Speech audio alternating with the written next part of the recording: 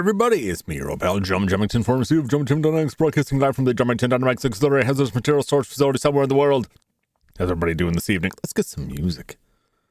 I have some new tunes.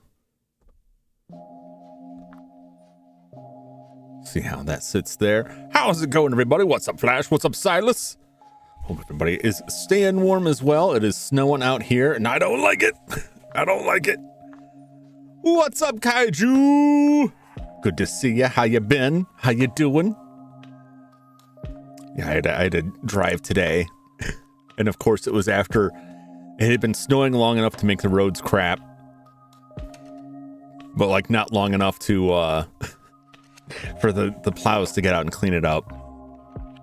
And I had to loop around because my car just slid right past my turn. I went, well, guess I'm making another turn. Give me your snow. You could have it. You could have the snow. I'll pack out my box and ship it over there. I'm not sure how well it's going to work out. Snow be crazy. Yes, it is. Yeah, it's just, we haven't had like a ton of snow this year so far where I'm at. So today it just kind of like came out of nowhere. I mean, it was forecasted. It's not like it was a real surprise, but I was shocked at how quickly it came down. Oh, but I'm inside and warm-ish in the not always so well insulated, broken window filled auxiliary hazardous materials storage facility. But today we're going to be doing some fiddling around with Blender. It's been a little while since I did a Blender stream. It's always nerve-wracking because I'm not a Blender expert by any means. I just make stuff that I think looks all right and then I throw it out. And then later go back and like, oh, these polygons are all wrong. Oh, this topology is a nightmare. Need to get you a heating blanket. I used to use those a lot, especially sleeping, because I slept in places that were very poorly insulated. But the problem is that during the night I would roll out from under my like intensely overheated blanket and then just wake up like completely stuffed up. Like at 3 a.m. just like, oh, I can't breathe. But I'm warm enough. It's fine because after like an hour and a half of streaming, this place gets incredibly hot. So it's somewhat refreshing. We can relax a little bit. I can relax a little bit without cooking for a little while. So here I am in that. Whoa, that's a extreme close up on the chair there. This is my my little streaming area. That's the skull, and that is actually I don't know if I think I still have this map.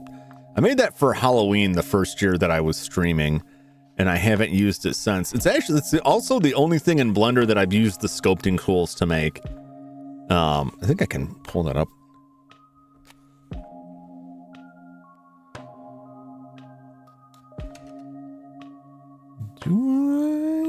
Do I? I don't have it. I haven't used it in so long that I took the hotkey out. So, but that fits on my head. It wasn't too bad for our first effort. If I go into like edit mode, oh god, that is a nightmare. This is not what you want your models to look like. It's all triangles. How did I make this? Good lord, it's all triangles. These should be quads. It should be 4 points. I think I could fix that, but it's not. This is just decorative at this point. Shoe store today. She in a few seconds. Just screaming at approach her. I said I'm here. Sorry for right now. What's up, Henmo? Welcome in. Good to see you. How you doing? Every time I'm in this and I see this line coming off of this box here, I freak out until I remember it's because there's a camera over here. Because some of these lines are indicating that like I have moved these things or they're linked to something else. But there's all my games so far. What's up, Miss Elizabeth? Welcome in. Good to see you. Dying less. I hope that's a reference to the game. Is that a ring next to the box? No. There's some of these things you may see are like this, which is just an empty, which comes in various shapes. And an empty is useful because it doesn't render, doesn't show up in any of the renders, but I usually use it to group stuff. Like the CD cases often have multiple parts, which you can't see because I'm not currently like rendering this, which is a glass. If I click this on, it'll try to render it. We'll see if this flips out. It is because it's got a lot to do. I'll probably get real chunky here for a second. And then you can see what's behind it. So the front cover of the discs are like a glass substance. So it is kind of reflective to try and sell the illusion that like, hey, there's like the form in there. Anyway, turn that back off because it just performs better. Get 40 centimeters of snow. Jeez. But what that empty allows me to do is I can have all the different pieces of this. So if I can grab this is just like one piece of that. But if I have them all parented to an empty, then I can move the empty around. And they don't show up in renders. So that's a lot of these. If they're like if there's multiple pieces involved, they have these empties around them. So they don't have to like group them all together, can keep parts separate. Like on this. You know, and then Nintendo 64 model, because at some point, that's not sitting right. I don't need to fix that right now. Something didn't link correctly with that, and these are not rotating with the rest of it, which is fun. But if I could like hide that, there's nothing in there.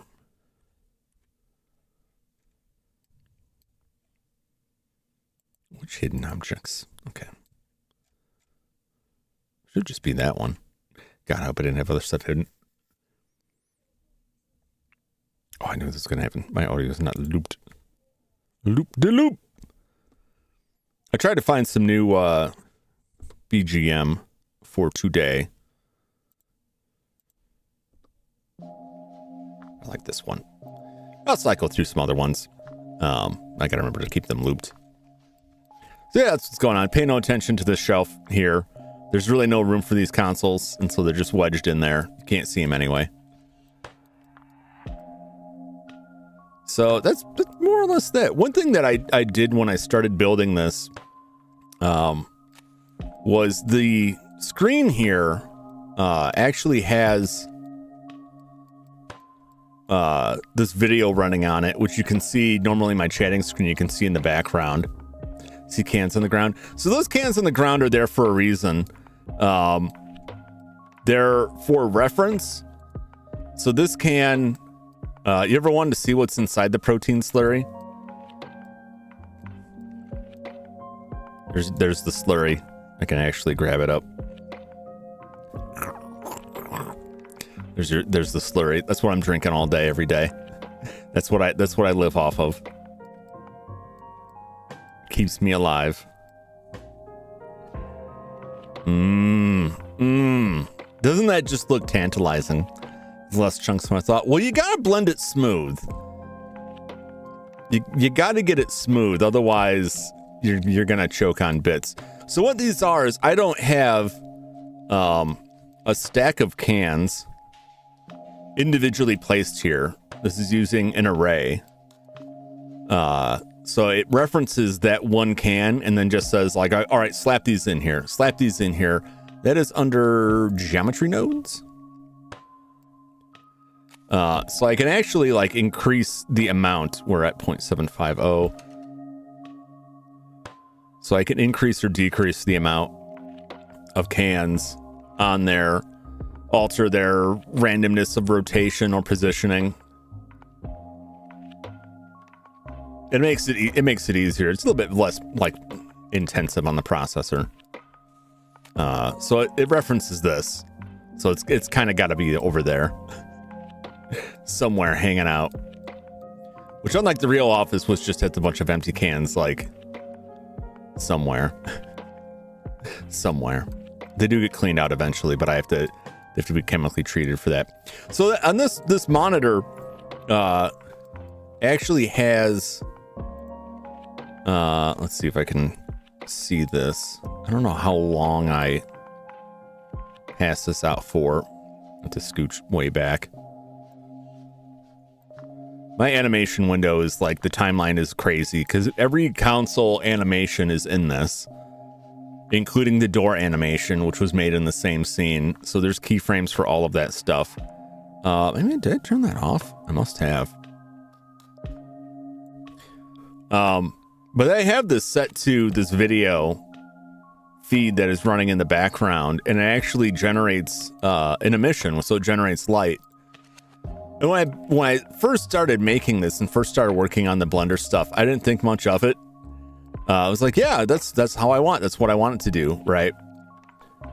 Except that I started having problems when I put like a console down here that had a reflective surface. And like, why does it look so white? Why is it so shiny and white? It looks like a glazed donut. Well, it's because it's picking up the color of that screen, which is predominantly this white and gray, and reflecting that. But I like, well, if I change it now, I'm gonna have to change everything. So I just had a couple things I wanted to work on. I'm just gonna tool around with some random stuff. It's like the bachelor child from Futurama. Yeah, something like that. Something like that. It's the only thing my body can properly process. Everything else, just kind of work around it. Some good solid slurry. Yes. It's got all the protein my body needs to keep generating the energy. Keeps me alive. Make a donut seat for your bum. I don't really need a donut yet. Looks a cushion. This seat is actually more comfortable than it might look. This was one of my surplus office chairs from when we shut down the business, and I had them all shipped out here. So if it ever gets too worn down, I still got a couple left. I can swap it out. So one of the things I thought about working on today is the console animation for the PC Engine, also known as the TurboGrafx. This one is the Core Graphics model, which is what I own. The PC Engine is really weird as a jetpack, right? Boy, I wish.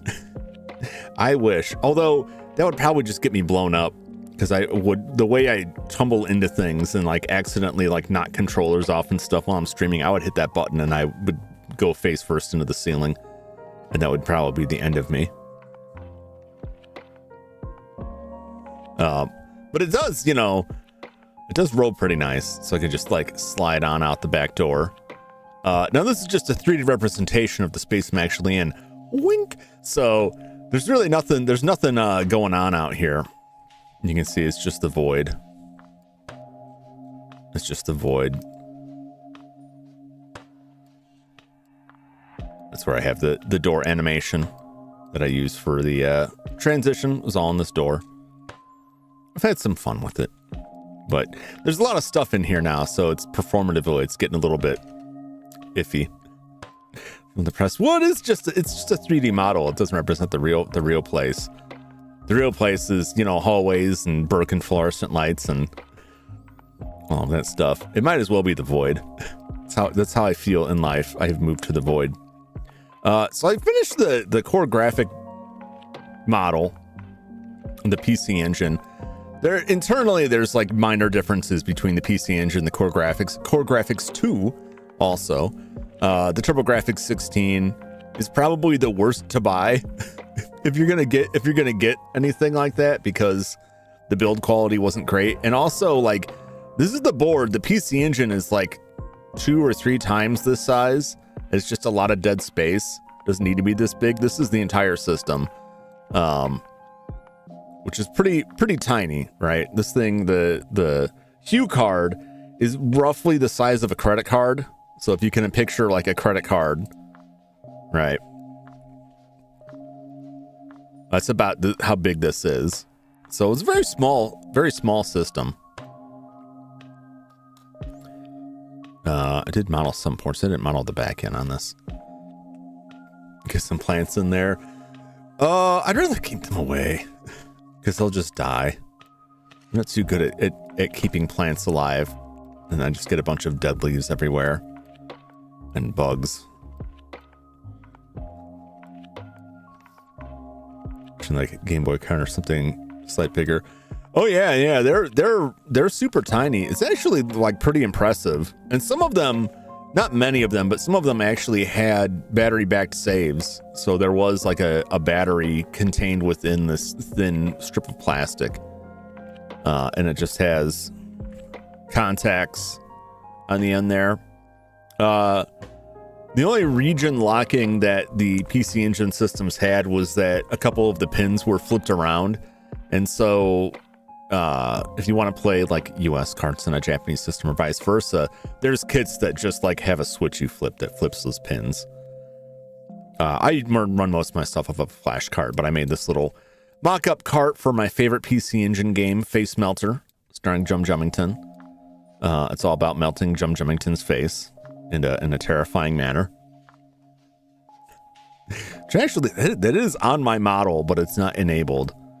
I have to go back and fix that, because I can do that live and just have my whole head explode out the back of my skull.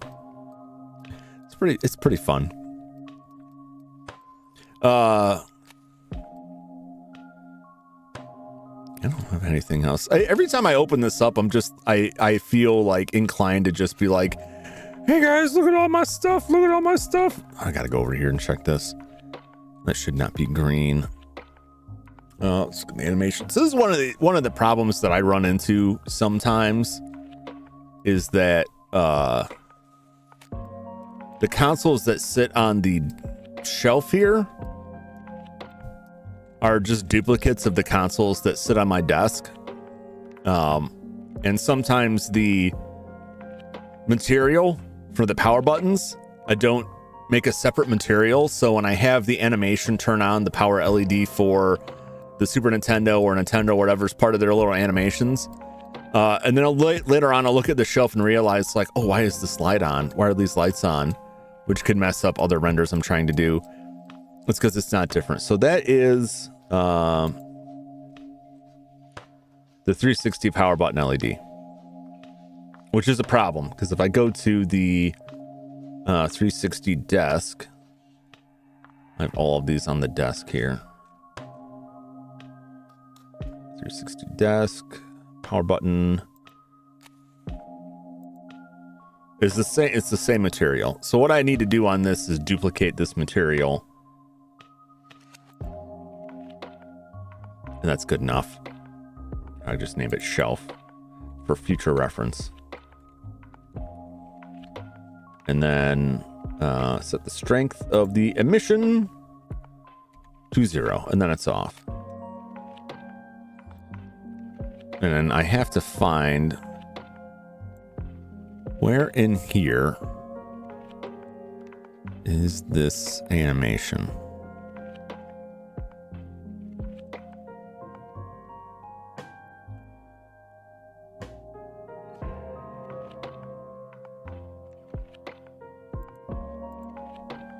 Well, there should be another one. I may have created. Would regenerate? Possibly. Let me go to the desk.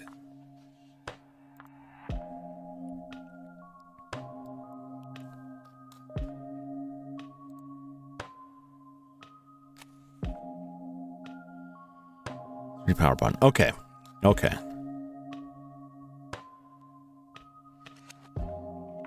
Yeah, so I think I already did this with the other ones.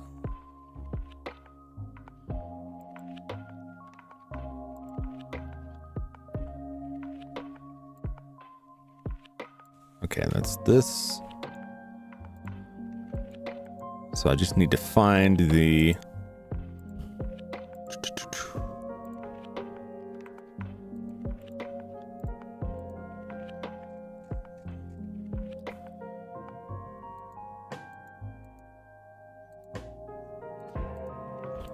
Where is it?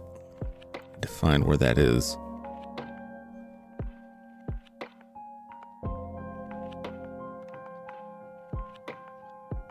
It's right there. I'm getting sidetracked. I'm so sidetracked. Okay, let's find that again. Try to explain anything that I'm doing, but as I always say, like I'm not smart enough to be an educator on this stuff. So if you have questions about something, I'm just curious about what it is I'm doing, I'll try to explain it. But it is mostly just me fiddling around here.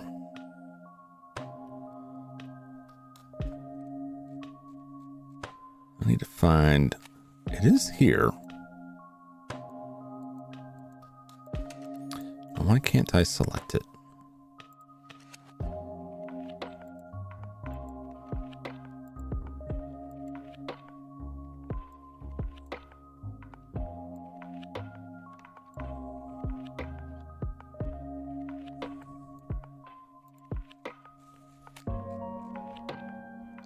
That's why.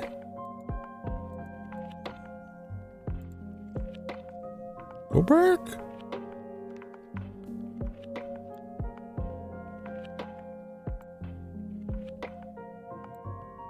What's my scroll bar here?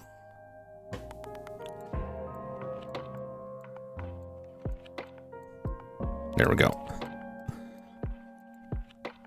I don't use the Blender on this computer much, so I've changed some of the defaults on things. That's why. Okay, so these are animation nodes. This is how all animation works. They're basically just, you put a point on, which adjusts certain qualities here. And then I should do it. Okay.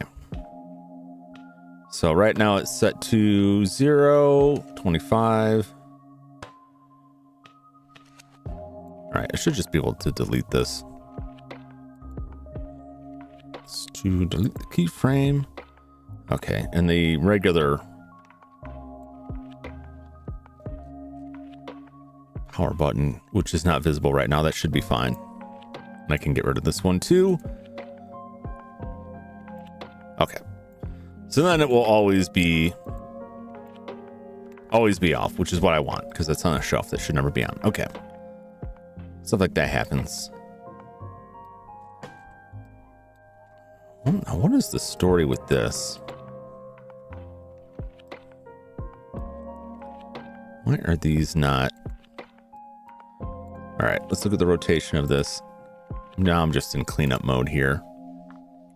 Before I move on, because this should all be linked to that, but somehow those are not. I don't know why. Boom, boom, boom, boom. What are you in here? Where's this?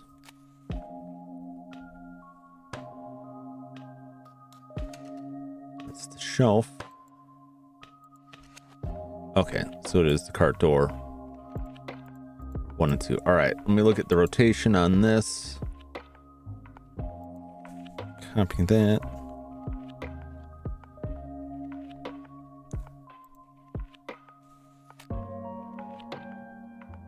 What was that, the location? Or that was the rotation. That was the rotation.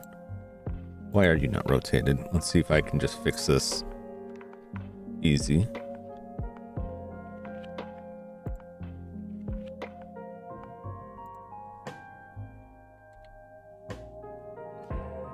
No. Aha! I know why. I know why. Has a rotation constraint that is constraining it. Boop, boop, boop. Constraints. Okay, there we go. There we go. That explains it. I don't know why that was still on. So these have a rotation constraint. And the idea of the rotation constraint is that we only need it to rotate up and down. You can see that is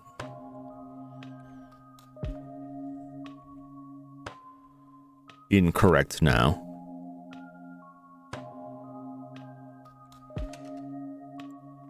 Say effect transform.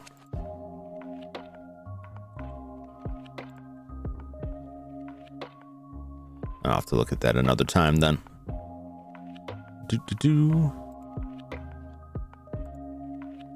Okay.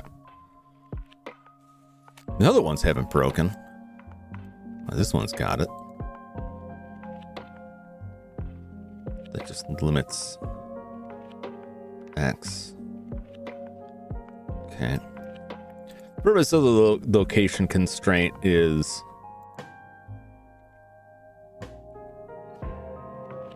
to make it so that, like, it's a door that only goes up and down. Now, for some reason, this is like completely wretched and broken.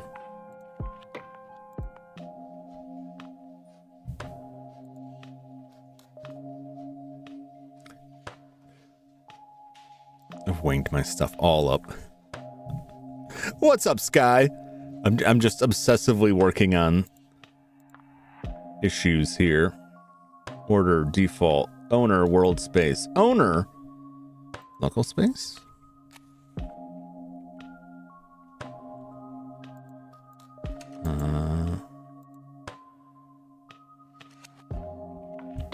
Legacy behavior? Oh, that's all kinds of...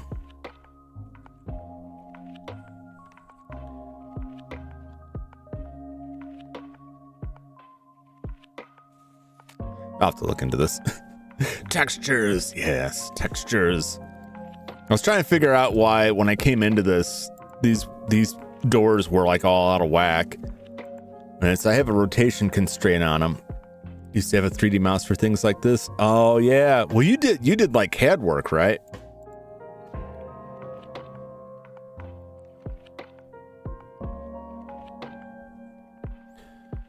Since I want.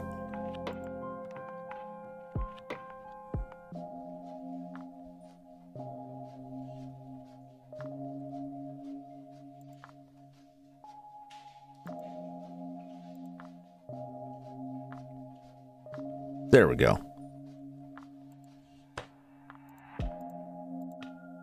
That's probably all that happened.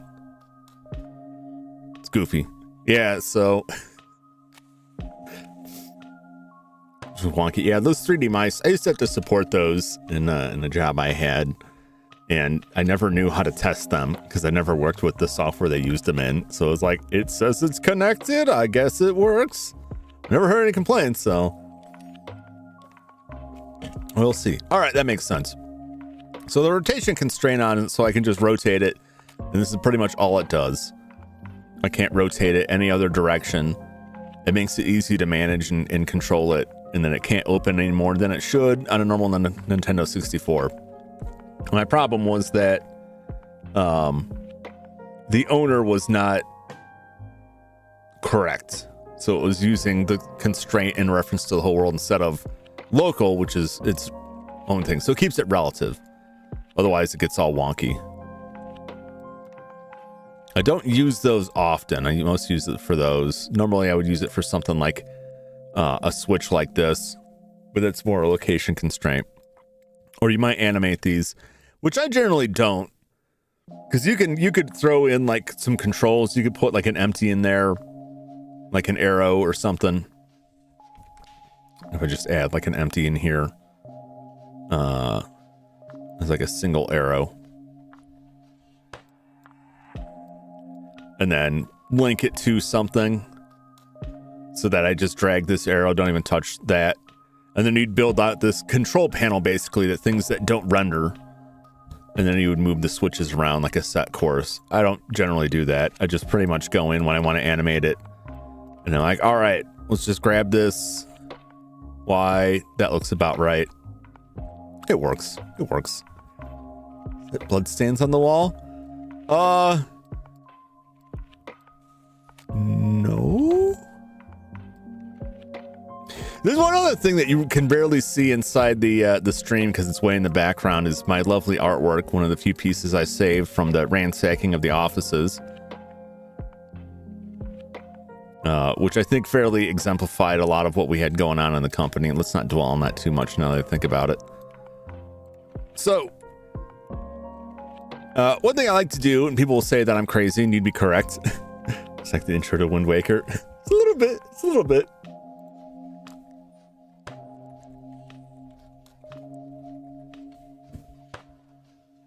That is. Oh, I gotta look up what the name of that is. It's a very interesting piece. That's only like one small piece of it. And now I want to find what the actual piece is. Whoa!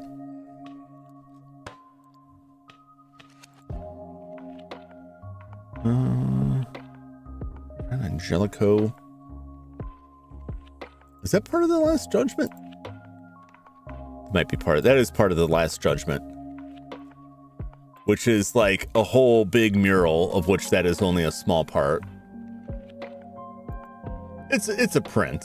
It's not the real thing. I don't have the real deal in there. If we can do avoid questions, signature move, jump. That's how you got to get used to that in the corporate world.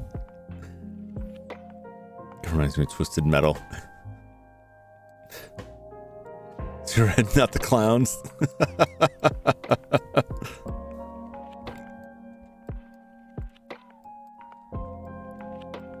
And probably the less I talk about the old Jumington Dynamic days, the better. There's still too much litigation on there. I took the liberty of adding that fishing game, that fishing RPG, so I will return to it at some day. But I spent a lot of time on this stuff, and you can hardly see it on stream, and I'm pretty proud of it. It's not perfect, but like I think it's does a pretty good job of representing what the stuff is. Some of these like cases are difficult to find. Like I had to just make up some of the stuff with D. I like to add the little details, like you got the little 2 CD dealing in there. That sort of thing is one of the newer ones, the PS3 case, which actually there's 2 different styles of PS3 case. And I don't know how visible it is because it's transparent plastic. But this has like a little Blu-ray symbol here. And then there's another case that has a different PlayStation 3 logo. So I had to go back and add that, which I made append in and just hide. in preparation for that. I need to figure out a better way to do some of these. Like right now, some of these Nintendo games, some of the NES games are all parented to this empty. So I can just grab this empty, that sphere there, and just drag it all around. But doesn't do me any good if I need to insert like one game into it. But all of these games are like their own thing. And I really should just start combining them all together so I can drag them around easier. Because right now I have to go through and select like every individual thing here if I want to grab this. See, and I missed one because it's controlled by an empty. Also, some of these disc cases don't have any labels in them. There's some of the first ones I made, and they're just like, it's just a loose PC game CD with no manual or packaging or anything. It looks great. Oh, I appreciate that. I appreciate that. But I have the other game that I put in, which will come up sometime in the future. So let me see if I can append that now. I think is it under props or consoles? I think it's under consoles. Yeah, DVD case. Object. Alone in the Dark. 2008 case. All right. So let's select this. Shift S. Move the... No, that's not what I wanted. Shift S cursor to selected. Okay. Now I can find where on earth it put that. It's somewhere. I know where it loads in here. It's like way out here. Here it is. Just sitting out there by its lonesome. And then selection to cursor. And I'll shove it in there. Whoop. So it's Alone in the Dark Inferno coming soon-ish. Someday. But the old case, I had to go back and like redo some of it. Which you probably can't even see that much. I can turn this on and see. It's very subtle, but it has like the Blu-ray logo's moved on it. It has the old PlayStation font, which is usually referred to as the Spider-Man font. That just crashed. It did, didn't it? That's fine. I didn't do anything that meaningful. That's why I don't use Blender on this computer much. And also like streaming makes it wonky.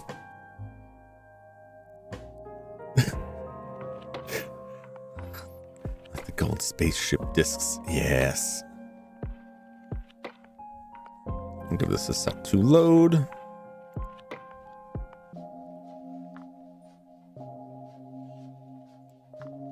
I'll remember everything that I fixed. There should be an autosave too, which I can open.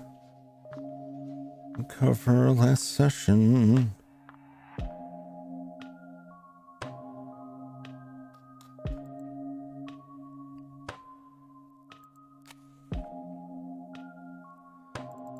Yeah, this is probably it. Yeah, it does not like... I think I need to mess with my video card drivers. It doesn't like trying to render stuff normal like on here. It's probably going to crash again. Because I told it to like... Look sharper. Okay. Alright. So, I'm going to save... There's so many like incremented files off of this, and it gets a little tedious to keep track of them. I try it because I've found times where like I've made some change inadvertently. I've got so much going on here, delete something, move something, can't quite get it right. Then I'm like, well, I'll just go back to a previous save, and so I have like some ungodly amount of saves here.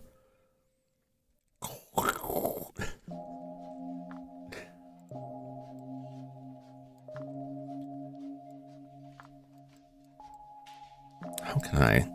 It's not that important. It's not that important. But I want to show it. If I get rid of this transparent, I think it'll show up better.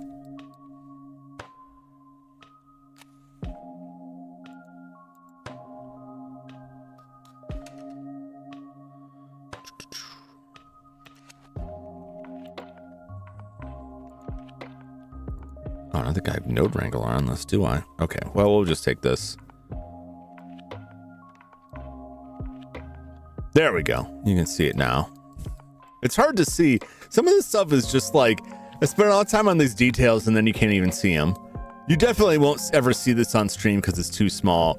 This is the old PlayStation font. It's sometimes referred to as the Spider-Man font. Before they changed, Sony changed like the PlayStation 3 logo to be something different. It's kind of a pain to find these fonts because they're kind of their own secretive thing. So, but I mix it with a transparent shader, so it makes it kind of transparent-ish. That's what I do for those. I make these, use a glass shader so that they can be transparent, but it doesn't show up right unless you render it. Secret font for secret code. Yeah, well, most of the time, like, they're fonts that were specially created for it, and so you might find like a recreation of it. This one I had some trouble with, trying to keep it colored, but also kind of transparent. And part of it was that the label, which you can't tell too much in this, and it's the same on the PlayStation.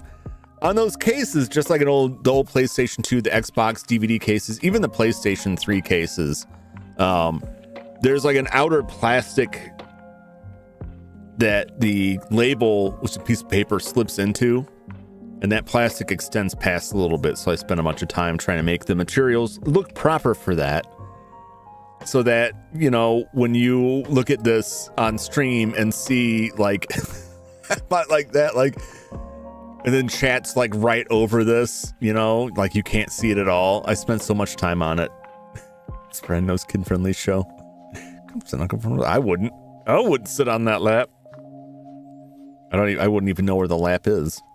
All right, so I'm gonna put that there, just for now, and I can just go in. I need to go in and move this.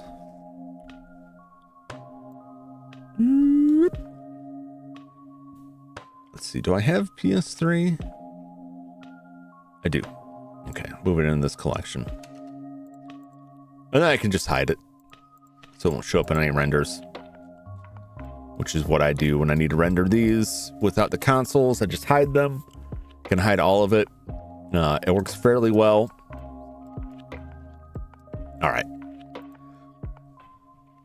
Spent enough time on this. Let's get on edit mode.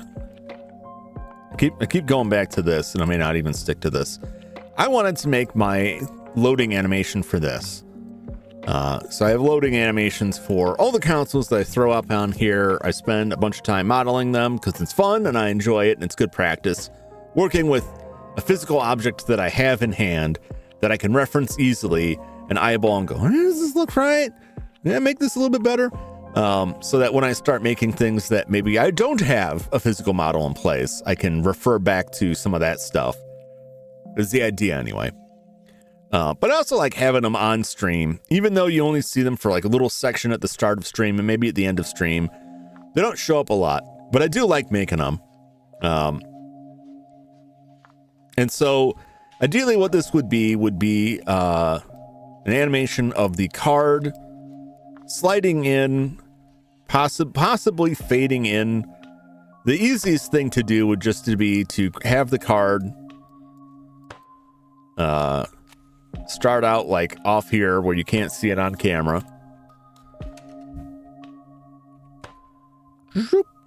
And then just slide in off camera. That would be pretty basic. That'd be pretty simple to pull off. And that's just a matter of time. And there's little detail elements to it as well. For instance, just like with the cartridges, like if you look at the Super Nintendo cartridge, when I load that, the cartridge doesn't just like slide smoothly in, because that's not generally how they work. It goes into a certain point, which is usually about, let's get this, about flush with the front of the console case. It gets to about there, and then you are reaching the contacts, the edge connector inside, and then it requires a bit more force. So it'll smoothly slide into about here, and then it stops for a second, and then has to get like hard pushed in the rest of the way. Alright, change team. No. Only you, Perhenmo. Only you. And of course, once it's all the way in there, you can slide the power switch over, which locks the cart in, and that has a specific kind of click to it. You don't want to go too far. We would line that up. Interesting thing on the PC Engine, no power LED at all. Things slide slowly millimeter by millimeter. I mean, if that's your definition, you know, anything can be dirty, which I don't think really needs to be said. I think you've pretty well proven that. This is just how these things operate. If you find the, you know, hue card being slipped into the PC Engine a sexy thing, you know what? I don't think most laws of the land would consider this lewd, but if that's your thing, I'm fine with that. You really, is this what you like? I shouldn't. That's pretty bad. That means peanuts. No! Anything can be dirt. Yep. Hey, pretty much anything can be. If you got enough imagination or really stretch that far. Yeah, so there's no power LED on the PC engines. The most you have is there's a red label on the power switch, which is basically this one big plastic piece. It doesn't quite look like this internally, but you can't see that anyway. That's how you know it's on, which is always fun if you're working on them and you're trying to diagnose something and it's not outputting video. Like there's no other signs of life. Apple is something proof that anything can be dirty. Yes. Plug and play. That's how all these things work. So I guess the question is, like, do I just have Face Melter, my awesome game for TurboGrafx 16 or PC Engine? You probably won't see this at all in the animation on the stream, but I'm laughing at it now because I've got the TurboGrafx logo, and out of the box, this wouldn't work in the core graphics. I don't think anybody knows or cares about that when they're watching this, but it's a little Easter egg for anyone to be like, actually, an American cart wouldn't work without further modification. When I could just say it is modified, you just can't see it because it's inside the case somewhere. There's a switch. Don't worry about it. A wizard did it. And that sort of thing. I did modify my system to get S-video output. Even though the composite looked really nice, I just figured, I'd give it a shot. The PC Engine does output RGB, which is usually my preferred, but for whatever reason, the RGB output uses an incorrect color lookup table, and so colors are not correct on the RGB. I don't know. This video looks good. It looked pretty good when I was playing Splatterhouse. Enchanted boats of anti-seasickness. I'm just saying, if I lived in a world where I could apply magic to technology, then I would 100% be applying it to things like that. Like, hey, what if we just made these boats like not bob up and down? We could just put like inertial dampeners on them so that nobody gets sick on them. And then I'll just put like this stasis field in the cargo hold so that our food stays fresh. Why waste electricity when we have magic? Wizard stuff. And then they go too far and like the whole world gets frozen in a time bubble and they're like, I was just trying to keep my bananas fresh. Like they spoiled too quickly. And now I've doomed the world. One of the most boring wizard ever, also the richest. I mean, I'd be making owl bears and stuff too. Don't get me wrong. Like, you got it.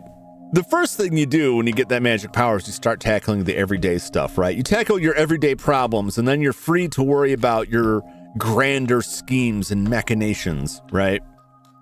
That's when you start making the meat monsters. That's when you start crafting the untold horrors of your mind and spread them forth to do your bidding. That's the real Gargamel hours right there. But like, it's hard to be worrying about how you're going to conquer the planet or plunge it into darkness or whatever when like your bananas keep spoiling too quick.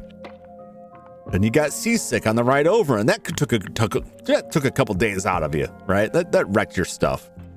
If you could just take care of that, and make some money doing it. And then when you put those enchant on the boats, you secretly put enchantments that allow you to control them. So when you do take over, you can just wreck all the military ships that use your anti-seasick enchantments. That's how you get in there. So you get in there and wreck things. As wizards seem normal, Venus cave doing horrible experiments. I mean, that basically describes my life right now. Just in my cave with my experiments. Woe betide those who find my cavern. Yeah, so let me look at our animation. Let me see where I've got some free space here. Because I got a lot going on. Well, the last thing I did should be the PlayStation. And it's gonna flake out on me again. It's just too much. What's funny is the computer I do most of the blending stuff is an older, weaker computer than this. However, I'm not also streaming on it, but it somehow handles all of this stuff like way better. Do I set anything that preferences? Is that possibly? There's some preferences that affect.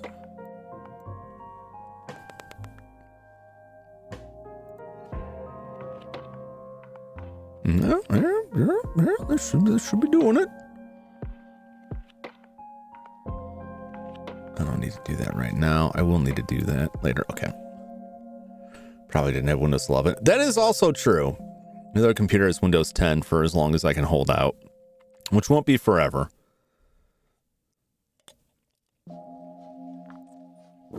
The Prime Pharaoh from Void Pyramid. I wish. So what is this? What is this?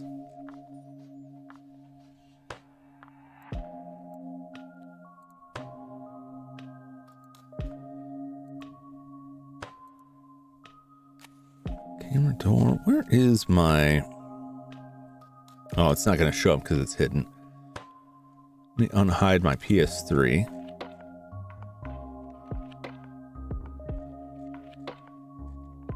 The desk PS3, which is somewhere in my ginormous list of junk that is in this. That's more likely why it's crashing, because I have too much junk in the trunk here. There we go.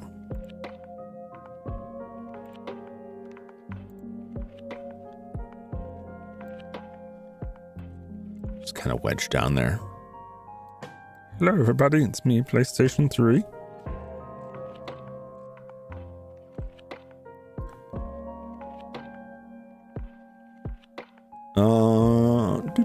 Actually, I didn't animate this at all. This was PlayStation 3 animation, quote unquote, was entirely done with stills. Oh, like a weird shiny coat. It's some messed up geometry there, but it worked out okay. That Sony logo is always fun to cram in there for these things. All right, so that's not it. It's the PS2 then.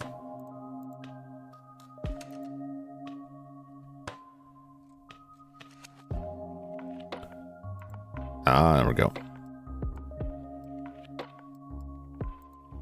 It could be Dreamcast as well.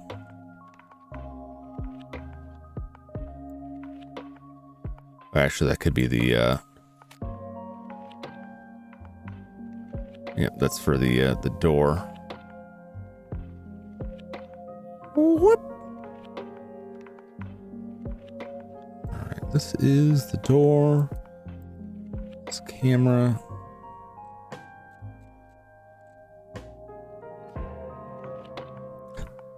Oh, my SNES LED is like extended so far out. It's insane. This will tell me 1724 to 1904. Okay. And this was the PS2. That was the last thing I did. I did Dreamcast before that.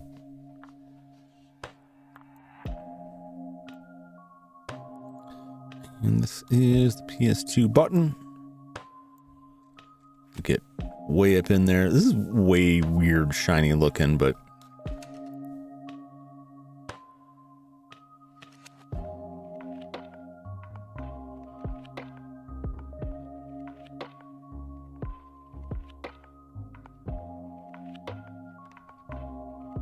okay, that's just it going back to red. Okay, that makes sense. Okay, we'll start at 1910.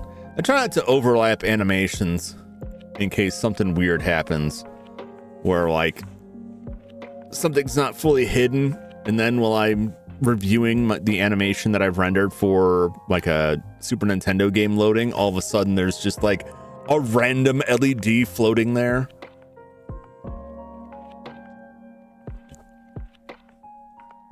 So let's just set this from 1910. This is our range that we're rendering to 19, I don't know, 70. That's 1 second. Should probably do, let's just do 2100. What's up, Utter Chaos? What's up, Edward? Welcome in, welcome in. How you doing?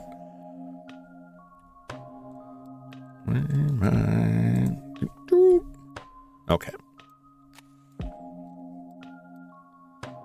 So probably the first thing we need to do is get this out of here. And so we will, let's see what this looks like here. It is Wednesday, my dudes.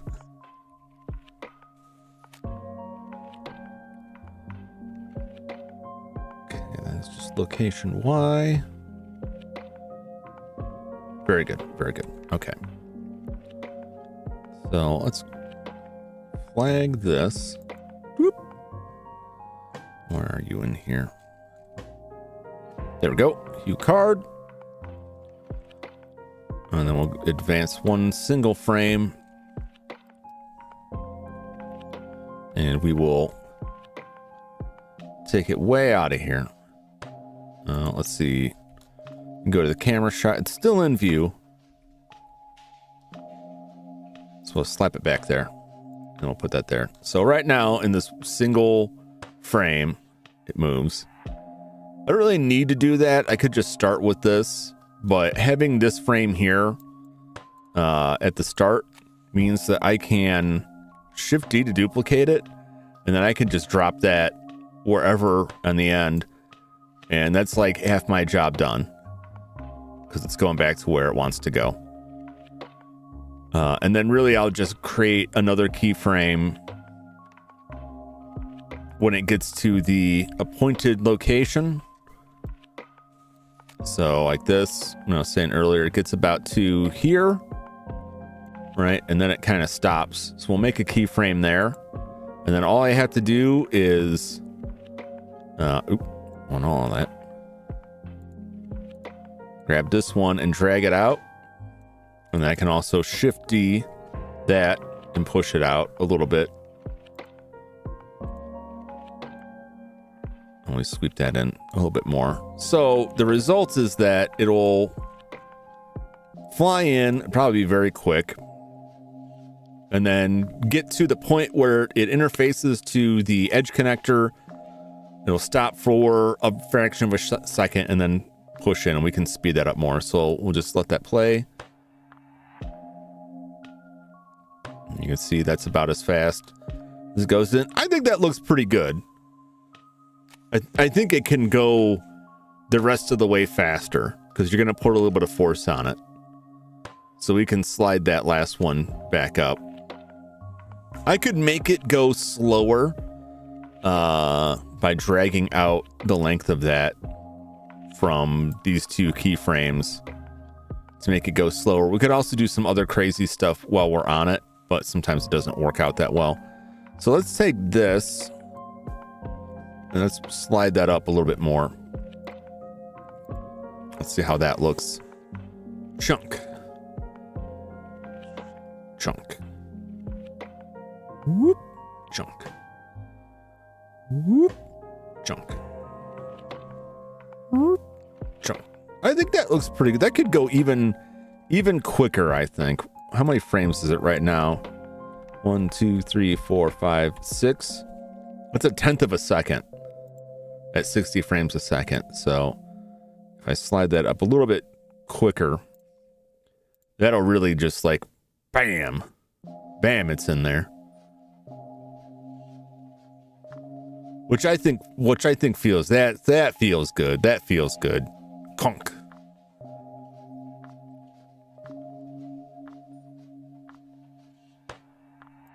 And if you want to get like real crazy with it, you can have it like bump up a little bit where your thumb would be, but it's such a minute detail you won't see. But what we can do, we'll see how well this works. I may have to fiddle with these wires because right now these wires are just kind of like, they're just hanging loose.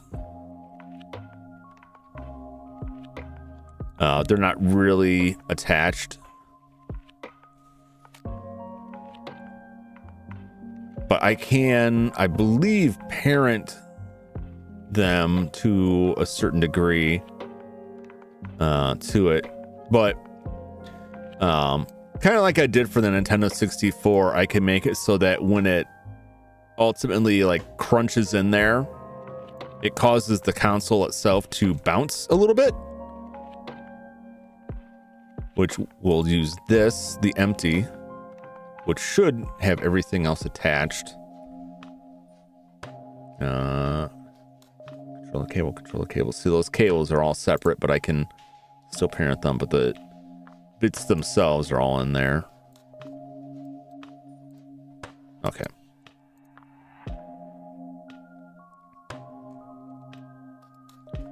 So what I can do is, like a frame before that.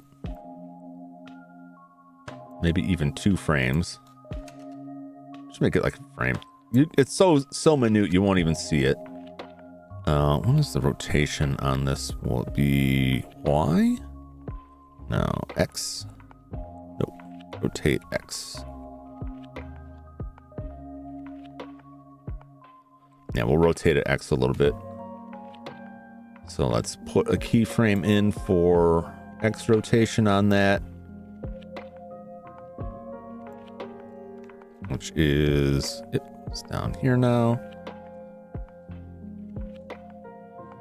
And then the next keyframe, we will rotate X.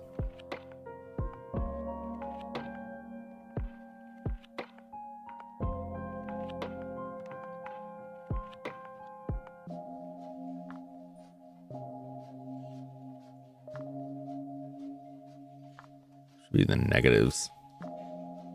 We don't want it to be too extreme.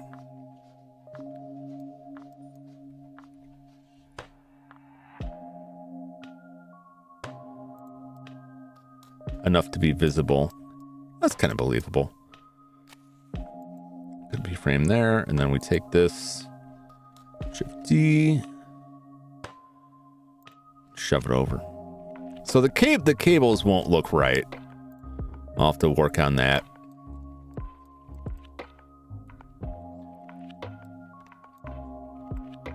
So that's about what you'll see. Boom, boom, boom. Card goes in. That may be too slow. I can have it drop back down a little bit slower. So let's slide this back a little bit more. Editing your office. So I have at the start of every stream in my chatting screen, which I can go to right now just to show this. I have consoles that I put up for whatever console I'm playing. And they're animated. So, you know, I can pull up my NES, right?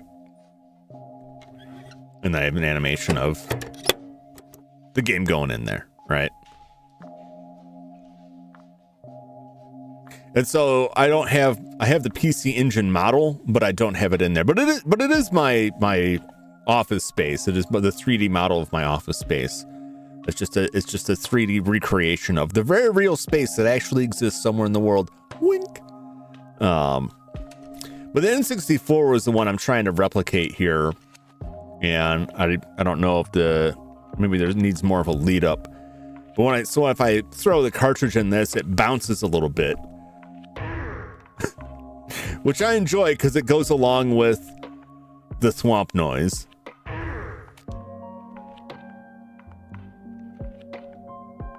We can just keep loading more in there. All right. Bum, bum, bum, bum. Yeah, it's got to reset afterwards, but it kind of hops a little bit, right? So I'm trying to recreate that with this. Oh, I told it to stop. Don't stop. Don't stop believing. James, like an angry nerd. Yep. So I don't know if this is.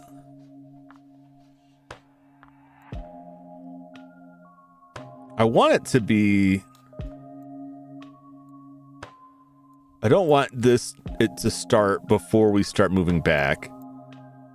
But we can reach the apex afterwards and then kind of settle back down. The timing is not quite right for me. Hold on to that feeling. That's a little too gentle when it's like crunk. Maybe it's okay. Because this thing is really small. It's sitting on my desk right now.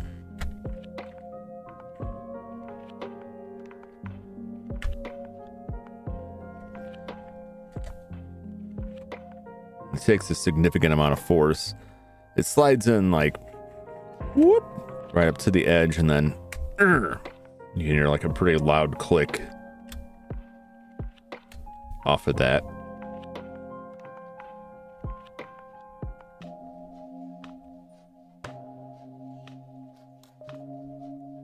I don't know. I think I'll do without it because it's got a lot of, it's heavier than it may seem for as small as it is because the thing is packed with thick metal shielding.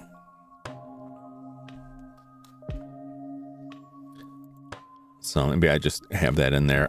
I kind of like the idea of it, but it's a little bit off. Slight recoil be possible. Yeah. That would probably look more realistic.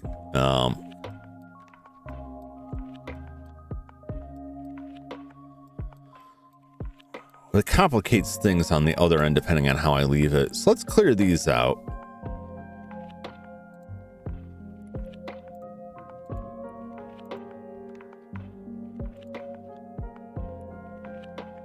All right, we'll clear those keyframes out.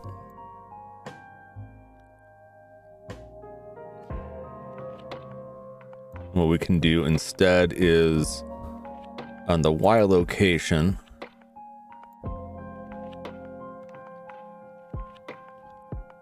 we can have it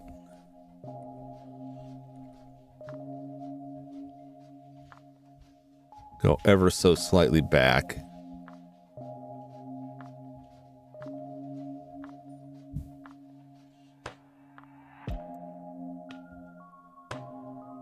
Frame it and then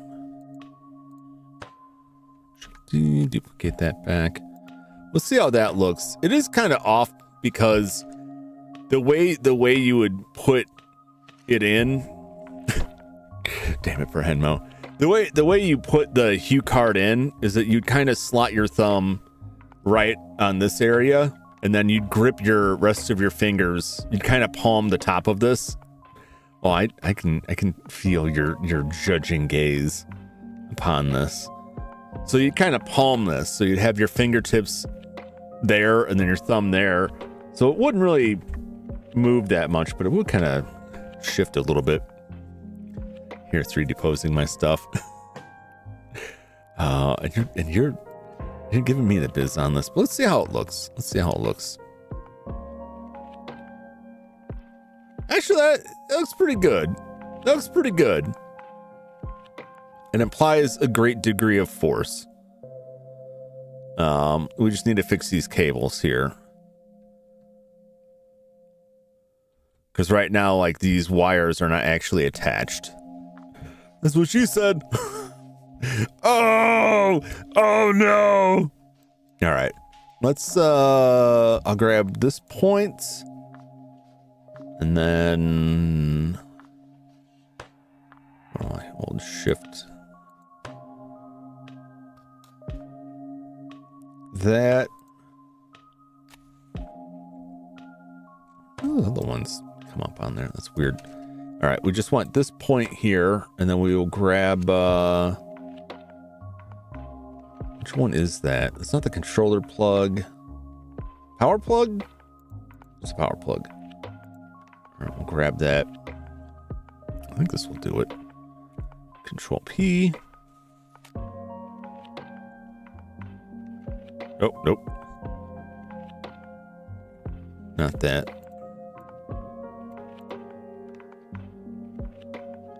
Okay.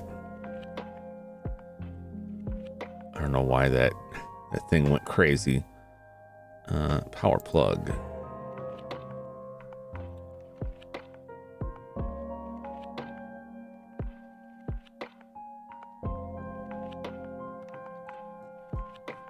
Where is the power plug going? Or is it going the wrong way here?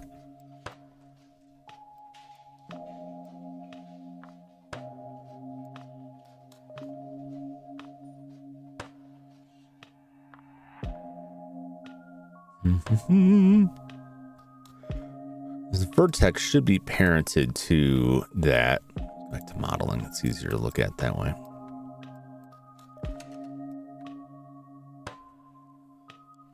I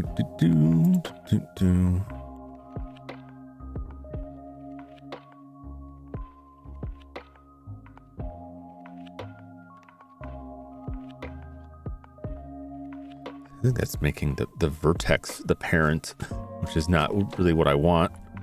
I don't want the vertex to be the parent.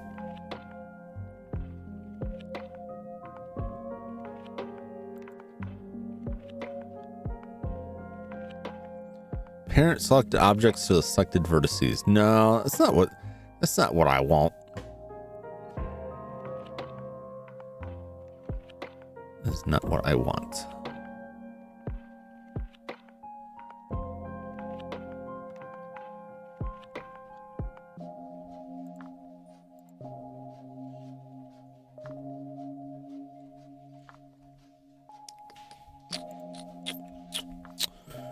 I just did this the other day and I've already forgotten it. It's plugged right in there. That's where the power lies. Well, these cables, here's my dirty little secret. They don't go anywhere. They're just kind of hanging out down there. The controller, it's the same thing. There's no controller on the end of that. Because you'll never see it. Again, it's just a 3D representation. I mean, I've already got like the shelf bisecting two consoles. What's one more life-shattering ordeal? Yeah, shocked Pikachu face. The immersion.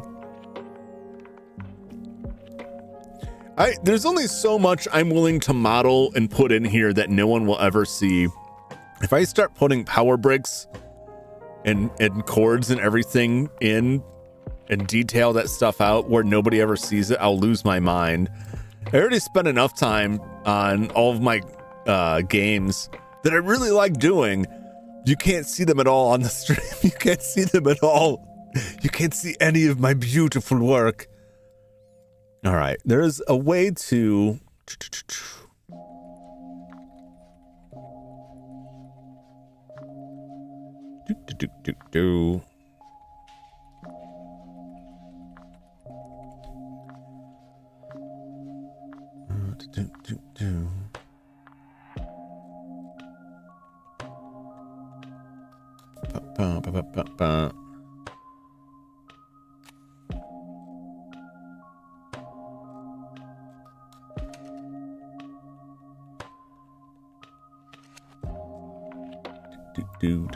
do.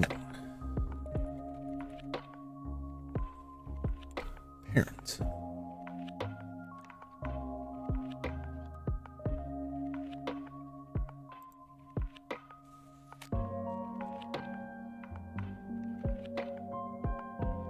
Hook. Hook is what I want. Hook. Power plug. Let's try control H. Hook to selected object. Okay. And so in theory, if I grab this, it's hooked onto it, but it's not right. Like that end point is. So let's take this again.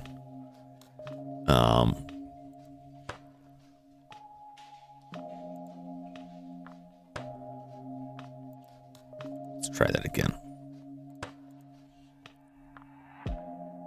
There we go. That's better. It's not perfect, but it's better. So now like the cord will roughly move with it.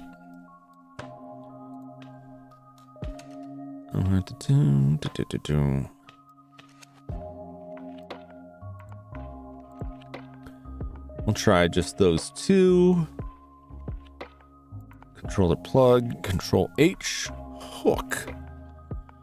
Cap and hook. Yeah, see, that's off. It's off. It needs this last one too. Probably would be better to have another control point like straight out of it that can't be moved.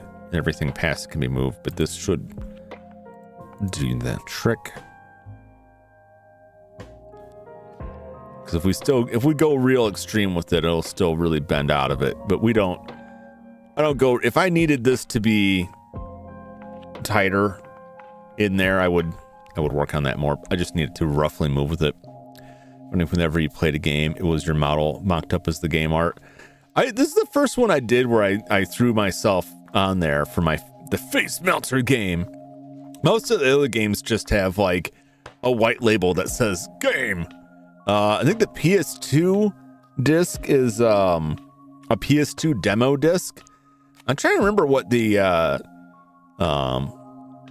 Dreamcast disc. I don't know if the Dreamcast. I think the Dreamcast may just be a blank disc. The Saturn, I think, is Die Hard. I think I used the Die Hard arcade for that. But that is me on the cartridge. My fake Hue card for Face Melter, the greatest game ever. It doesn't exist, but it could. But it doesn't. Or does it? You'll never know. But you could probably figure it out because it doesn't. Unless that's just what I want you to believe. Not the AV port. Not the AV port, you dingus. AV cable. You're not the dingus. I'm the dingus in that scenario, just to be clear. All right. All right, so those are good. Those are hooked in there. So now the wire should move ever so subtly with it. Yep. I think the appropriate amount. It's not moving like a ton. What? What? Now, how visible is that?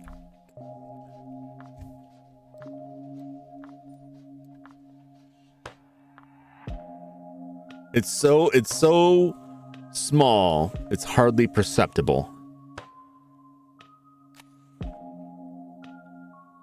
But it is there.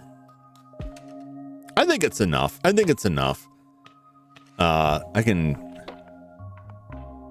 I pop this out?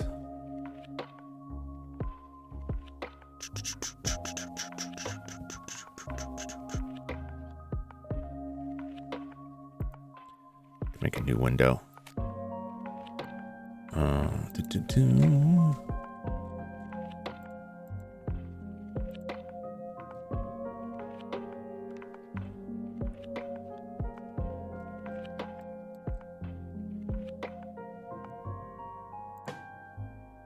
Okay. 0.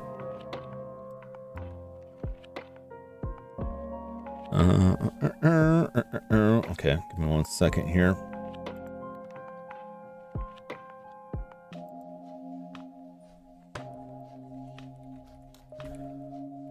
Because you can't see this. I'm trying to make it larger so that you can see.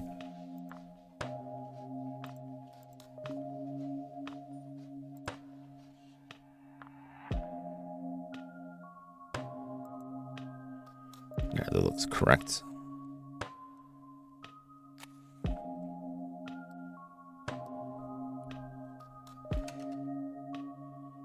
Just enlarge this to a degree. Why is it so crazy? Transform. It's hiding everything.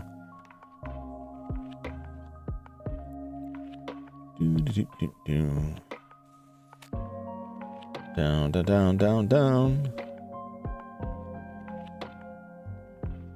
Right there. Right there. Okay.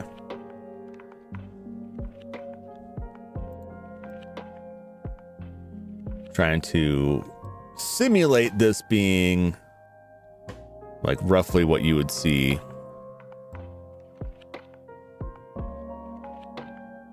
on stream. That's fairly close. That's fairly close. That's fairly close to the scale you see it on stream. Don't knock off the table. Yeah, it needs to be subtle. Some of the issue that is that I created all of this without. Like, I started with the furniture and then later decided, you know, it'd be cool if I did these consoles.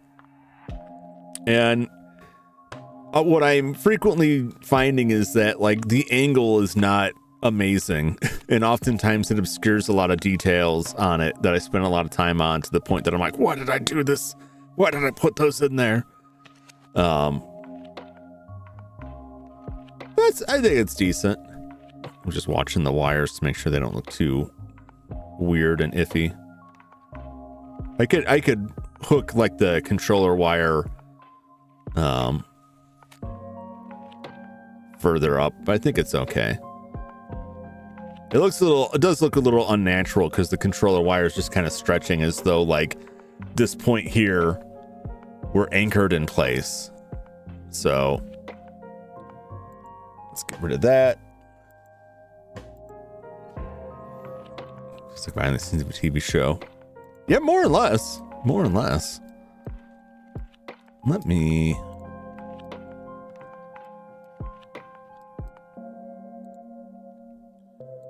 take those two. And then that is the controller plug. Okay, Control H. All right. Nope. All right, I think that'll be a little bit more realistic. Yeah, it grabs more of it, it moves it a little bit better.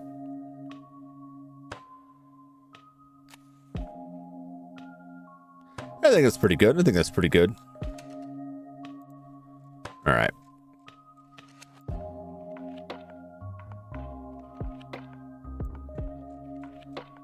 So we start the render at 1911. Whoop.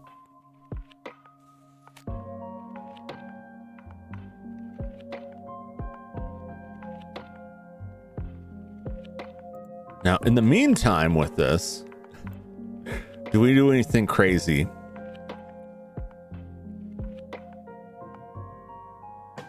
Let's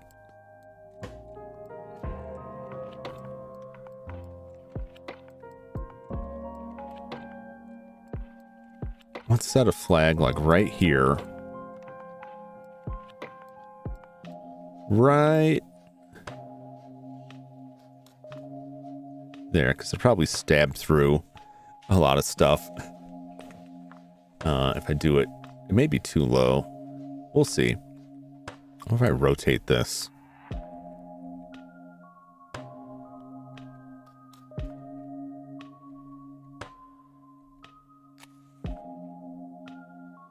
Yeah, it slightly digs into the desk, but not enough to see.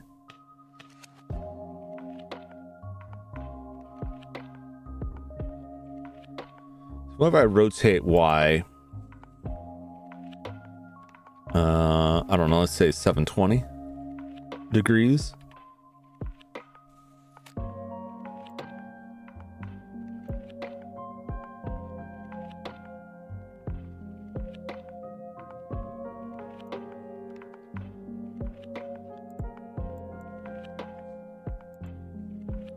Set that to 0.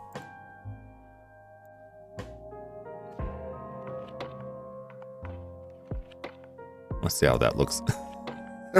You may not even see it based on when it comes in.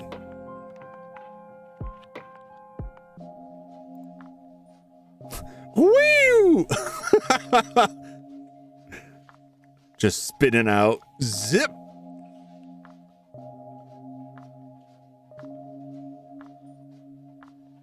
It does kind of slice in the desk, but you never even know. I gotta have it come from higher up if I thought that was a problem. It just adds a little bit more razzle dazzle there.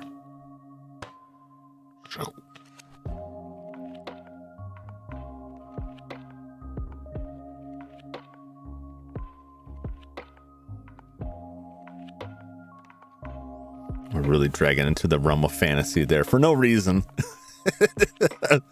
Okay.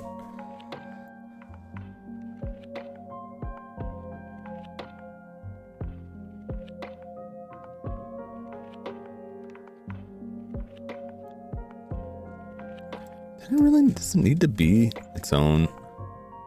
I think that does. Now this one we can get rid of. All right. Okay.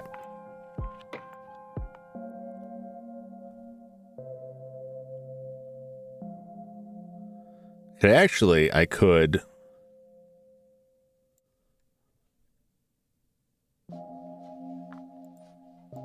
start it like much closer, right?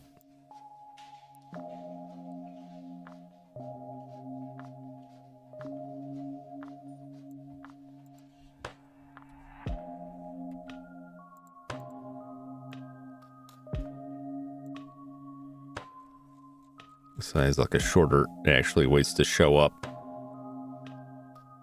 Makes it a little bit quicker there. Woo!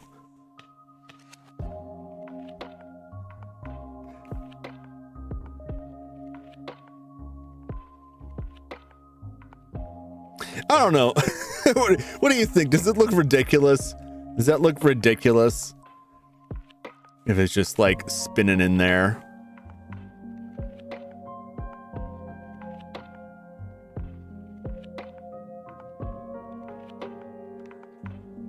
Maybe too much.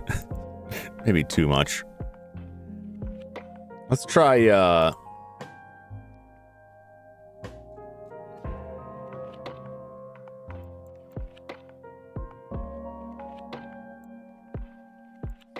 let's just do 360.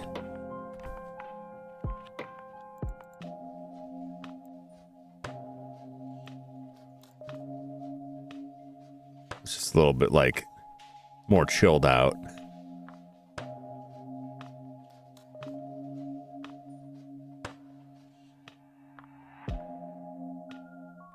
No, I think 720 was better. I think 720 was the magic number.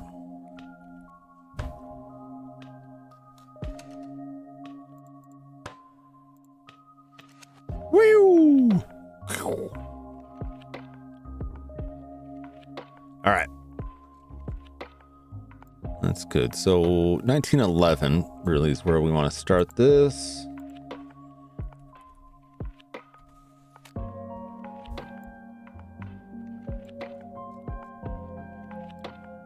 And that comes back.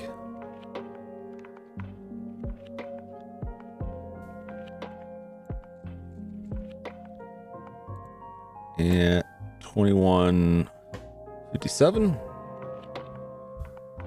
2157, it's all the way rested. Okay.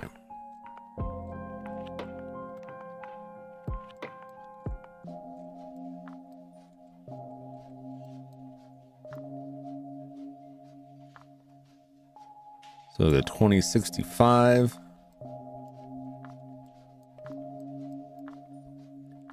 And now we will go to the switch.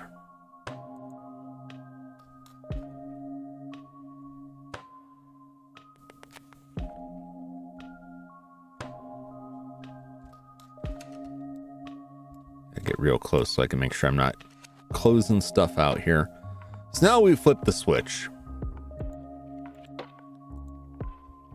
Power switch. Yep.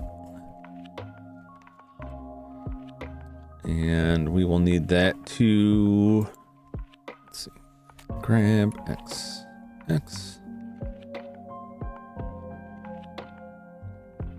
Okay, that's just X. 0.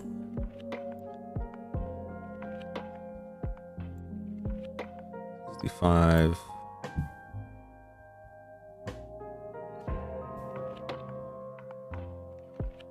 $95 would be exactly half a second.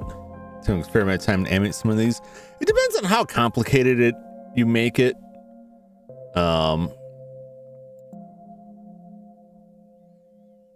Like these, a lot of it is just like lining up like the animation. Once you've done them and got some experience with it, you kind of know like, okay, this thing is like half a second, so that's 30 frames.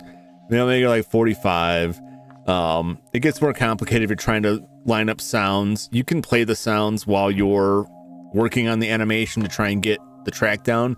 Usually what I'll do is I'll record audio off of the consoles or even video of the switch flipping so that when I put it into a video later and I have actual sound recorded from a console of the switch clicking to place or a cartridge going in, I have a better sense just looking at the waveforms. Okay, I can look at the timeline on this. It's like 1.4 seconds going around. So I don't think it takes that long, but it depends a lot on how particular you want to make it.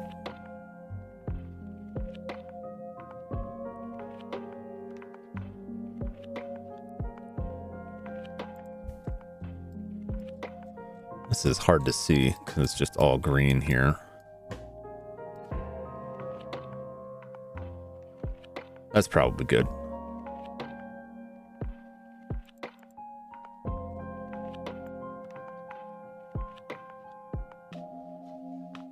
And this just kind of snaps into place. Clunk. Okay. Locks in there. That switch actually like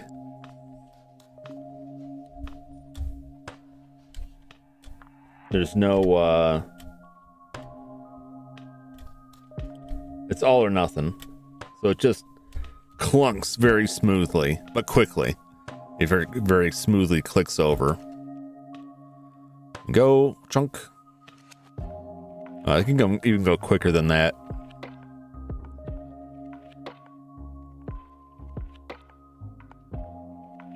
Yeah, you don't even need to see it sliding there. You can have so many types of animations that horror game raises from a table like a zombie and inserts itself. What about doing some of that too with some particle effects, like I did for some other stuff, like the Saturn has a disk melting. Where are we with the power switch? Oh yeah, it definitely doesn't need to be that long. Let's bring it back because it's actually like it's very quick. Chunk.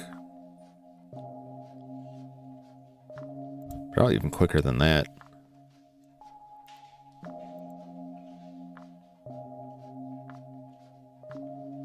Yeah, that's about correct. Because just like loading in, it takes like a fair amount of force to load it in. In fact, let's do the same kind of thing for that. Let's have this rotate.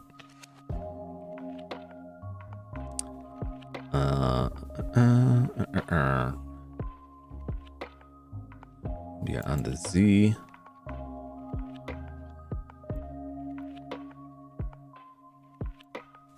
Rotate Z.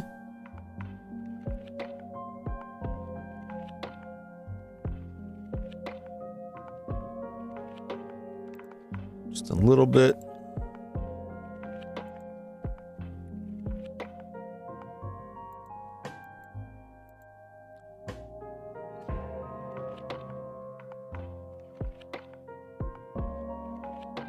There we go. That's pretty good. That's pretty good.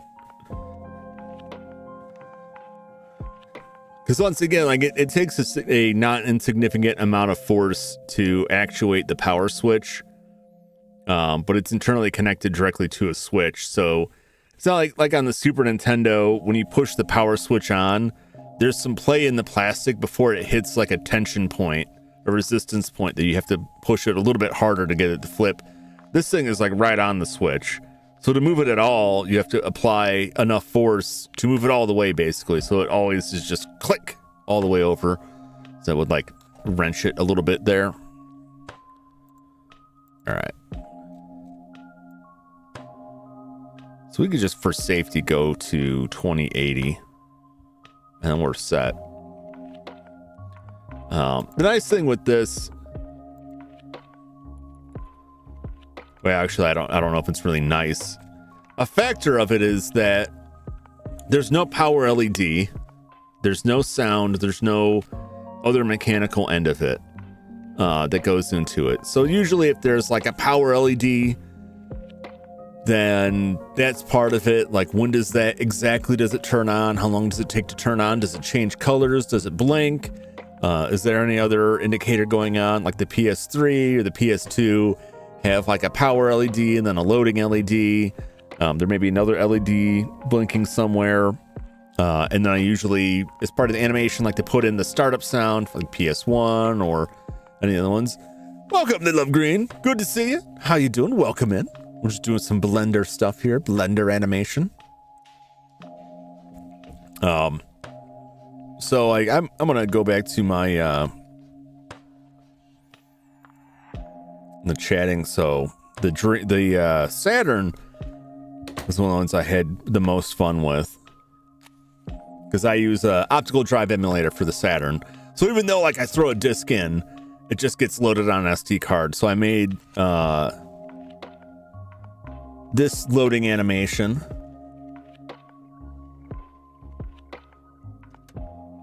where it gets slurped up in there to load the disc. And then the Dreamcast has a similar kind of setup. Some of the particle effects can be like wonky to produce. Good, how are you? I'm doing good. I'm doing good. Yeah, this one just melts into it and then it's gone. So I had a lot of fun with these, but it's, you know, a lot of time spent with the actual hardware. Oop. I don't want that on there. Be gone. Too many screens here. A lot of time spent with the actual hardware, like how long does it take for the disk door to come up, et cetera, et cetera. So this is good. This is pretty well set. All right, so I'm gonna go back to the modeling screen here.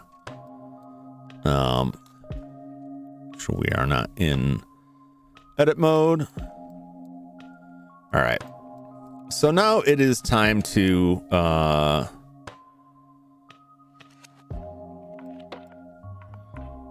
render. This was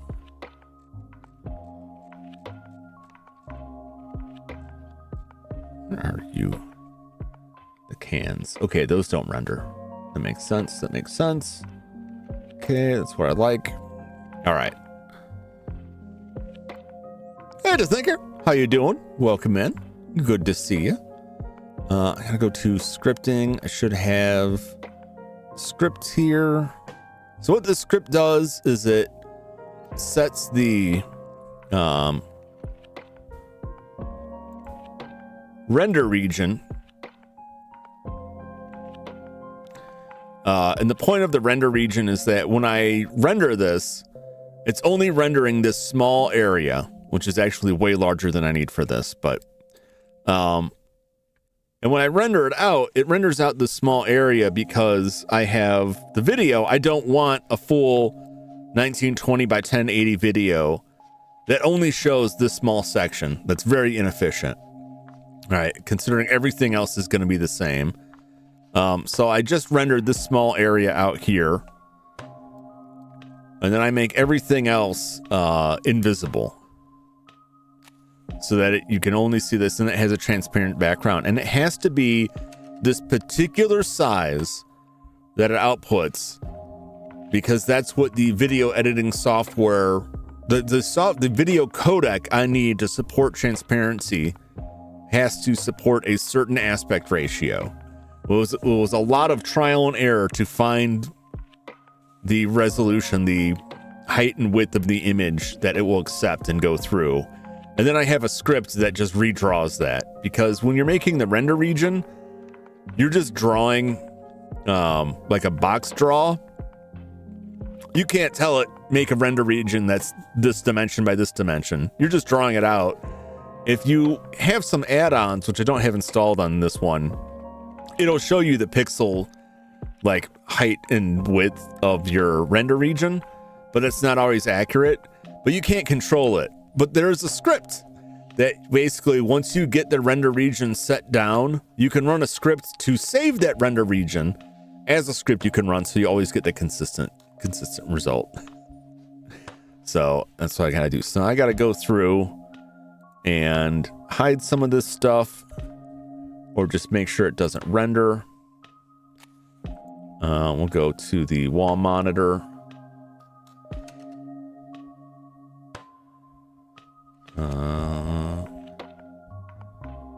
I want the LED to show up. The wall monitor, I believe I can just turn off the camera. I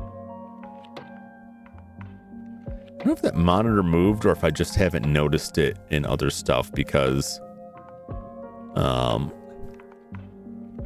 or if the render region changed. Maybe I ran the wrong script. 465 40 by 616. That's it. That's the deal. Okay, so that's just not in there at all. Good. I don't have to mess with that at all. So anyway, I didn't remember ever having to mess with that. I had to make a taller render region to fit the PS2 and the PS3. And then unfortunately, it kind of grabbed that monitor, which right now is outside of it. We have to worry about hiding that. The walls need to... I usually want them rendered, but not picked up by a camera. And the difference that makes is that the camera won't register it. However, it will still deflect light and shadow and everything, so that all of the lighting on the tables will look correct and line up when I overlay it. Katana hidden for emergencies. Well, I don't need that katana there. I like to keep that katana separate, because if I render it into this, then that katana will always be there. And imagine it would be weird if I took the katana out at some point, but then every time I played a PC Engine game, the katana just appeared for half a second. So I really should move that katana somewhere else. Every time I work in this and I have to deal with the katana, I get a little chuckle, because when I told the story about how I bought this wooden katana at a game convention years ago, there was someone who I had seen in my chat very consistently for several streams. They were like a regular. And when I told the story of the katana, they said, I didn't figure you for a weeb. And I said, yeah, I guess I am a weeb. And then they never spoke again. I always think like, yeah, that wooden katana really scared that person off. I can take that katana off your hands. It's not even a real blade. It's not even a real blade. It's just wooden. It did get me like chased out of the vendor hall. It's not like I brought it in with me. I bought it from a vendor that they allowed to sell it, and then they just, what a weird situation that was. This guy's our snow grows that again. I'm not contributing to that. I mean, I guess. No, I'm not contributing that. I don't want to add to his blade collection. It's also gave him the power of anime and sensed it. Yep. Yep. You represent my property. Well, you can come on down. You can come on down to the auxiliary hazardous material storage facility. I can introduce you to all the raccoons that roam the building and the night cleaners. The raccoons might care, but the night cleaners definitely don't care about knives. Believe me, I've tried. So if I tell it to, you have different things you can do with this. If I can go my ray visibility and turn off camera, you won't see the wall. So if I render this image right now, you'll see just the table and the console. Hopefully nothing else. We'll see if I forgot anything. System is out of GPU memory. Well, that explains it. That explains it. Why are you out of memory? Where is my memory? Where is all of the memory? Where is it all being used? Let me delete myself for a second here. I'm just gonna go away for a quick sec and see if I can get that to. I don't know if VC face eats up a lot of that. I will say I don't know that it does. I'm not sure it does. YouTube eating my memory lately. It could be. It could be Chrome as well.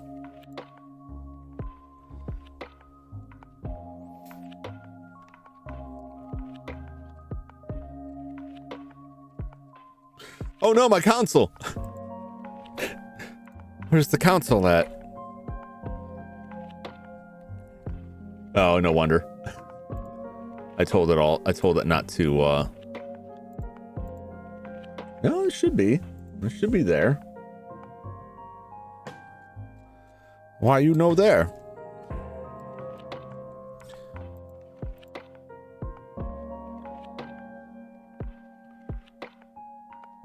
It was not told to be invisible.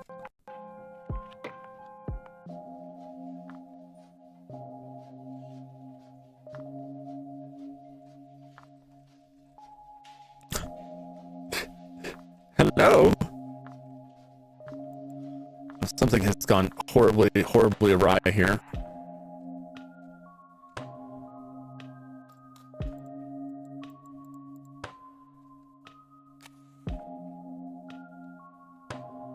There it is. There it is. It just wasn't high enough up the food chain. Yeesh. Voice of an angel for a moment. Well, it was just the computer flipping out as it tries to render things. All right. So you can see like the resolution when you break this down to like actual pixels. It's pretty tiny. And he's standing. Yeah, that's why I usually don't render things live. Because like it'll flip out. I usually go like on a break or something if I want to render it all out, which I may do here, just to get it done. Oh, you can't see that either. Where's my render? There we go. So there's a Blender render. So Dream Raid. Ooh, oh, Celeste. Welcome, Celeste. Welcome, Raiders. How's it going? I'm off camera at the moment because I cannot support Blender and this at the same time. Welcome, Raiders. I am Jum Jumington, currently invisible. We're just doing some Blender work here. I can bring myself back up in.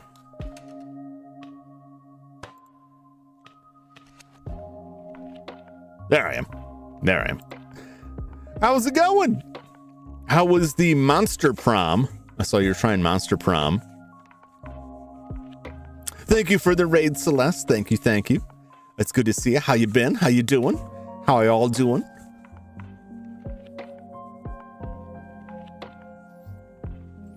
I was just rendering out my PC engine, and the computer did not like any of it. Battling for resources. It's the battle of the GPU resources. This is probably why everyone jokes about like newer NVIDIA GPUs and how like they keep building them with less and less VRAM. And it's like this card is like 2 generations higher than my other computer, but somehow that 1080 is like way more powerful for Blender than all of this stuff. This prime was both cursed and super fun. Ooh, Blender's going pretty good. I started out with the animation for loading up my PC engine. You can see I'm loading it with everyone's favorite TurboGrafx 16 game Face Melter. That's a real winner. Totally not pirated. But I was just getting my animation set here so that flies in, cartridge flies in, woo, loads up, switch flips. It's a little abrupt there, but so now I just got to render out the frames and then I'll compile it to a video later. And discovered Monster Prom has no streamer mode. Oh no! Oh no! What kind of stuff they put in there? Is it doxing you, or is it all like copyright music? Both are bad. Say, I heard how the CEO of Linux just hates working with NVIDIA. Yeah, I don't know if AMD is like a ton better. That's a big problem with Linux and graphics cards, is that the drivers are generally not like open source friendly. They're just usually delivered as binary blobs. And you're just, because they're not like open source, you're just relying on NVIDIA or AMD providing good driver support. And a lot of times they're not. And you have all kinds of issues because they're just like, nah, we won't let you access that. We won't fix that. And we won't let you see how it works. And so it's a pain to support it. That's one of the biggest issues to me with like gaming on Linux or graphics work that relies on like GPUs, is like the driver support. Same thing happens with like mini PCs. You find mini PCs that are more capable in the Raspberry Pi, but the driver support just isn't there, so half the stuff doesn't work. All right, so we got this. I better save. Better save before it crashes on me again. It's questionable content. Oh, I see.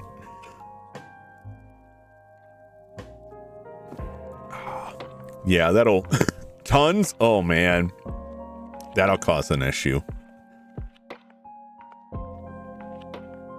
I haven't seen myself. I haven't played a lot of games that had much in the line of questionable content.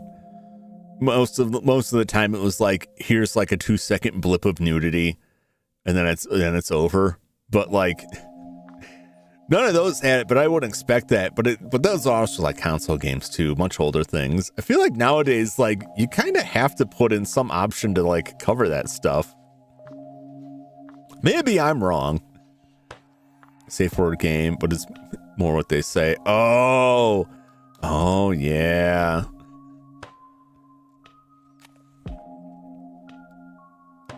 All right, let's get back to. So that's set. So I can't render that out now because it'll eat my computer alive back here. So that's that. So I'm pretty satisfied with that. I can come back and adjust timing later. Ton of drug references, cursing, ton of dark humor. Ooh.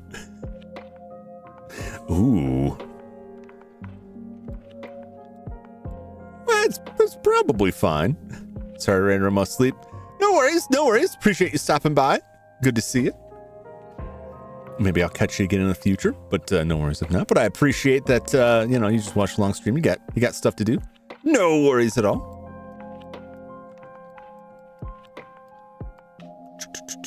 Okay. All right, so that's pretty decent. So I'll save that. I'll come back to that later on. Maybe if I take a break at some point, I can set to render. Otherwise, I'll just render it tonight on the other computer that doesn't flip out. So for now, let's go to start something new. Our default cube. You know, I always find it hilarious, and I'm going to do it right now. Almost every Blender tutorial or guide for anything specific or not that I have ever seen always specifies for the first thing to do is when you start a new file is delete the default cube, even if the second thing you do is add a cube. So the default cube's not good enough for you? I have to go. Good job in the Blender work really well. Have a nice stream. I appreciate it, Celeste. Thank you for the raid. Thank you so much. It's always good to see you. And I hope you have a good one. Take it easy, and I hope to see you again soon in the near future. But thank you again for the raid. The cube is friend. Yeah. It's just if you're not going to do anything with the cube, I understand it. But the amount of Blender videos I've watched that are like create a new file, delete the default cube, Shift A to add cube. And I'm like, why am I adding a cube that I just deleted? It's the exact same cube. The other thing I see a lot is, all right, add a cube, go to edit mode, select all, merge at center. Great, we have got one vertices now. Okay. E to extrude. Now you've made it. I'm like, what are you doing? What is this insanity? But that is usually what you do for like retopologizing, at least if you're not using automated tools, is that's the best way to get like a single vertex starting point, is you just get that vertex and you extrude out. But it's crazy. We just made the cube a pro tag. The cube welcomed me. Yeah, the cube is everyone's friend. Why wouldn't you like the cube? Why's everyone always got to bully that cube? Today, I'm going to work on at least getting started with the Sharp Twin Famicom.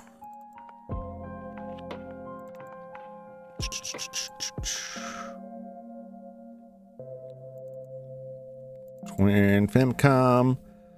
Let's load the front in. Let's grab that on Z.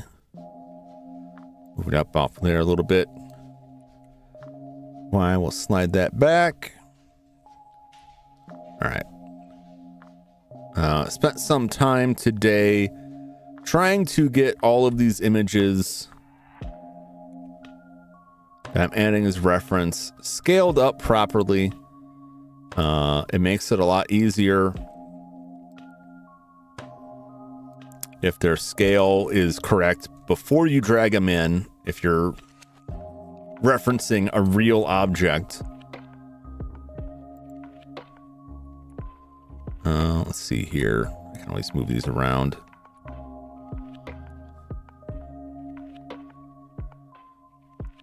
The right side. Don't get attached to the companion cube. That is what they tell you. I don't get too attached to that. I'm gonna name these.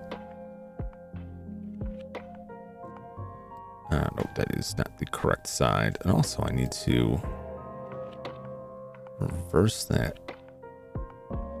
That would be the correct side for this side, but I need to rotate that Z 180 degrees. And then grab that on the x-axis and slide it way over here.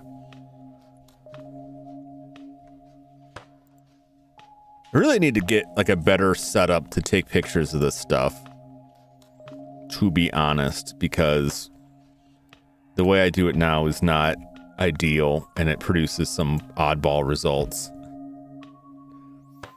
Speaking of bullying the cube, oh, you huge thanks for helping me find the bull tool. You've been for months. Oh, I can't tell you, dudes, that drove me insane when I upgraded Blender to 4 point whatever at the time, and all that stuff was gone. I was like, great, I'll just add it again. And it was like, no, it's not here anymore. Like, what do you mean it's not here anymore? It took a while to track that down. But yeah, I definitely sympathize, because that'll make anyone crazy. Actually, we could just take this if we want the exact, because I'm a man who likes precision. All right, that's the exact thing. Now, you may wonder why I've got two different ones here. And I can tell you real quick. So this is one that I got from a website of the front of the twin Famicom.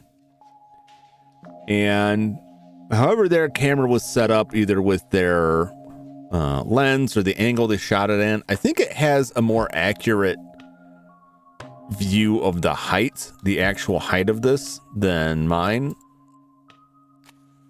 I tried to get as straight on a shot as possible, and I'll eyeball the actual one that I have. But the other difference is I've got this FDS key loaded in, which is a disk emulator for the Famicom disk system. Replaces the disk drive, at least in this unit does. It also comes with an external unit. Very cost effective, works really well, and lets me load Famicom disks off of a SD card.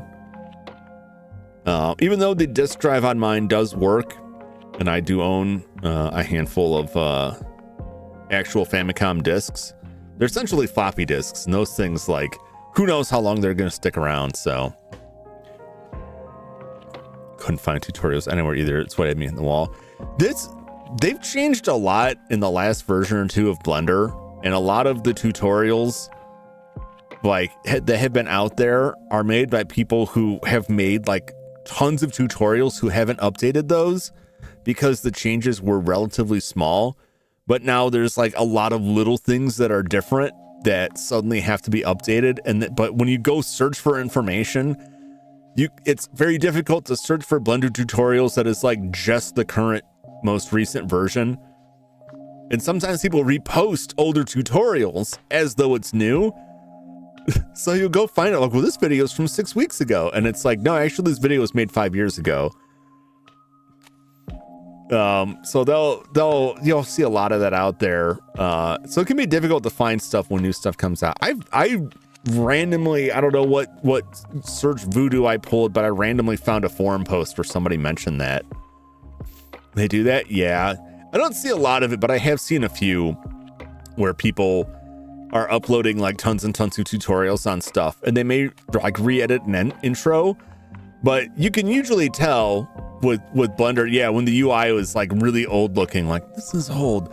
But sometimes they refer to things like in the like in shading, certain things that don't exist anymore, or things that have changed, and they refer still a few to old stuff. But yeah, I've run into some of that too, where I'm looking for something like, well, just use this. Like, no, that doesn't exist anymore. That's not how it works anymore. We don't do it that way anymore. I think the shot that I got is fairly close on, so I'm going to use this mostly for the size and shape reference. I may have to adjust the height of this because I think it comes a little higher. It's just something that can happen with perspective on cameras. Let's name this Twin Family Front 2. This was the first one, right?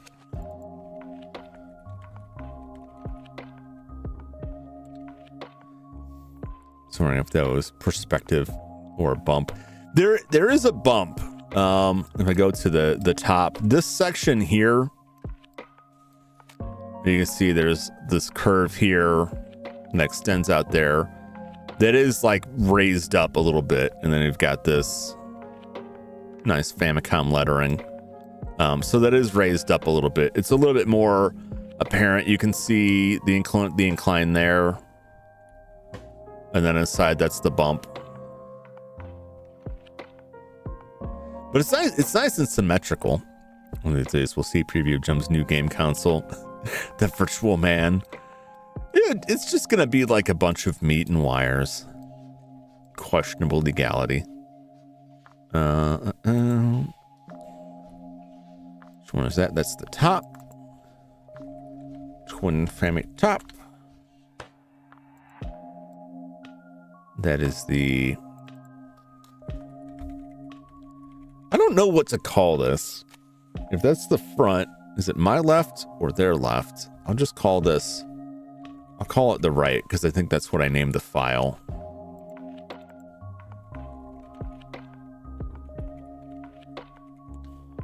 Okay, let's make a new collection. Reference. Let's drop that all into reference. New collection. Twin Famicom. New collection. Doesn't need to be in there. Bulls, because we do use them. We do use a lot of them. And archive. That's what works for me. We'll slide those up. Can I? Where did that go? Oh, it's just there. Okay. Move those down. Camera and light don't need to be so in the way. Lab-grown meat console. Yes. Delicious. Delicious lab-grown meats. If only I had access to the meat lab still, but they took that all away.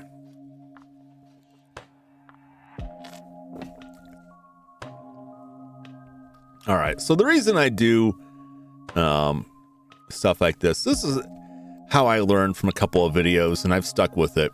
And it works for me. This console's his head. Feeding the discs once he always remember the game. That's kind of funny because that's what I play most of my PC games on, is a spare head from the augmented body they have constructed me. But I haven't put it out there yet because it looks kind of grim. The face kind of contorts in weird ways while it's trying to operate old DOS games. So I try and leave that under the desk. And then, honestly, it's kind of relaxing when I, shove my feet against it. It has a little, squish to it. That's one way to get ahead. Oh! Oh! I think there's a disc slot underneath the rubber scalp here, but I haven't felt like digging around in that. I haven't found a mirror in a while. The night cleaners broke most of them, and I just don't want to mess with it. So I was trying to stay organized with this, with the bulls, the archive, and this. Because what I will do while I'm working on this, look, let's add that cube back there. All right. As I'll make this cube, and then I'll add a modifier.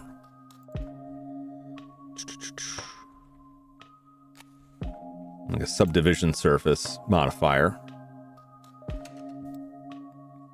And then maybe, you'll reach a point where you need to do some work on it and you need to finalize this modifier, right? And so rather than finalize it, so you can always go back depending on what steps or how far I've gone, I'll duplicate the object and then take that object and shove it into archive. And then I have archive hidden. So I can always go back to that if the worst comes to worst. And I do the same thing with the bools, with the Boolean, so that when I make a Boolean, I can keep the shape up there, but shove it over in there. So they're all organized, but I can just quickly hide all of them if I need to. And then I'm safe to apply this and do whatever. But that is not what I need to do right now. What I need to do right now is we're going to block in the basic shape.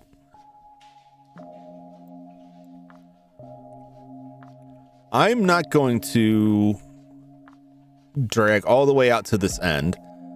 And I'll show you why in a second. But I don't believe, looking at the Famicom, and this doesn't have to be super precise. We're not constructing a physical object. I may get a little fiddly about it, but as long as it is close enough that if I throw this on the screen and somebody knows what a Sharp Twin Famicom looks like, says, hey, that's a Sharp Twin Famicom, then I've succeeded. That's pretty much the beginning and end of my goal with most of this. Is it recognizable? Does it work? Does it look cool? Heard Boolean. I may have said Boolean. Boolean. You can get some bouillon in there too. There's nothing wrong with adding a little extra seasoning. There's nothing wrong with that. All right, so we've got that shape blocked in. Now I can start to bring these other images. I could bring the cube up to line up with this. I don't want that. I kind of just want mine.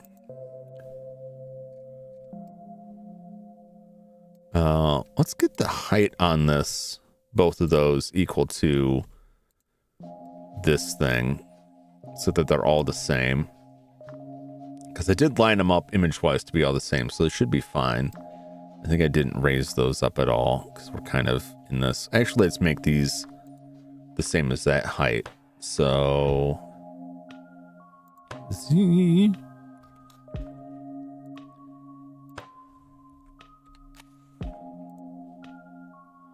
So you work with the references, you want them to be, if you have references like side for side here, you want them to be equal so that when you jump to the different sides, everything's kind of set the same. All right, back on this. And we're just going to go up to the top because later we'll extrude up that section. But we will take the bottom, right? So I am going to go to the bottom of this rather than right here. We'll do some work to cut into that bottom section. And one thing you could do is we could just make this top section, right? And then we could inset and extrude down the bottom area based on our other references. I don't want to do that though. And the reason I don't want to do that, and also the reason why I didn't extend that back all the way out, is if we look on the side here, you can see this has like this straight curve, like this front and back are fairly symmetrical on the corners. So more than likely what we will do is we will manifold in this section here and then extrude out the back. And that leaves us with that chunk there. It's like, what is that? It's like 6 of one, half a dozen of the other. That's just my preferred way to do this, but the other way to do this is just to start with this section and then drag everything out of it. Yeah, so that's fairly well lined up. We'll line the front up there. And the y-axis. We'll take it out to the furthest point thereabouts. And then same thing in the back. Again, I'm not grabbing all the way to the back here yet. We're just going to take it around to here. Okay. And we should line up pretty well here. Close enough. Close enough. We've got one side to go off of. We don't have to worry as much for both sides. Because in actuality, up until a certain point, we can just mirror what we're doing. We can split this in half and just mirror it entirely. But right now we've got a basic shape. It's just a box. Pretty much two boxes combined. Yeah. I would just make two kind of different shapes and put them if it didn't integrate so much into the back here. And also we've got like this seam here.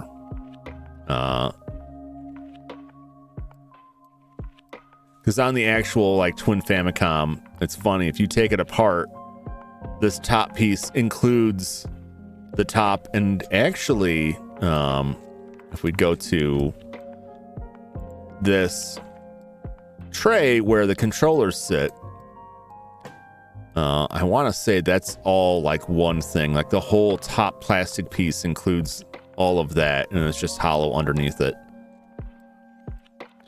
You can't see it in any of these because I've cut it out, but the Sharp Twin Famicom has controller holders on it. I don't know how familiar any of you are or how interested you are in the Sharp Twin Famicom, one of the older consoles of the sort. What the Sharp Twin Famicom is, it's a Famicom, which is the Japanese NES, that combines the Famicom with the Famicom disk system in all in one unit. And it was licensed by Sharp.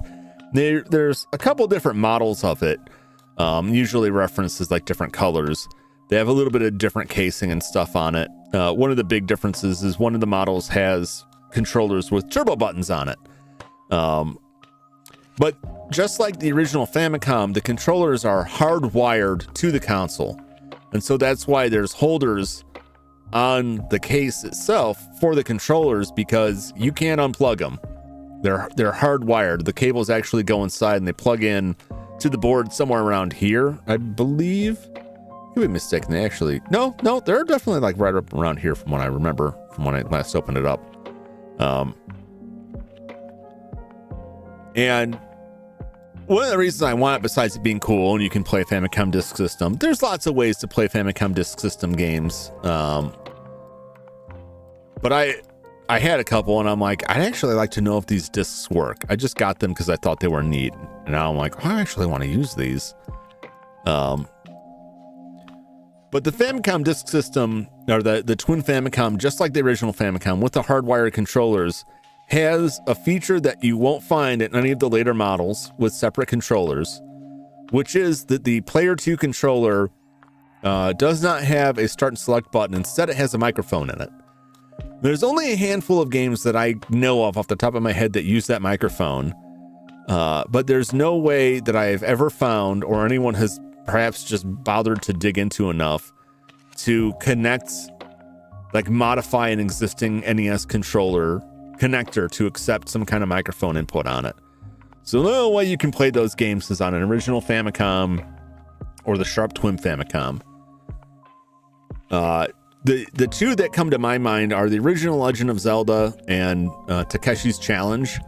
Takeshi's Challenge has a karaoke section in it you have to pass to advance in the game. And in the original Legend of Zelda, Pole's voice is killed by you yelling into the microphone of the Player 2 controller instead of arrows. Well, they had to add the arrows when they put it out in the US because the US never had a microphone hook up to it. And then when they released it later, you could also hit select on, I believe, the Player 2 controller, possibly Player 1 in place of that. But I'm going to play Legend of Zelda on the Twin Famicom, the original Legend of Zelda, at some point, just so I can yell into that microphone. The neat thing with the microphone is that it actually plays audio from the microphone out of the audio output on the Twin Famicom. So it will play your voice on the TV, more or less. Listening to John Tron's view to catch it. Oh boy, it had to be perfect. Yeah, that's a really good one. That is a bizarre game. And I love the ending of it is basically just Takeshi Kitano being like, get a life, nerd. How can you top that? All right. Famicom base. Base. All right, so I'm gonna block in with some loop cuts here. Just this section. I could start blocking some other stuff in. This is gonna be tricky, this front section. And we could just do it with booleans. I'm trying to not use a boolean to chop into everything, because it can produce some off results, right? Let's eyeball this. About there. Okay. I'm gonna show what I'm talking about here. Add a cylinder. Okay, rotate X90. Scale it down. We are almost dead on, but not quite.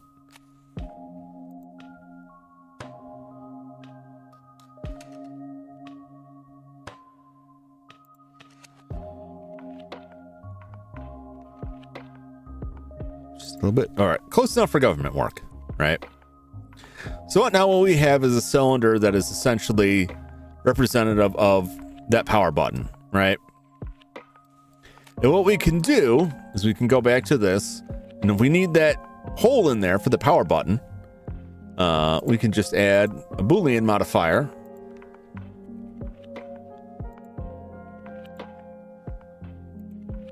to that cylinder. We'll hide the cylinder, right? And now we have a nice indent in that, right? We've got a nice chunk right in the front of this. And we can, you know, let's shade smooth on this. You can see it's already looking kind of whack right here. We got this weird line going on here. We are having some shading issues. I'll keep it shaded flat for right now. We can't see anything at it more right now because it's not applied. I think I can uncage on that. It'll just show up when we're in edit mode, but we can't actually view it. All right, so I can reverse this. Let's go ahead and get out of edit mode and apply this, right? So now if you look at this in edit mode, there's a big problem here that's going to cause you a lot of grief. Just at where it's at right now is that you're now riddled with ridiculous n-gons.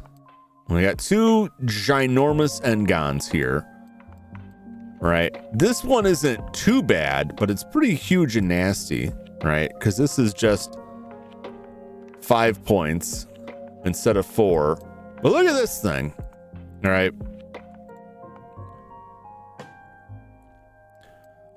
Look at all these points here. It's an absolute nightmare. It's an absolute nightmare. Let me make sure I've got undo history. I mean, I could clean that up easily just by deleting stuff and recreating things, but apply modifier is back there, so we've still got some time. And it is a real issue because you could just grab this 1 point and just make this nightmare creature that is impossible to shade.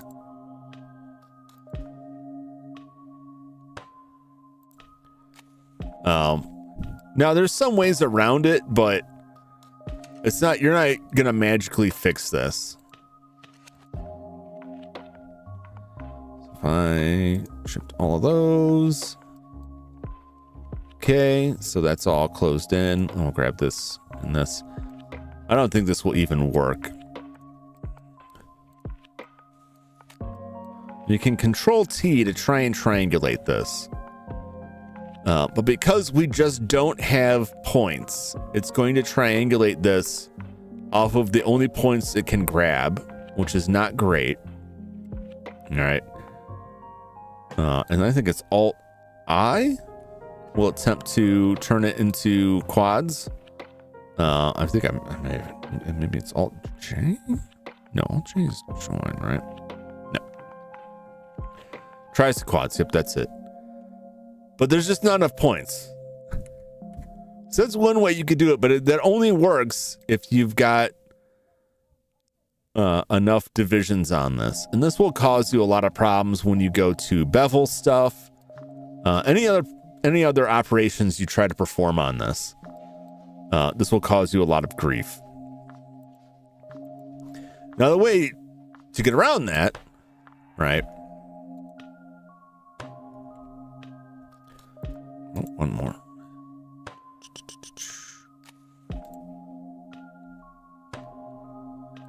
There we go. So the way you would get around this, right, is that you would look at this cylinder. You usually probably plan this out when you would need to create some cuts on the cylinder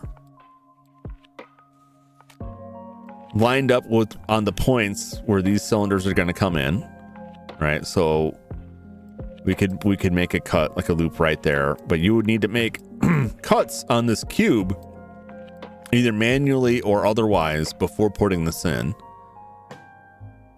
So we've got, what do we got here? 2, 3, 4, 5, 6, 7, 8, 9. So 9 loops. Basically 18 loops, right?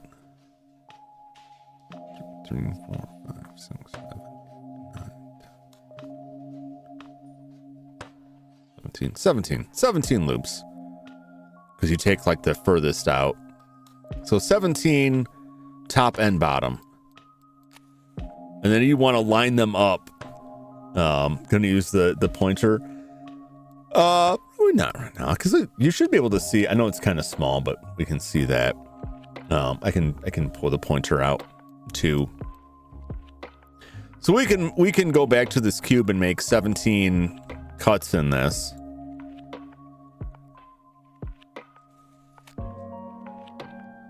You probably want to make, like, to make this easier, you'd probably want to make like a cut and line it up to the top point, and you can use a lot of the snapping tools to line it up like precisely, right?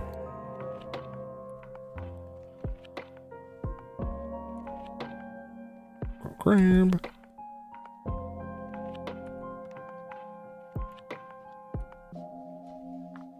G twice to grab it along its axis, so we can just I can just eyeball it, right? So now we can put 15 in here, and that is all the way at the top. Cut 15 cuts. Okay. And do the same thing on the top, right?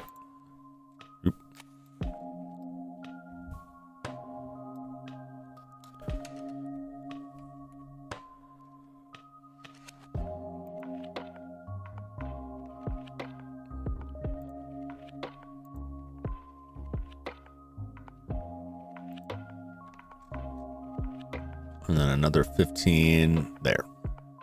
Okay. All right. So now we've got these 15. They're not perfectly lined up. You could spend a lot of time perfectly lining up the points on this. At that point, though, you really could just like make a edge loop, use loop tools to make like a circular edge loop inside of this, which would probably be easier. So Booleans are like a nice shortcut for a lot of stuff, but if you want to try and keep of it, you can go through and like manually cut stuff. You can add things after the fact, but once you start chopping things in, it breaks the loop flow. But the problem with this, what I have to say, is that we've got a lot of extra polygons here that are probably not going to be doing any work. And look, this area is like especially dense back here, and it's not going to be doing anything. Right.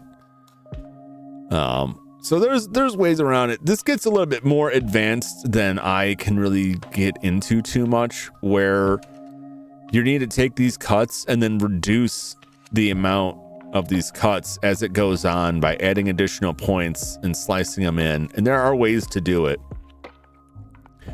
But this is what I mean when I say, you know, I'm not an expert. Because a lot of the stuff that I do is just that. It is just like, okay, well, I chopped in. I may put some cuts side to side to limit the amount of craziness this thing does. But I probably will just apply Boolean in there. Now isolate that square where you put the cylinder and subdivide that. You can.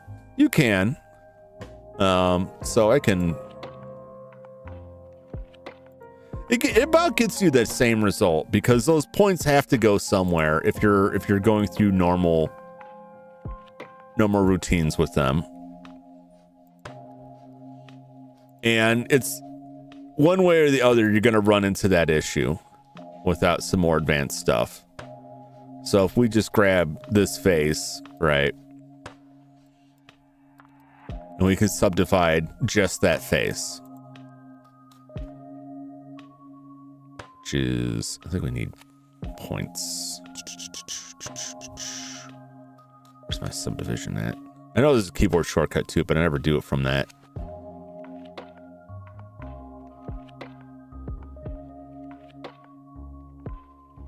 Subdivide.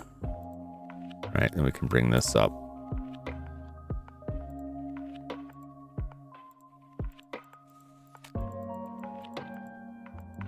It'll only do maximum of 10 on this.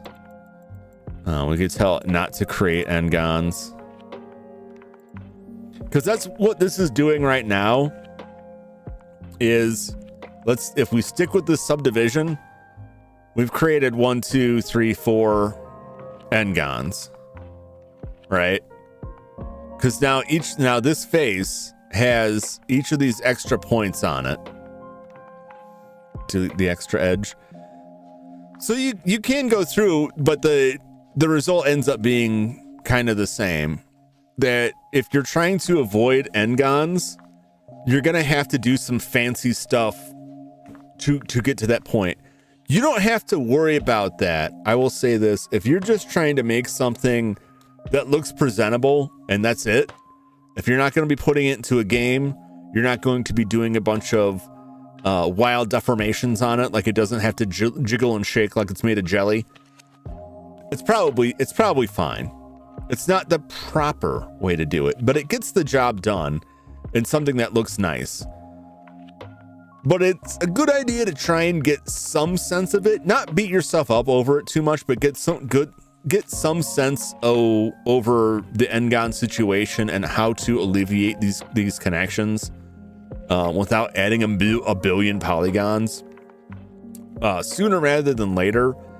Because if you, just like anything, if you start out with bad habits, it can get real hard to go back to like, okay, well, I got to do this other way. It can get kind of tedious, but you can get used to it.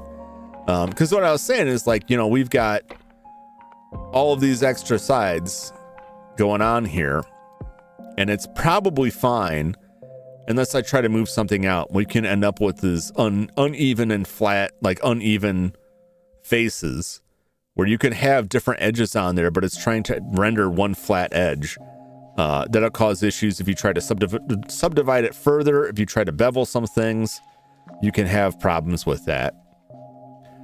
If I go back through when I'm doing the subdivision on that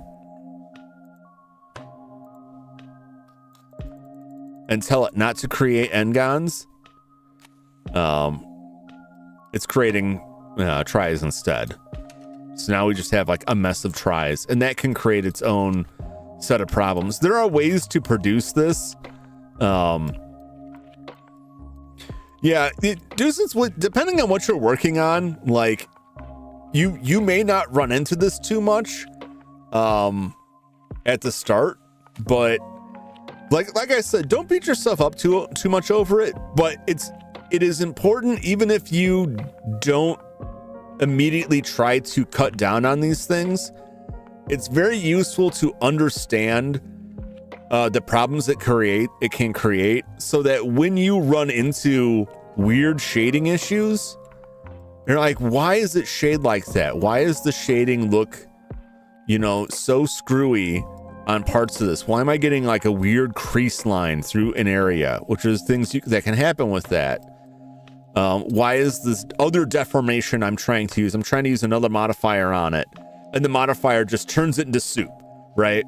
Instead of like adding, an indent to the side of this cube, the cube just turned into Cthulhu. It turned into a bowl of spaghetti.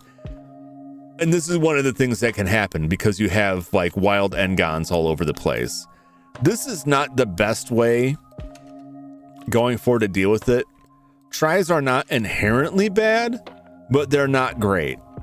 And ideally you would, but this does minimize the amount of extra geometry, and it's close to what you would want to do. But you can get really manual with it and like trim these down in a way that you're minimizing the amount of tries on it. What you want are polygons. You want 4 points, quads, I should say. You want quads as much as possible. Generally speaking, it's okay to have a couple tries, which are, triangle, 3 points. N-gons are, sometimes you can't get around it, but you should try. Sometimes it's just a matter of taking an N-gon and like, okay, well, I'll split it. All right. It's got 5 points. I'm just going to split that. I'm going to cut through this. Now I've got two quads. I'm not going to worry ever much about it on this model until it presents a problem for me. Having said all of that, but once it presents a problem for me, I'm going to have to step back and go, okay, how can I arrange this stuff? How can I cut this down a little bit? I'm going to get rid of that Boolean for now. In fact, I'm just going to get rid of the cylinder. We'll come back to the cylinder Because the cylinder itself that Blender creates, I want to point out, this face right on the end of the cylinder is itself an N-gon, right? And if you need to work with cylinders in this N-gon, for whatever reason you start having issues with it, there's ways to deal with it. So the first thing you do is you would get rid of that face, right? And then we're going to select this loop.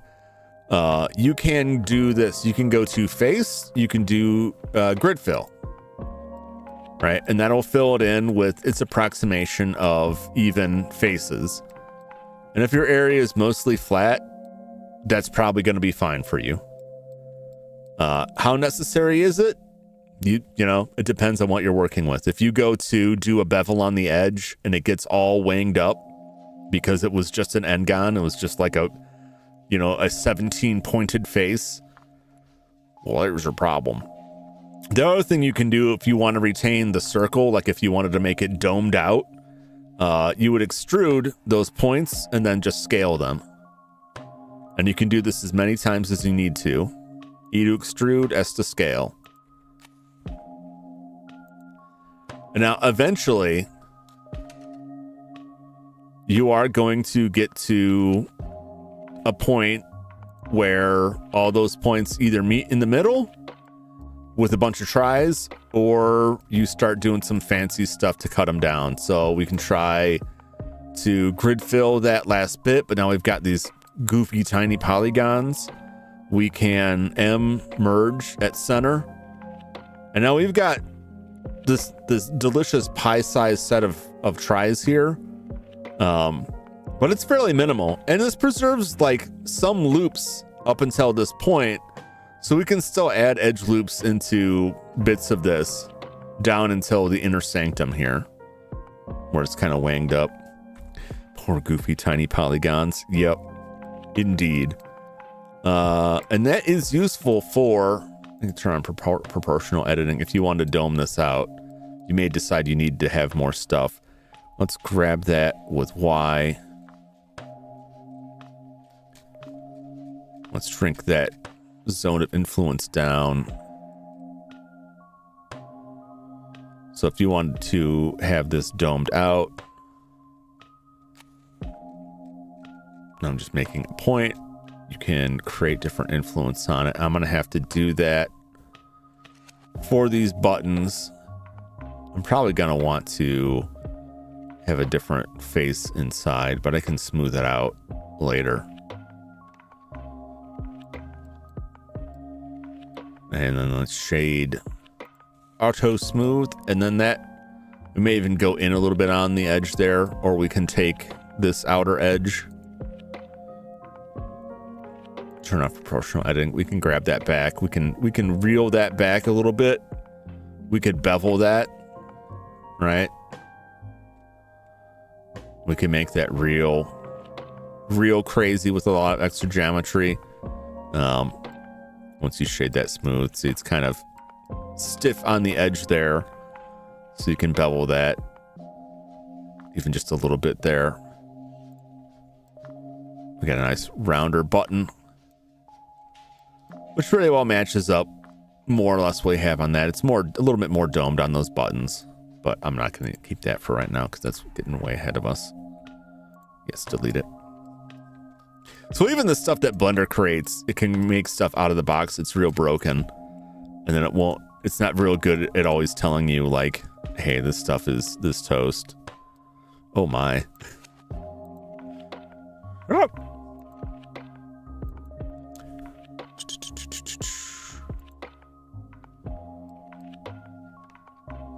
Yeah, I can just get rid of those. Delete it.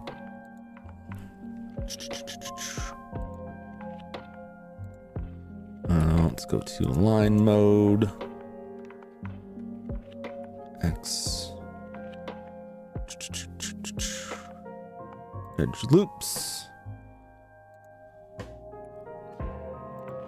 Just getting rid of these extra edge loops that I don't want yet.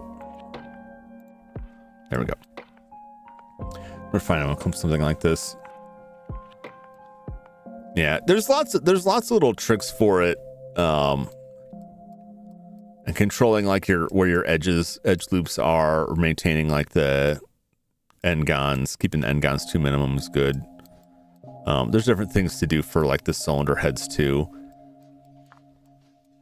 So I'm putting trying to put some thought into this because there is a lot. There's a lot going on here.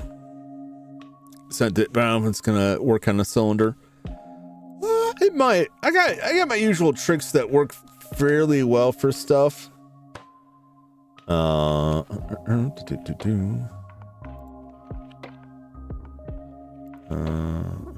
can't go to this side right now. I'll check that out. Before I come back from my next break, just because if I play it, the audio is going to come through the same thing, the music, so music will get, but I appreciate that. I'll check that out. So there's a lot going on here, and I want to make sure that I don't start jumping into something that will break something else and make my job more difficult. So what we have in the front here, like this section will be easy to deal with. Relatively, there's two ways to deal with this, and it depends, and this can be said for a lot of this stuff.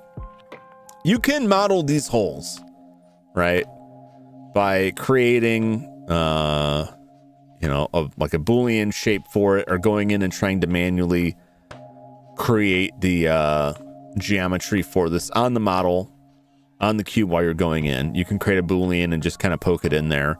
Another way you can deal with it is just to use textures for it. Base large topography, but yeah. So you can do that by inserting geometry in, but you could also set a texture that looks like this, but then also uses this for a bump map, which creates the illusion of depth. Sometimes that can work, and that's useful for when you're trying to work with low polygon. That's how some games will do it, where they put more of the work on the lighting system, where the base face model, the actual geometry of the face, is relatively smooth, and then to add in like creases for like age lines or scars or anything like that, they'll have a map. I forget what they would call it for that. But basically the map just is like a texture image, but it defines depth, and it tells the lighting engine to create shadowing, so it appears that the face has a lot more geometry and depth to it without creating a bunch of extra polygons. It also makes it easier if you have graphical sliders in a game, that you can turn a slider down and just not use that, and suddenly like your lighting engine is like works way less hard, but the models look a lot simpler. You can do that. Sometimes it can look okay. It depends on the level of detail you're going for, how well that stuff actually works. Same thing for the letters here. We could just do that with a bump map. We could create a texture, an image texture, and put it on there and apply this bump map. Otherwise, we could create lettering and Boolean on there, or just add it as a separate thing. But all of that adds like a lot of extra geometry. We have this section in the middle here, which is kind of set in. Again, something that could possibly be handled by a texture, but probably would be better. I probably would be happier if I had this actually like set in. This door is going to be definitely need to be a separate piece for the door slots. There's a switch here. This piece of plastic is just kind of floating, but it's got a seam or it's chopped out. This is the eject button here. Down there. Hey, what's up, Dumb Jump? Welcome in. Welcome in. Just pre-planning on modeling on this.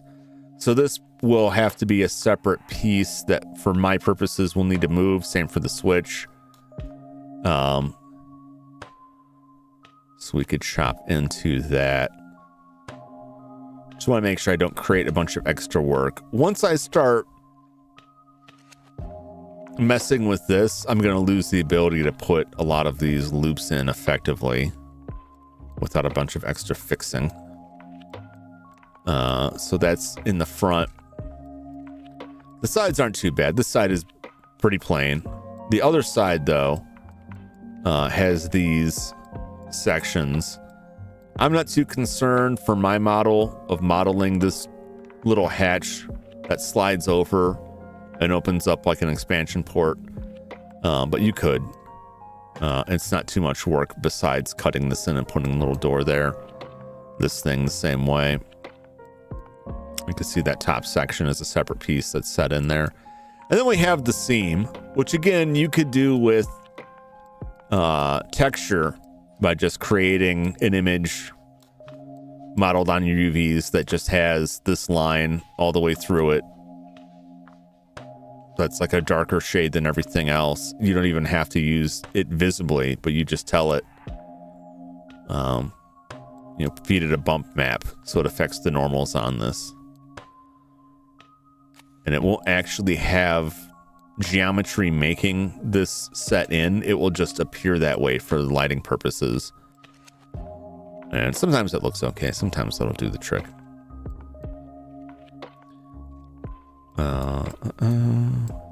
And then this.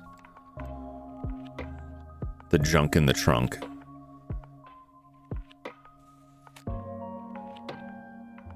Which is... So we should probably... Yes, I'm going to have to make 2 lines. Well, at least one for the top of that, which is slightly above the top plastic piece. The one detail that has kind of flummoxed me is... So normally, like, if we're making this edge line and we wanted to make it actually, like, cut into it, actual geometry, easy peasy, right? We'll take this cube, right? We'll take a line, we'll just cut an edge loop into it. Okay. Now Control B to bevel it just with one layer, right? So that we're just creating these 2 lines. Okay. Now E to extrude and then scale. Right, and you can scale that inward however much you want to. Right, and so now you've got this set in. Right, so you've got this seam going. Except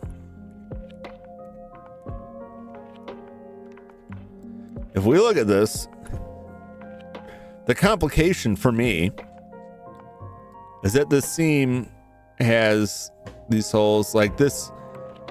A square is not too difficult. If depending on how many edge loops I want to put in, I put an edge loop at the top, edge loop at the bottom, on the sides, extrude that inward. Either before or after doing that, I can flatten all that stuff out. We would still have the seam going all the way through, but it would be flattened out inside. That'll work fine. That'll be fine. It's this thing.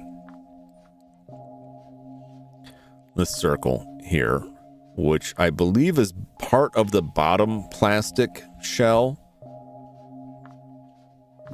And so this edge goes up to that, and then this is all set in around.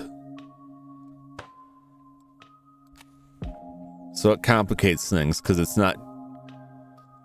doesn't have to be really complicated depending on how you're modeling it. I could just make this a separate piece. I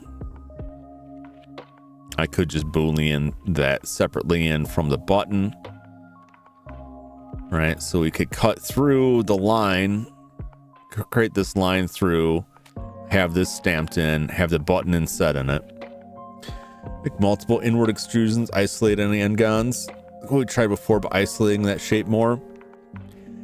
So mostly your best bet in that, if you can't get around the n-gons, like you said, you have more points sliced off to it, and that'll minimize the amount of harm that you're doing I hate to say harm, like this is just modeling, doesn't have to be that serious. But if we cut this in,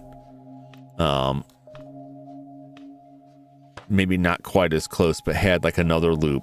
So if we box this in before putting it in there, and then had, you know, another easy loop for it to latch onto, then we'd likely only have these n-gons, like either n-gons or triangles, the tries like sliced off of this, and that wouldn't be as bad. It wouldn't be as bad. It can get really like booleans and a lot of that stuff is like a really nice shortcut for getting complex shapes cut into things, until you start running into problems that then require you to go backwards and create the geometry on the thing you're cutting into, which kind of defeats the purpose of the boolean. But the boolean can get it lined up in a way maybe you couldn't just with the geometry, and then you go in and kind of massage it back into place. And it's not really like a big deal ultimately if I had a grid of extra faces back here, not doing anything, because for my purposes it doesn't matter. But if you're trying to put it into a different project, like if you were making a 3D model, let me think of something like I'm doing just this hard surface like prop modeling, but if I wanted to make something like this to put into like a VR chat thing, VR chat usually imposes like a limit on the amount of polygons, right? So the best, you know, the more you can do to cut down on those polygons and get in the habit of keeping polygons down, the better. It's the more trick you use not to have it. Eyeballs, for example. Yeah, eyeballs are really interesting. Most of the time when I doing eyes in models or the tutorials I've seen, like you're not even bothering with the sphere because you'll never see most of it. It's more like a glass eye where it's just like a slice of a sphere, or it's just the pupil. Like this model, my eyes are just hollow cavities. And then my pupils roll around in there, right? But the shape of it gives the illusion, and because they're all white, gives the illusion of that there's like a ball in there. But it's just an empty socket. You could use my head like a bowling ball without causing me the least bit of harm.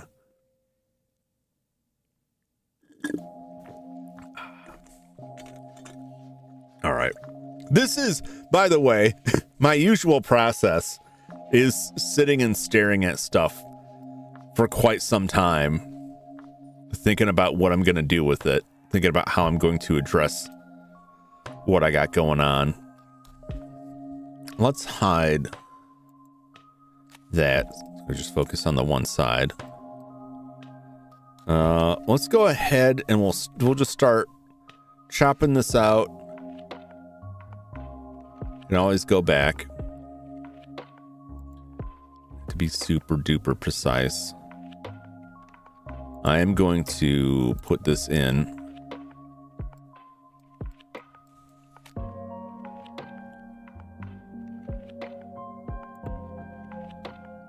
Gonna go ahead and make that shape now, because I can always adjust this later.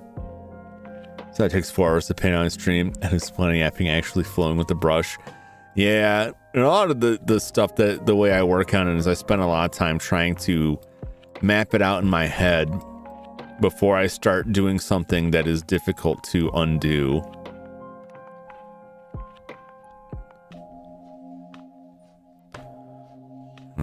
There's gonna be a lot of these. I'll set this to the inner edge because I can cut the outer edge more easily.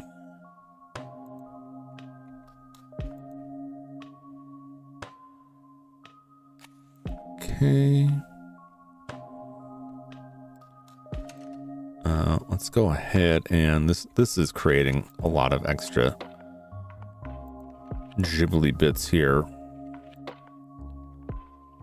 but I don't think there's going to be a great way to avoid it because I've just got a lot of stuff. So the more I chop this up, I think the more isolated things will become, as long as I can keep this all together, because it's going to get real wild up top with that biz.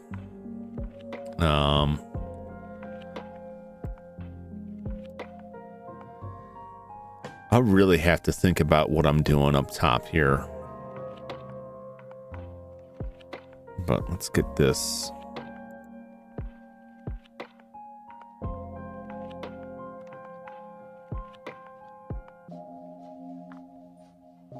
Yeah. Just cut that in right there. That's fine. That doesn't like the picture isn't super duper lined up, but I can work out how this all works based off the front.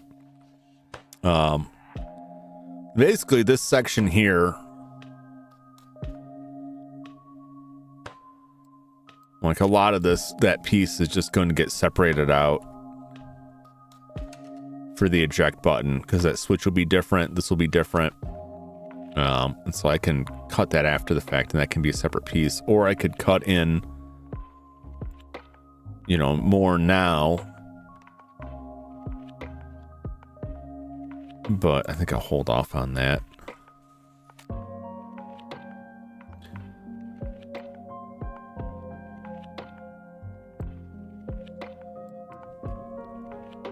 I don't look like much.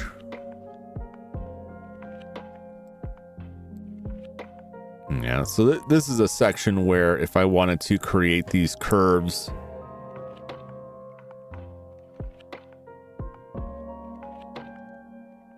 like in a natural manner,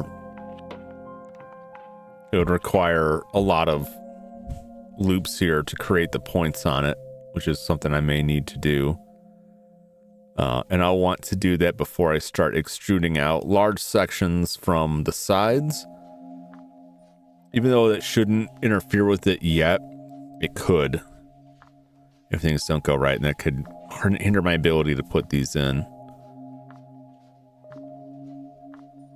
Because let's just see, like, this is the back end of that. This is the front end. We've got a raise here and here. Okay. We've got that, and actually pretty conveniently, the line that the loop that we put in for the edge of the floppy drive, or the disk drive rather, fits quite well in that. Let's see if that is, oh no, we're way off. Is that low enough? One more section. All right, so that's essentially where the disk drive goes. Waited so long for a Blendin stream and then missed like 3 hours of it. Man, you didn't miss much. Because it's mostly me like staring at a cube going, how will I slice this? How will I slice it? Yeah, but that loop that I cut for the edge of the disk drive, which is this loop here, conveniently lines up with the edge of that. I think this needs to go further this way.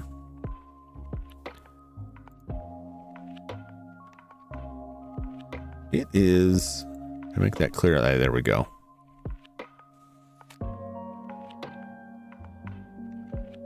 Yeah, that would be close enough. But think about like a curve. How many points in the curve? One thing I can do to make it a little bit easier to sort out is to create a circle or a cylinder or either or on top of this and scale it out to the desired curve here, and then use that is a foundation to add in loop cuts to support that. Same for this. If I want to get that fancy with it, and I probably do.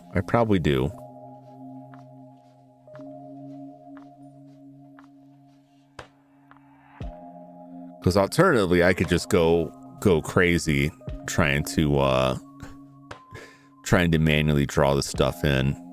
This is going to be fairly dense for as simple as it looks. And that may be something that I make a very complicated model and then go back and trim parts of it down later.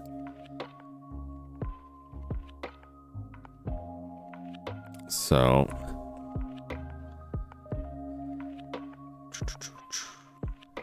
but I need to get this section raised up, and then that can get cut in, because this part you can't really tell from this photograph, but I've got mine here to look at. The eject button is flush with the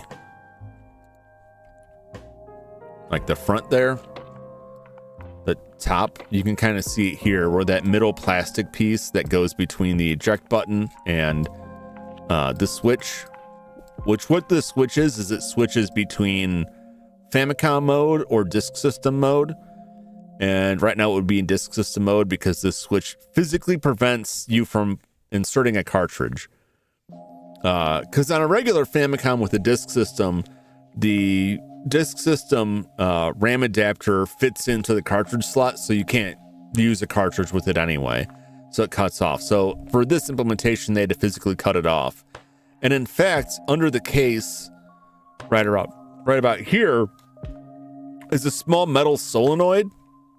I don't think the one in my unit works.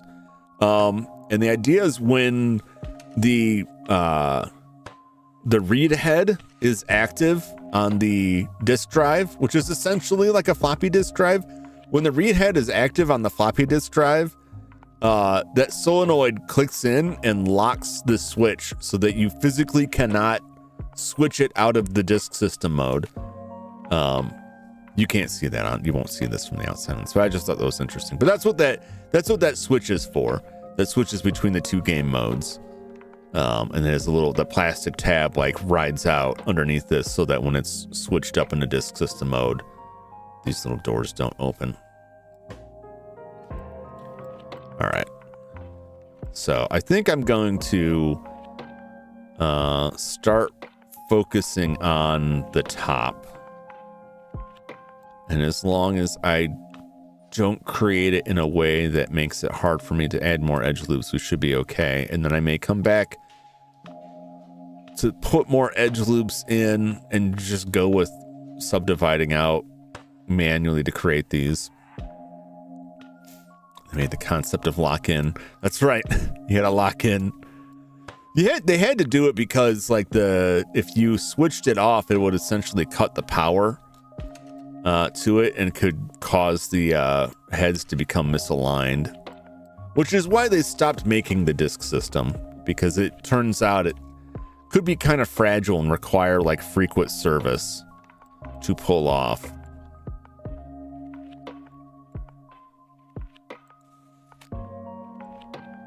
Okay.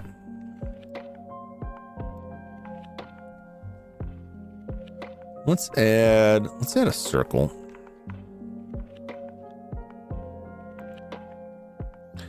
Uh, 32 is probably fine.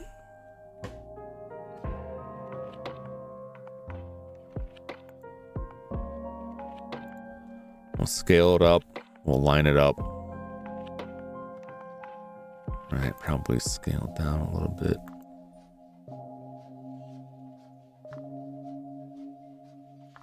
Yeah, that's pretty good. Let's shift D. And we'll just scale up from where it's at, and that should produce a pretty good result for the next section. Okay.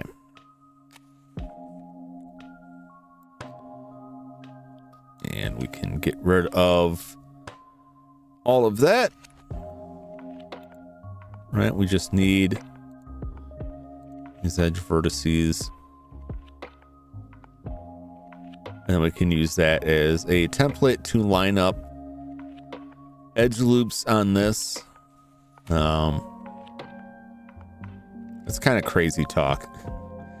Turns off the game, it turns off everything for real. If your floppy disk can't load, you die in the Matrix too. Let's get this raised up.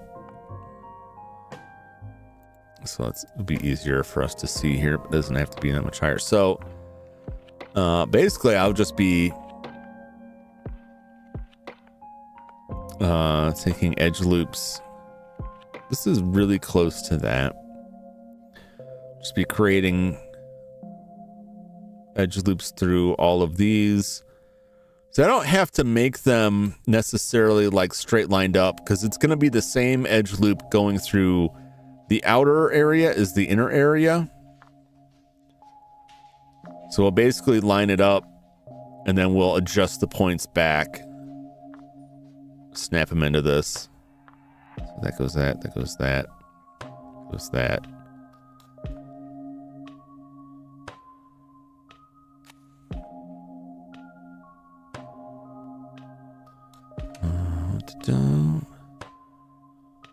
Will this actually line up?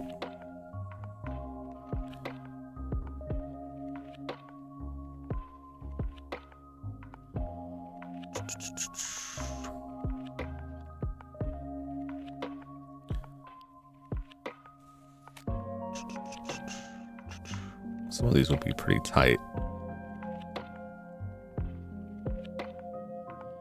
I may end up closing that down. Not funny my pod died that way. Oh no! He flipped the switch. He's gotten loose. He's gotten loose.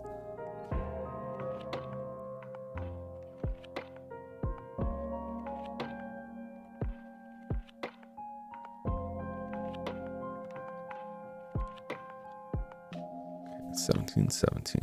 Okay. All right.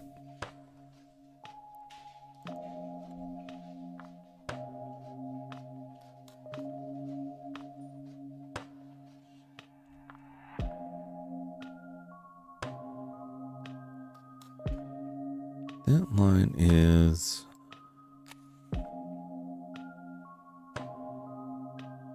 edge of the floppy, which is pretty damn close. It's pretty dang close to the edge of this.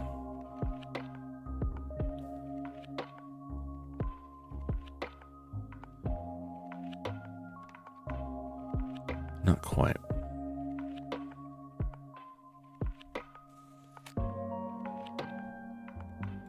Okay. Now I'll have to consider this for a moment. So one of the reasons I do Blender streams often is that it's a lot of watching me go, these points. And I apologize for that. That's why I tried to start with something a little bit more interesting. I know the PlayStation I thought about it a lot before the stream. And this I thought about a lot, and I was like kind of wavering on like which way I want to run with it.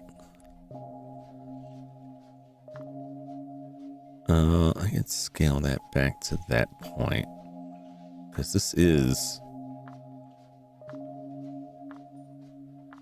the edge. We can just slide this one forward.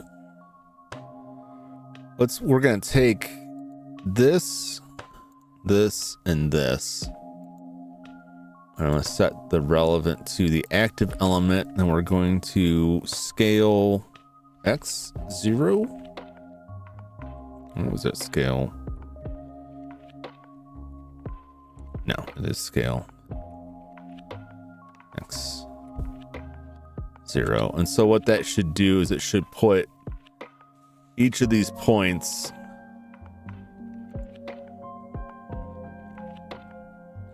the same. They only moved a little bit, but basically if we cut a loop in where that point is, it should be exactly through that, right? It should cut through all of those, and that's our starting point. We'll select this point and then Shift S, Cursor to selected. Okay.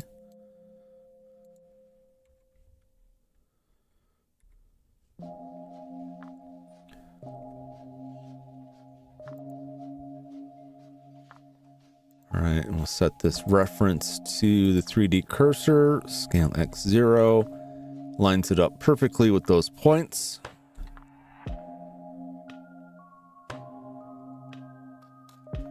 And we can go through like point by point, creating that. So essentially,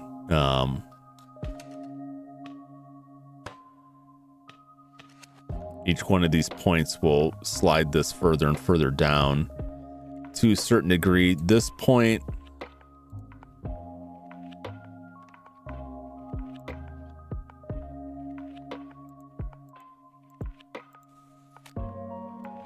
gotta make sure that I am actually grabbing the top points. So that point is very close to this, so we'll just slide those out.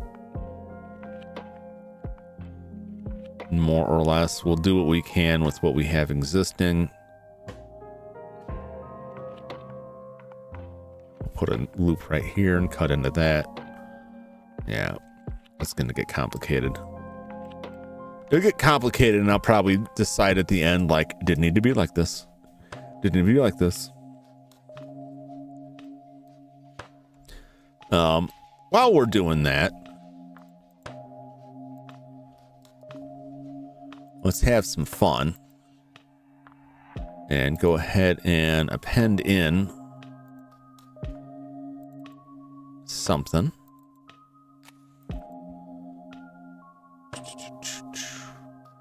Where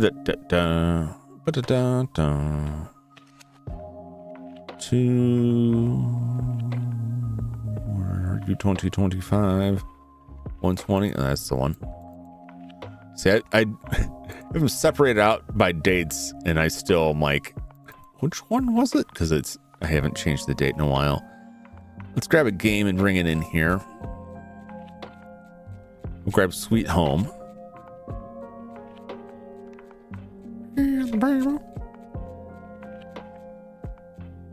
So much stuff. No wonder it was crashing. Sweet Home cart. We will append that. Okay, where are you, Sweet Home cart? Oh, it's so tiny. It's so tiny. Oh, we're gonna have some fun with this. Because I broke one of my rules here. When I put all these images in, it didn't like scale anything up or down. This model is not going to be scaled to like anything else. So let's append another thing. 10-inch ruler. This will seem like the dumbest thing ever, but this is how I reference scale for all of my stuff. So the Twin Famicom, do I have dimensions for that? I don't think I do. Let me look this up.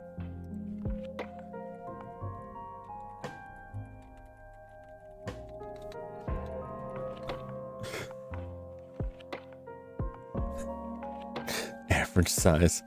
Phenomenal cosmic gaming. This itty bitty space. That's pretty much it.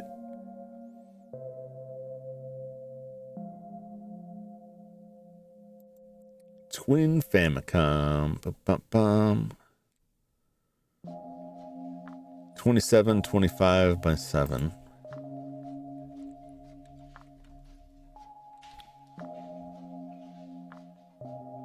It's 10.6. Yeah, so it's about 10. All right.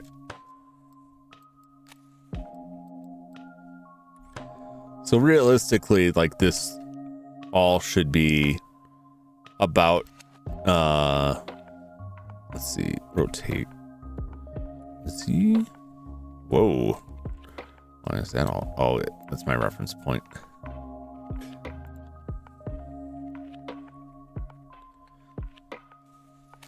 So this box should be about that long. Like, in order to fit scale-wise with everything else I have going on.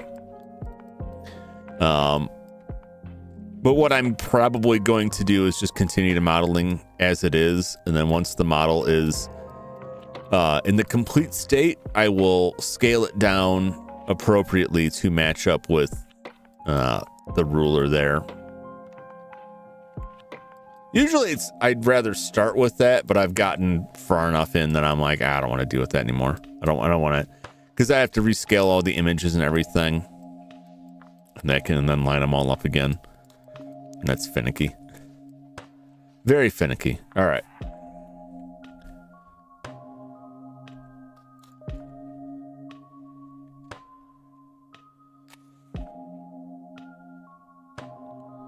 So I can move this here. Those points should line up.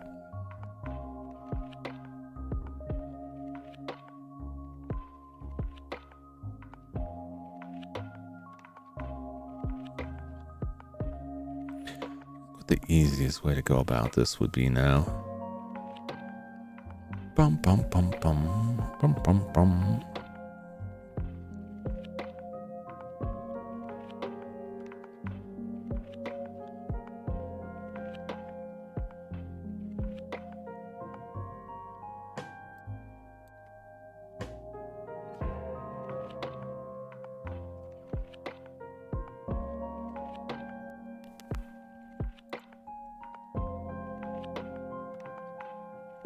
So I could just take that and boolean that in, and then go through and manually go back and join points, cut points through. That may be easier than trying to individually like slice all this in, but it probably wouldn't produce a better result. I need to take a quick break because I've run out of my protein juice now. To go get my protein slurry refilled. And start cutting through on this. I may divert to a diversionary tactic and start making like the disk drive or something, because like that's gonna go whatever I need. Start constructing buttons and other stuff. Texture as well is one thing. In fact, let's slap a material on this.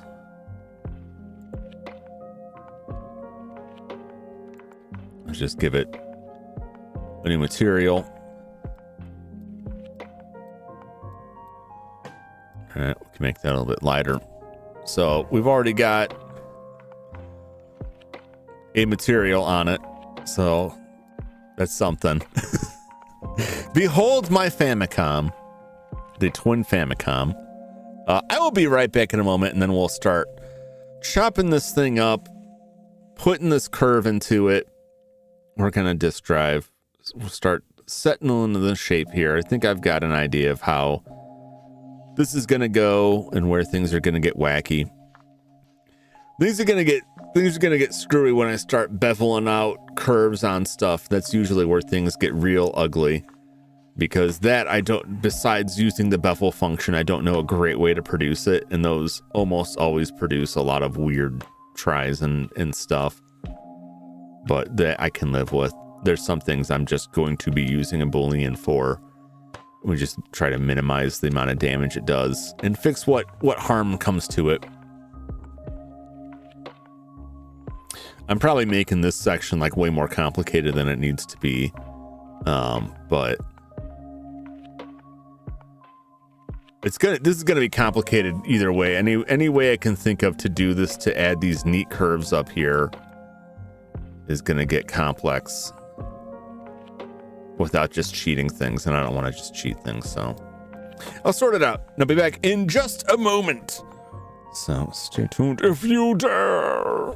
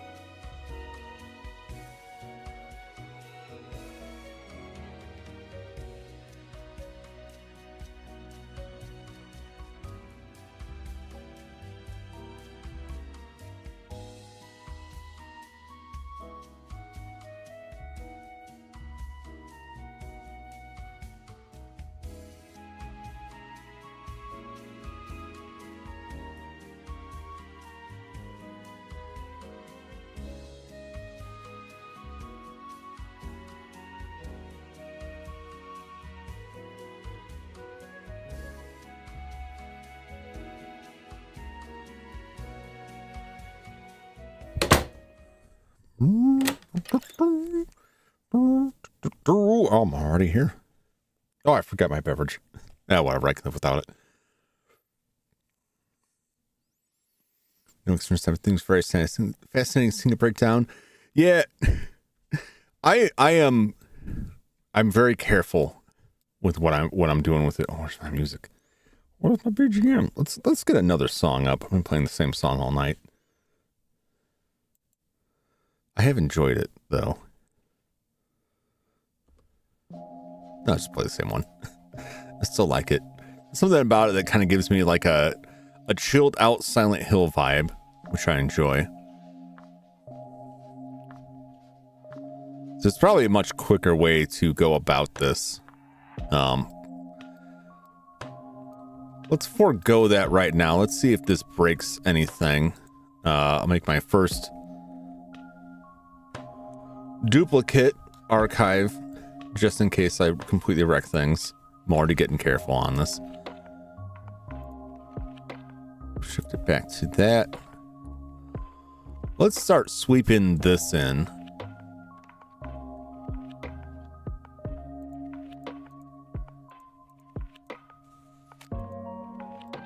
Make sure that's... Yep, there's my problem. Not you.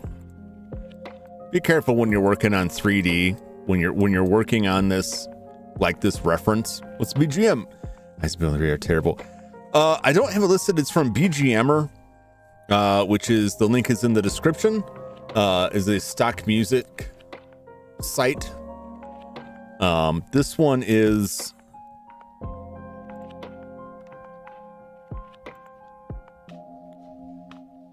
276. I can post the link real quick here. That's pretty much where I get all my music because it pretty much saves me from getting copyright strikes all the time, which is what I try to avoid. A lot of people I use, and I tormented myself over this. It's gonna be the English.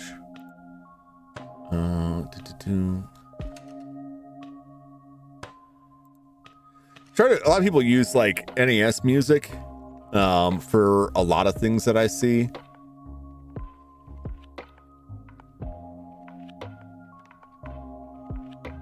Some kind of thing going on there and I can't see what it is. Okay. They use like NES music or stuff like that for the background, and they seem to do all right with it, but I can't see their back end and see what kind of issues they run into with copyright stuff. The problem I have when I want to find the specific song is that they have names, and then often the names are not what the song downloads as.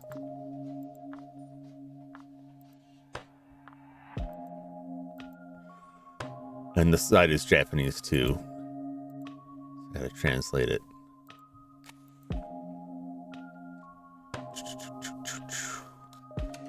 This page is not loading properly. I think they're having some issues.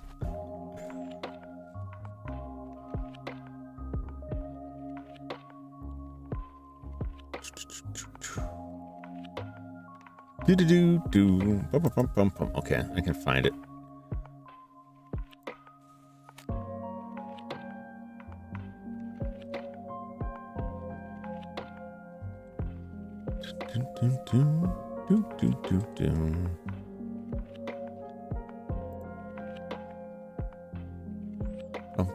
This is a welcome distraction while I think about this.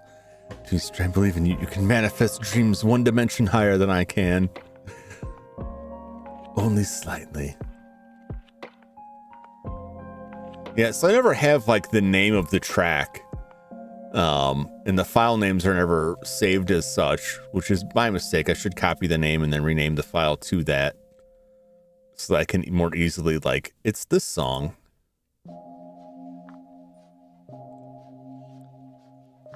Because when I save the songs off of the page, They're just kind of, whoa! Is that what I wanted?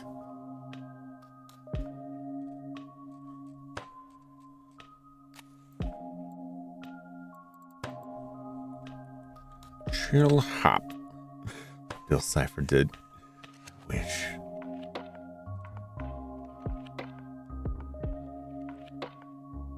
Alright, let's see if I can find one of these.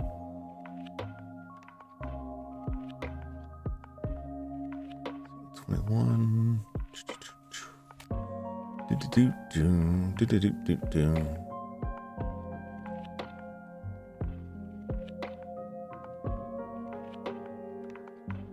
I'm getting closer.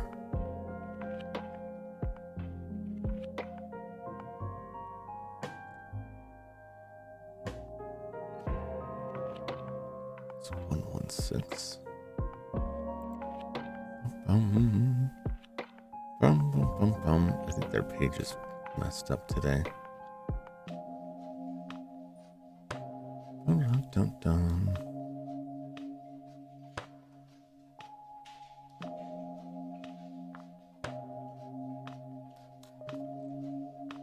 Why didn't I write the name down? I have a text file that has descriptions of songs, and they're all like, it's the song that goes like bup bup bup bup bup. Feel like you're sneaking up on the song name. More or less.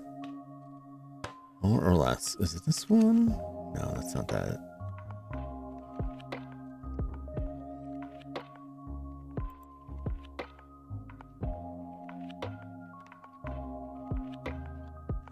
Let me pause this for a sec. This is it.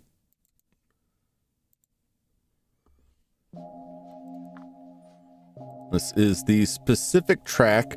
Why didn't I just type that in the address? Now I know how the addresses work. They make it easier.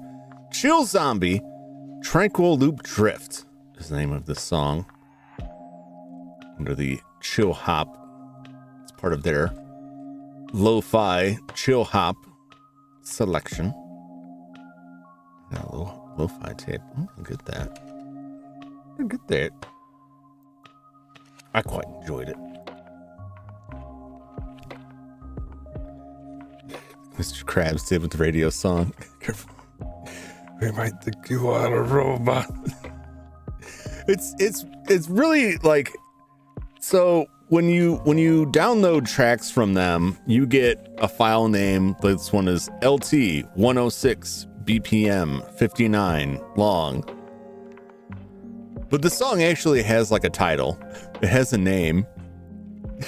But hell if I know what it is. So I have a text file that I usually put this stuff in when I added it. Now I have a page on my Stream Deck that just has all of the tracks I've downloaded from BGMer that I could play at any time. And they're all named something like Snappy Music Box. It's not the name of the track. It's just what I called it so I can try and remember what it is. It's beep bop bop bop bop bop. Beep bop bop beep bop bop. Here's Fake Kefka, because it reminds me of the Kefka theme from Final Fantasy VI.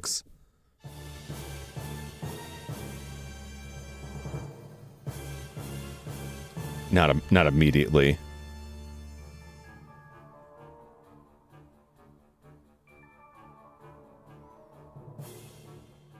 Also kind of sounds like something out of Disgaea. Boop, boop, boop, boop, boop.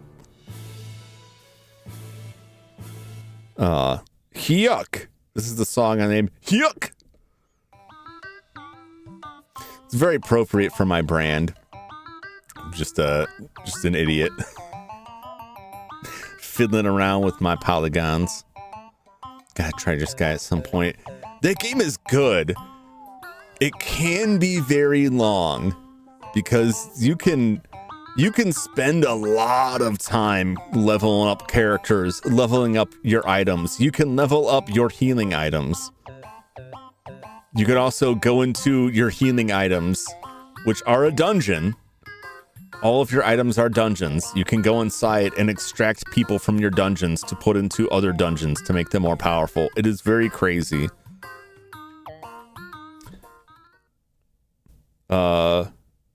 Good boat was a play on nice boat because it reminded me of, I don't know if this is the song, but it sounded a lot like a song Pika-Me used to use. Y'all remember Pika-Me? I know she's around back. I haven't really watched her since she was reborn. I was a big Pika-Me fan from the VOMS project. This isn't the song she used, but it sounded like the song she used, and she always talked about nice boat, which is a very funny reference to school days. And yeah, on Twitch only for channel. Yeah, that's probably why I never see it. I'm like never on Twitch, and I feel bad because I know at least 3 people that only stream on Twitch, and because like I'm constantly on YouTube for one reason or another, like I'll see if people go live. Twitch, I just get a notification in my email, and that may as well just go into a black hole.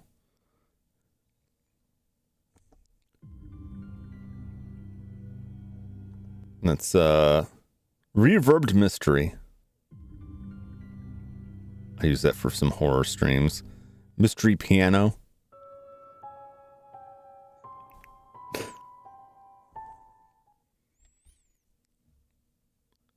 Windy Giallo. I like this one a lot.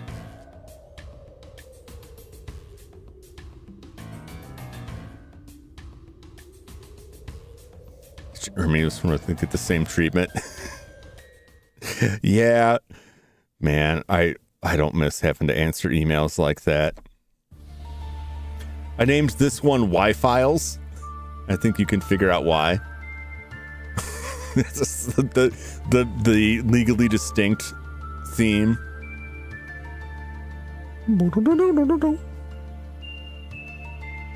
It's like so clearly what it's supposed to be. And he goes, nice boat, yes. Nice boat is such a crazy story. Y'all know about Nice Boat. You guys know the Nice Boat meme, specifically referring to the anime School Days that had a truly horrific ending. That it got superseded because it was like a real shock ending. And for whatever reason, there was either an episode of it either got bumped. I forget the specifics of it. It got bumped on a broadcast with like towards the last episode. It got bumped, and instead they just showed like stock footage of a boat.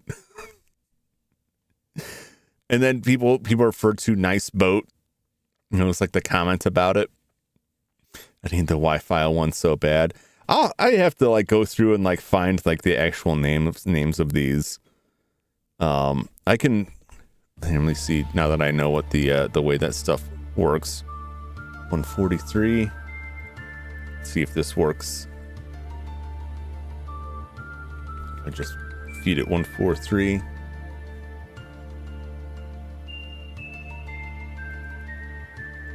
Here is what I have dubbed Y-Files. This is Nice Boat. Yeah, if you, I think if we just search Nice Boat, I can find that. This is just going to be my whole link.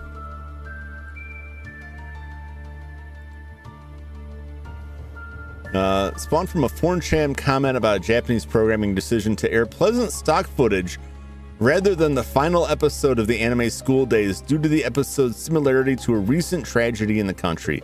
Amidst the outrage over the decision, a 4chan commenter wrote, "Nice boat," about a portion of the stock footage, quickly turning into a meme in the community. So the ending of it is pretty horrific, and there was a crime that occurred in Japan shortly before the episode. On the day before the airing of the final episode, this crime happened. I won't go into the details of it. And so it's commonly the cause like, oh, we can't show this now. We can't show this now.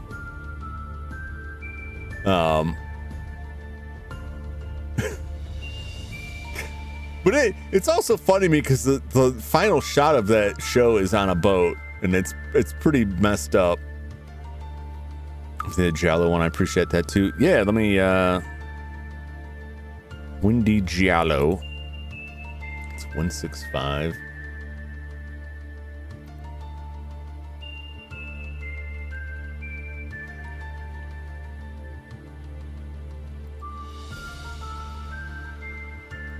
This is what I have dubbed Windy Giallo.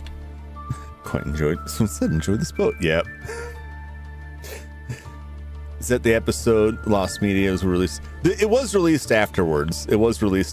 They just delayed the broadcast of it because of the incident and the crime.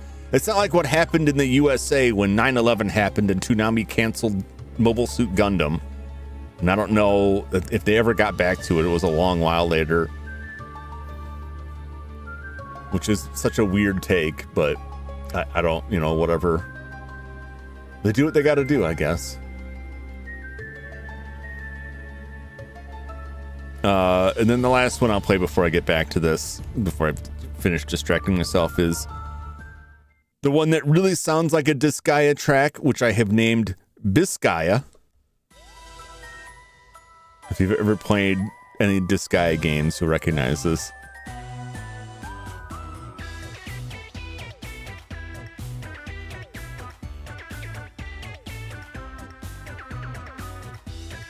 It sounds so much like a Disgaea track, and I know a lot of these are like they're specifically made to be that, like they specifically made, oh yeah, Stranger Things.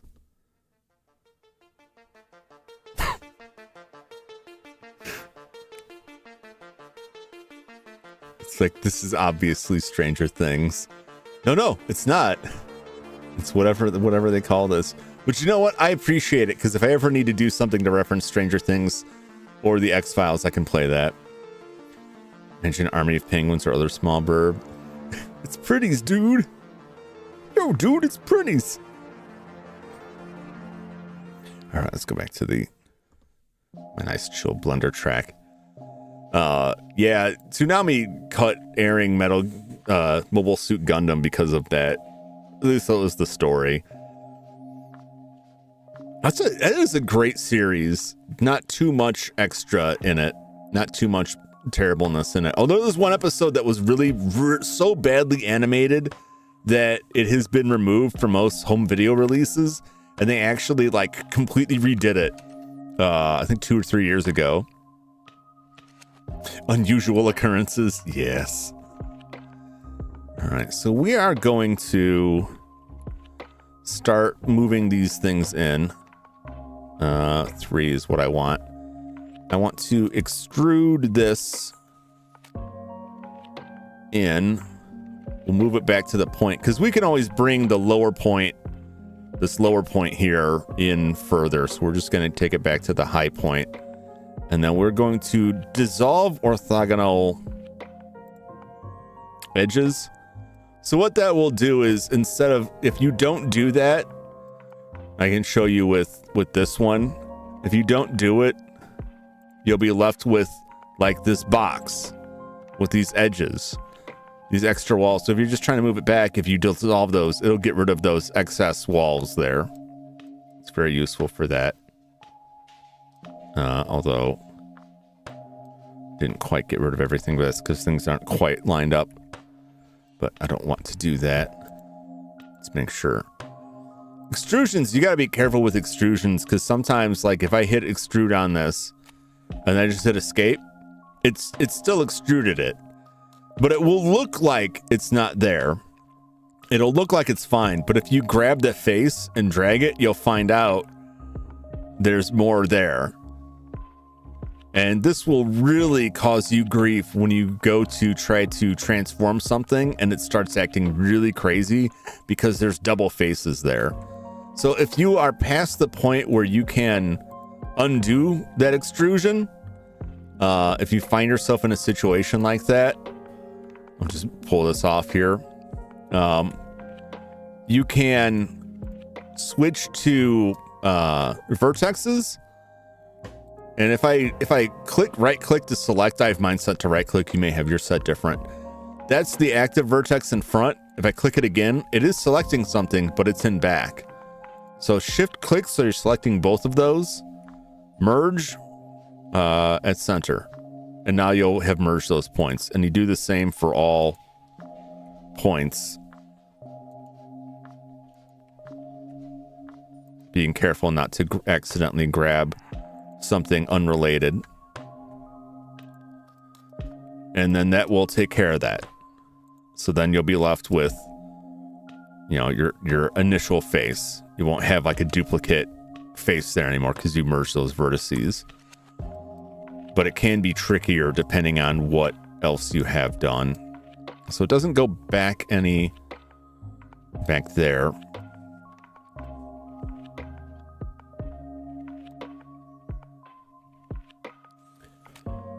So this is going to be fun because I want these to be as equal as possible.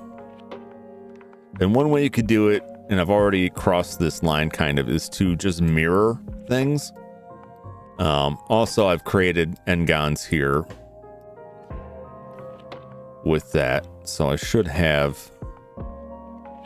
So I've already created the problems I sought to avoid by extruding those. So that's why I want to do this. I was afraid of that. How far back can I go?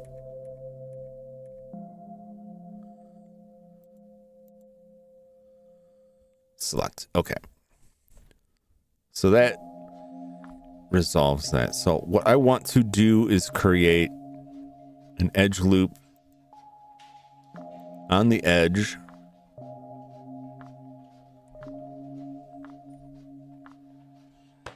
And I'll create an edge loop. Oh, I don't want to triangulate. Over here, and create an edge loop. Over here.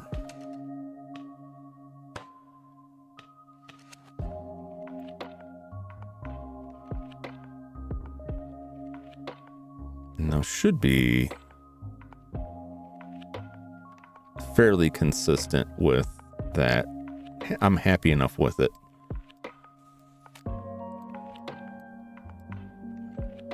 Okay. So now I will take this edge that I've put in place here, and I will let's see if I can snap this. Snap to vertex and see if this works. Because this way I can retain like proper geometry here, proper topology without creating a bunch of weird n-gon shapes.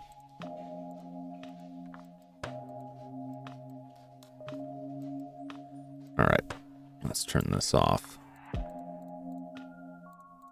It's very easy when you have it on like the X-ray to accidentally grab a face somewhere where you don't want it. Okay. So in theory, it should snap back to this one. So we'll extrude this back. It's not snapping to that the way I want it. So I'll undo that extrusion. Edge. Trying the edge snap. There we go. And solve the orthogonals. Okay.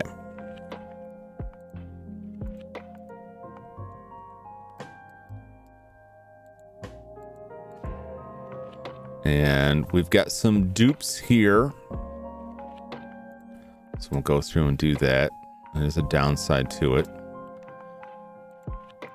Important to take care of this now before it becomes an issue later. Another easier way to do it is just to, as long as they're not all like too close. Let's take this. We'll grab these all and we'll merge by distance, and that should solve all of that. Merge by distance. And that should leave us with proper non-duplicated faces. Okay. Just be careful how you align that stuff. Snap back to reality. I wish it would. I wish it would. Okay. So let's turn this back off again. And we'll grab these. And we'll get ready to do the same on that. And we will extrude to that. Dissolve orthogonal edges. Cool beans. Switch this on. 1. Grab all of those edges. Merge by distance. Okay. And so in theory now I should still be able to cut in edge loops that still recognize that. I have not interrupted the flow of edge loops here. So I can still cut stuff in. Because if you don't do this stuff properly, what will happen is when you end up with the n-gons, this edge loop will not be possible or will stop at that n-gon, and it will create more issues for you. Face.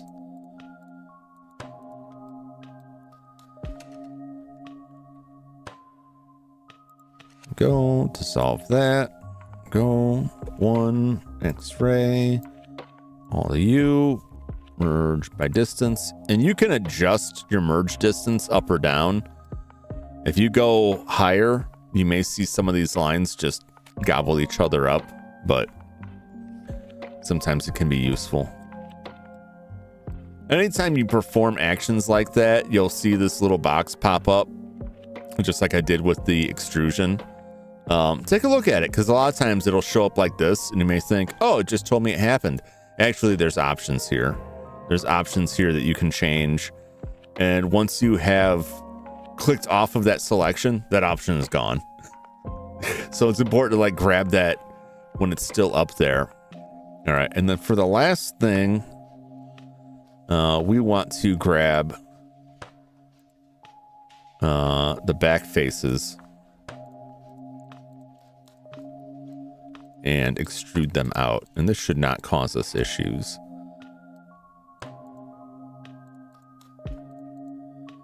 And we want to grab those as well, because this double line here is the seam. It's the gap between the top case and the bottom case.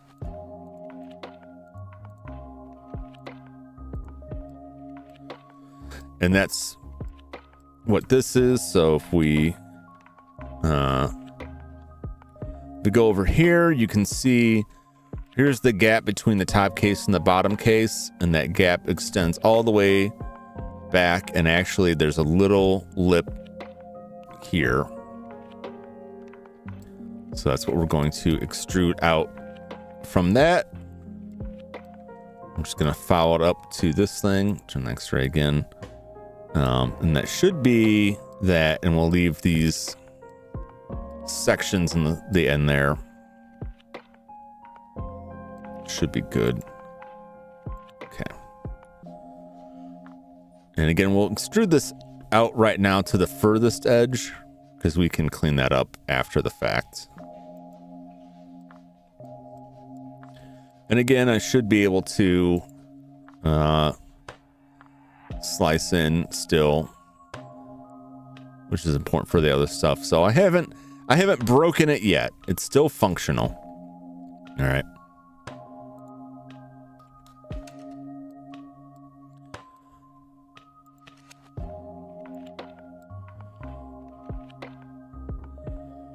So it don't look like much right now, but we're getting the base shape in. We've got the controller slots, which we'll dig into when we get to that. We've got these sections to be rounded off. The top and bottom of this upper box shape will come in to create the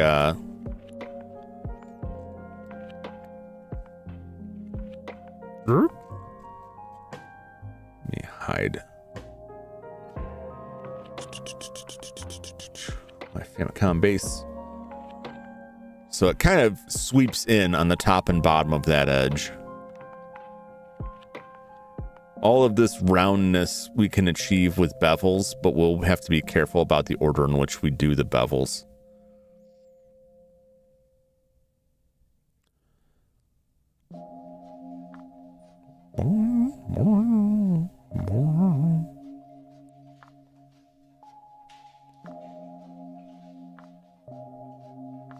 Okay.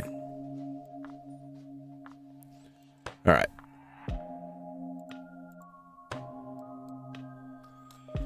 Well, let's get back to the madness, which is lining up these points.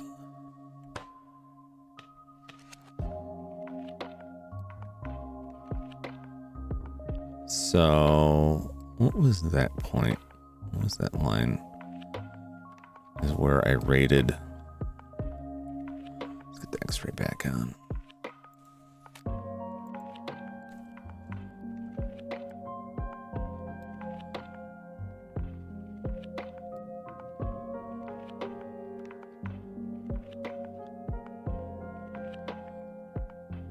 Okay, that's for the switch.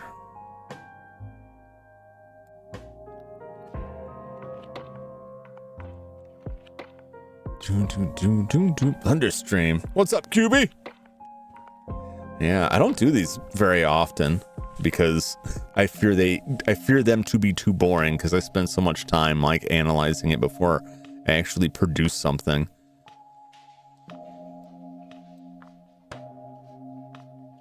Okay. That's approximately where I want it.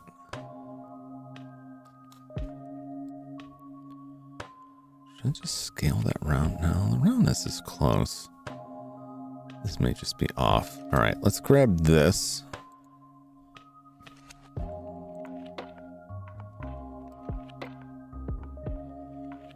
Let's get this here.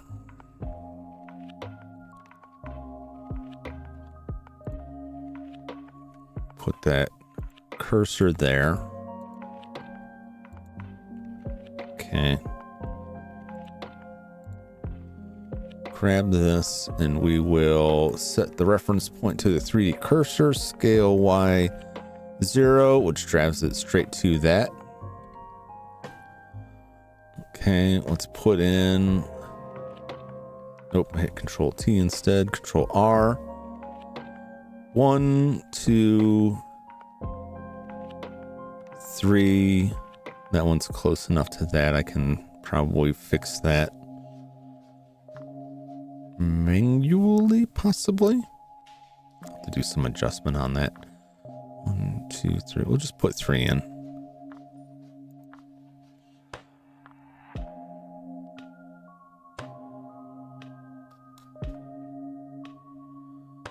Did I misjudge that? No, probably not. It's probably the children that are wrong. And then 3 this way. Let's turn off snapping here. Okay.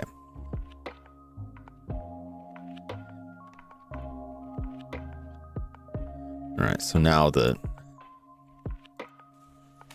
dirty business is coming up. This is a very long, tedious way to do this. I'm sure there's better ways to do this. So this point on top, we want to scale X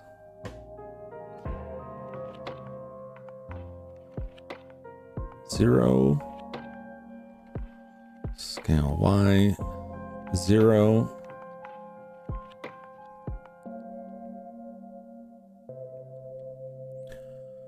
And now we're starting to get some oddball shapes here. We basically want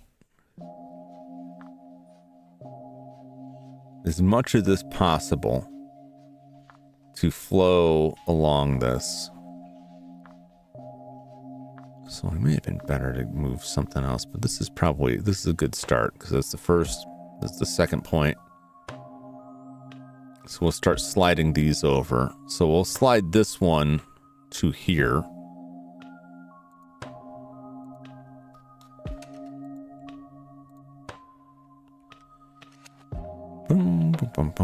I'm sure there's better ways to do it, but this is how I choose to do it. Scale X 0, scale Y 0, and that point is there.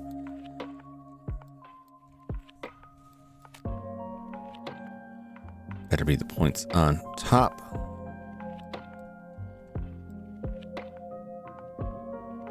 Find out real quick if they're not, but they're easily solved if I'm not getting the right points if I click through. How's experience Blender so far? Well, I mean, I've done quite a bit with Blender, but I'm still learning, and I'm trying to go push myself a little bit further to not just rely on like shortcuts like booleans to create these shapes, which then create a lot of issues later if you don't know how to clean them up. Like it creates a lot of n-gons and will create shading issues and issues if you try to apply other transforms to it. When I made like the Sega Saturn model, I had a lot of issues with that when I went to do bevels on edges to give them some roundness, and things fell apart, and I had to spend a lot of time tweaking individual bits to get things back together because I hadn't done it properly from the start. When I did the Dreamcast, I ended up just doing the Dreamcast, like dragging along vertices individually to recreate the shape.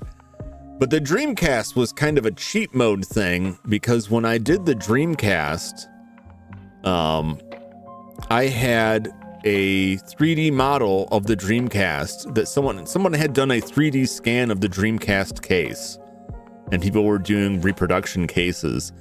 And so essentially, like, I started with drawn models, and then I ended up taking that 3D scan of the Dreamcast and then retopologizing it because it was extremely high poly, and just manually retopologizing it and manually building the 3D model one face at a time. And there were some tricky bits in there, and I managed to get it, and I think it looks pretty good. But it was more tedious, but also like a lot easier to manage than going through this, like one thing at a time.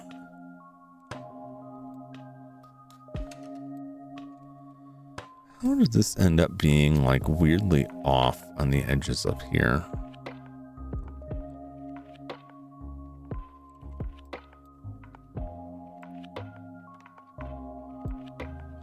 Because I started with these. It's because I started with these, I think. But even that seems like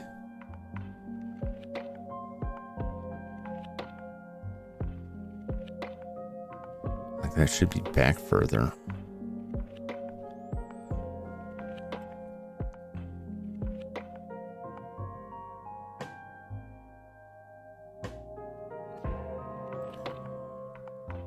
Or is this image scaled weirdly?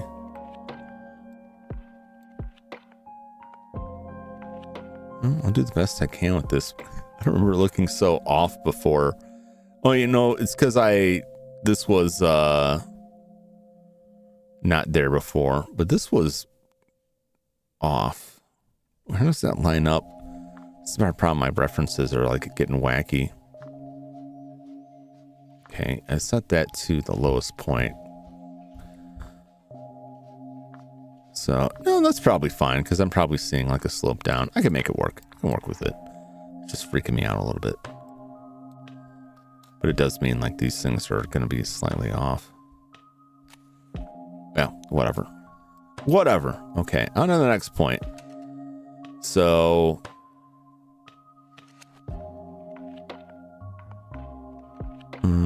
slide this. Oop, that's the wrong one.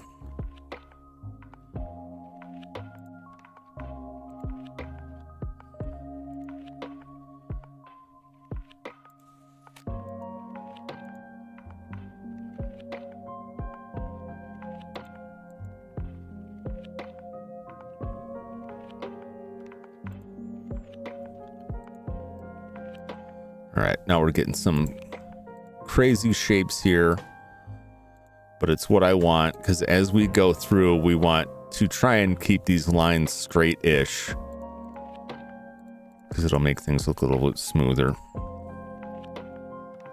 Oh, this is going to take bloody forever.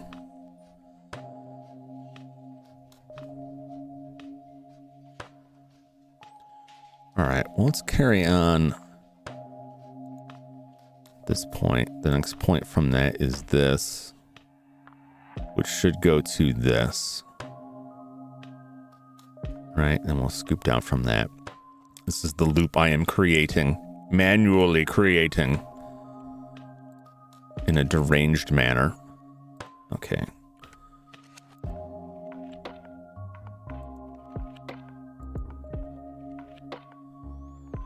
Scale X 0, scale Y 0. Oop. Scale X 0, enter scale Y 0, enter. Okay.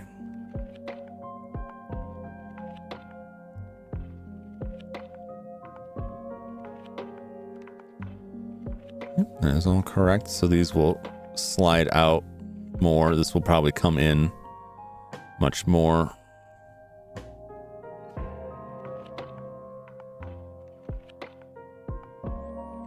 Okay.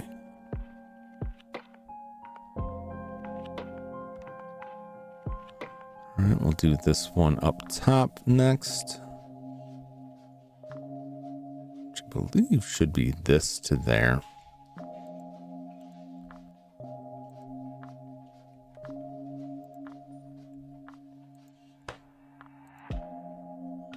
Scale X 0, scale Y 0.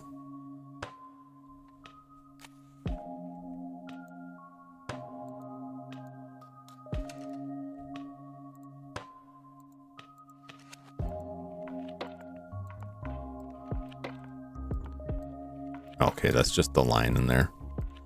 All right. What am I looking at here?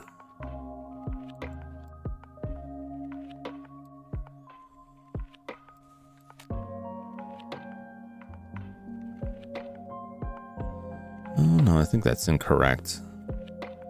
Because we should have a line coming off of this.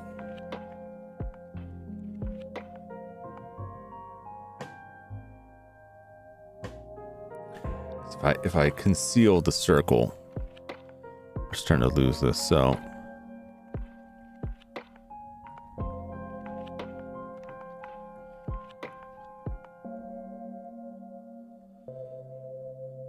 It should be this one then. So we'll probably just want to slide this down.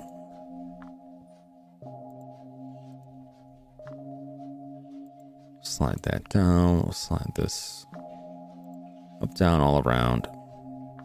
Okay. This one.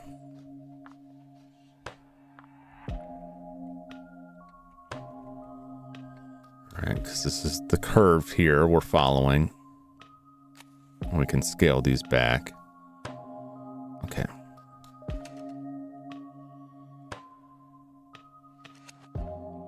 Okay. Okay.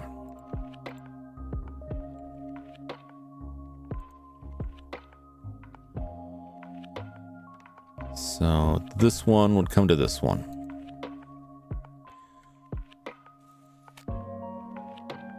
It probably would have been easier for me to just delete a bunch of faces here and then go through and knife stuff through once I had an idea of like how many lines and points I needed.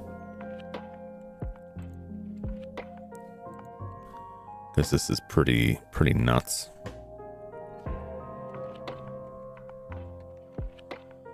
All right, now we bring this down. I bring this down. I bring this down. All right, because this one should go to the next point, I believe.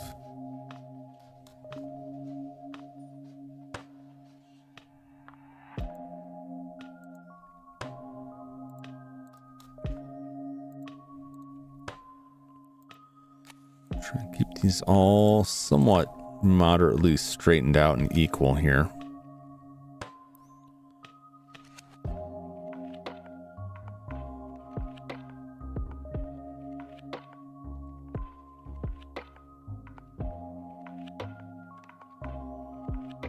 Dum, dum, dum. I might have to add more loops. Then I'll get crazy here.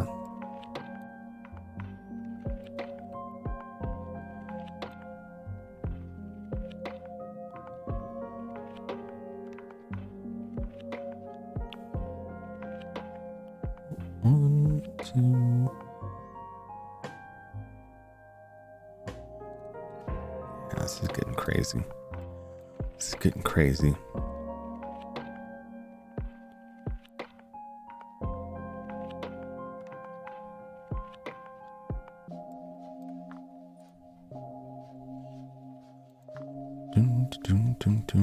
Oh, that line was not even close.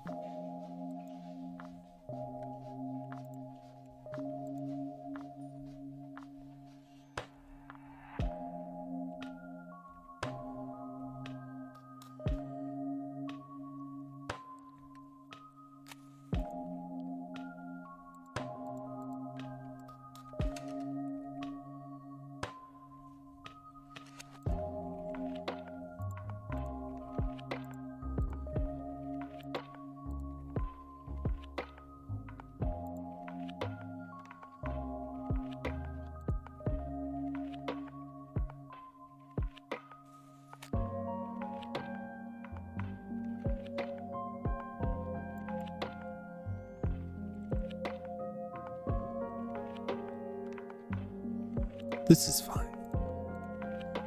This is fine.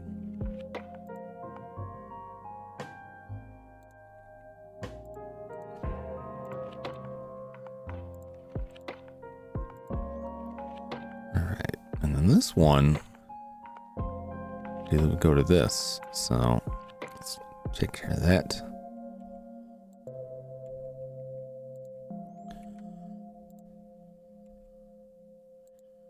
You don't have to be as crazy precise as I'm trying to be.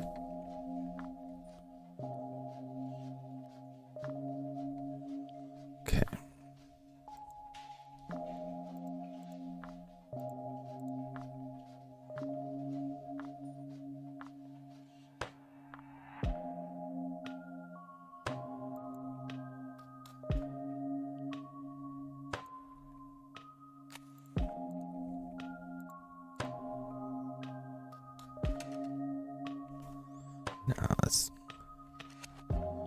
I may be in need of new loops here. Fresh loops.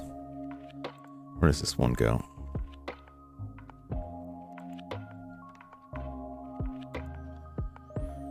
Here. I think I've lost the plot here.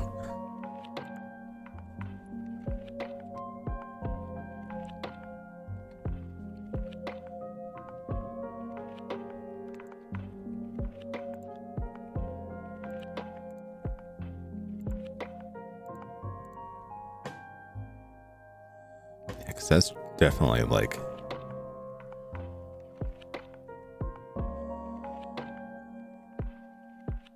definitely needs more here because those are cutting in really weirdly.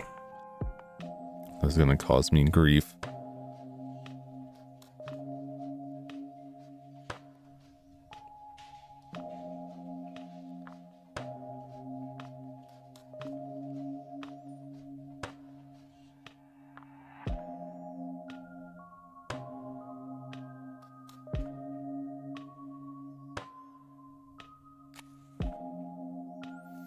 So now I'm getting into an interesting area where I'm creating this loop here that doesn't really exist. It's going to have some weird consequences on the topology up there unless I start working on that more. Let's move on to down here. Let's get these points just cause. Can start with something.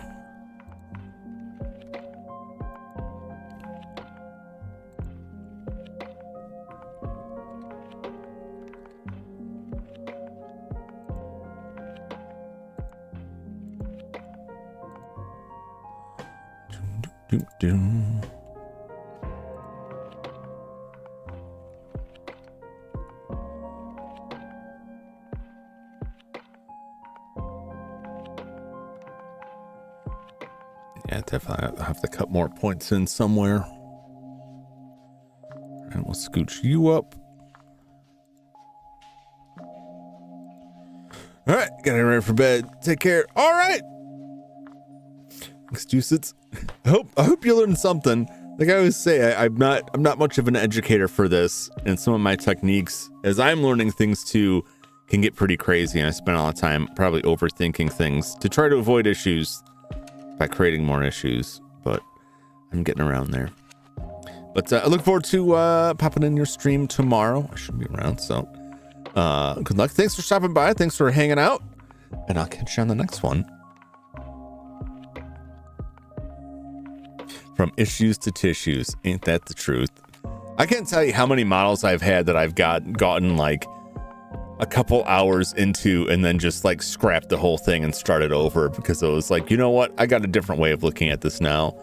But that's kind of the process for me. While I'm still learning to do stuff, I spent a bunch of time like fiddling around with verts and then go back to like, you know what? I could have done this differently.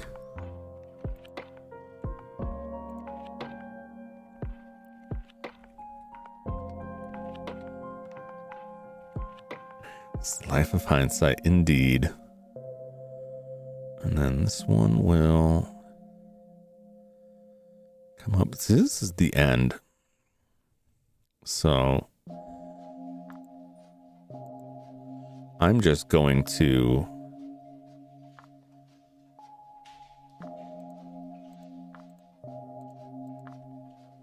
take all of that.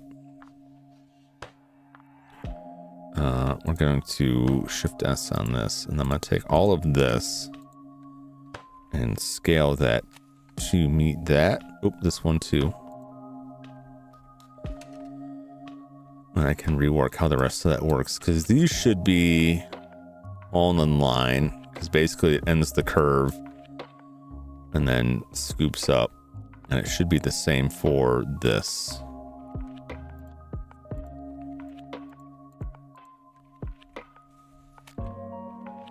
Nice and straight. And if that doesn't line up with this button here, that's fine, because it's not lining up right now anyway.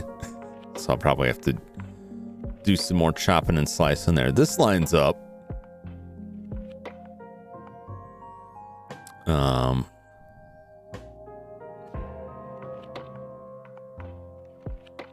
But this all doesn't. I don't know why there's such a discrepancy in this top image. This huge gap here. I wonder if I don't think I messed something up here. Added more stuff in.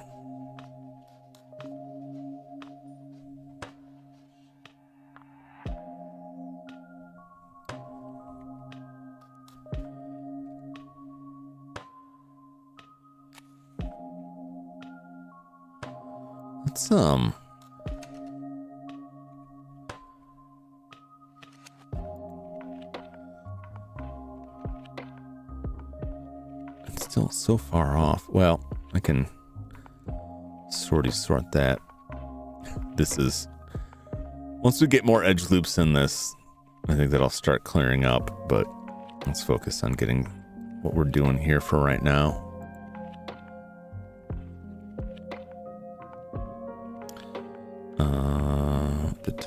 This one to here.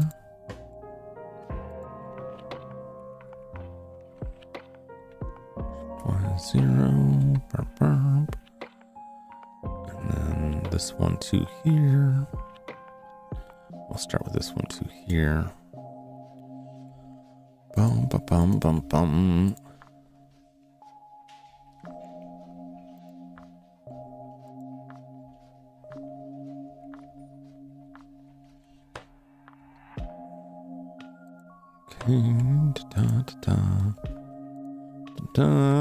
Da.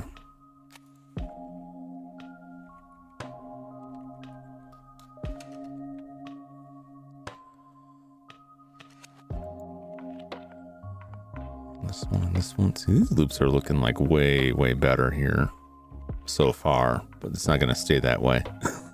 I think I had like less going on down here is the thing.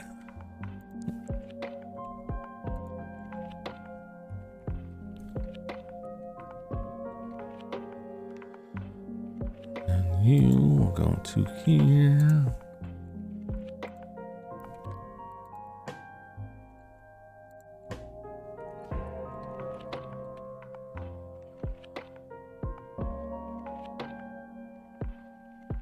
And put you to here. Because I can add more edge loops if these are looking like too gangly or giant.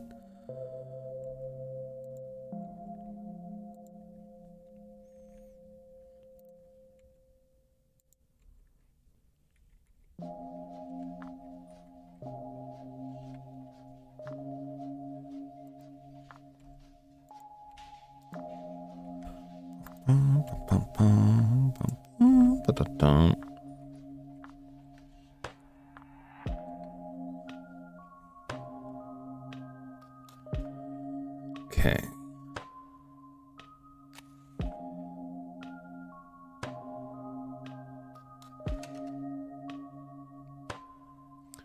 Let's hide that circle.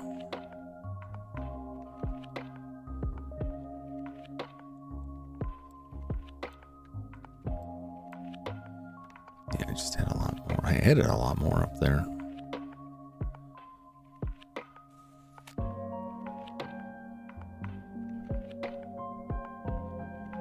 I don't think I really needed to.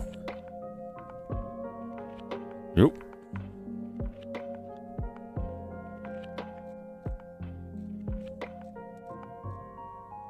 Hmm? Hmm?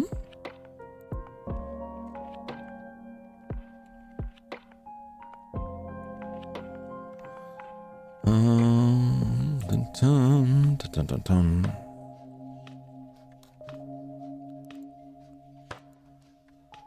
I added these.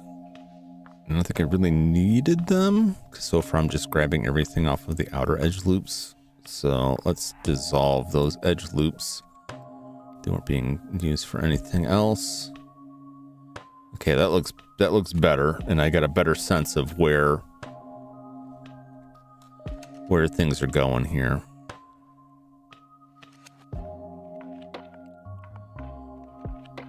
How is our circle?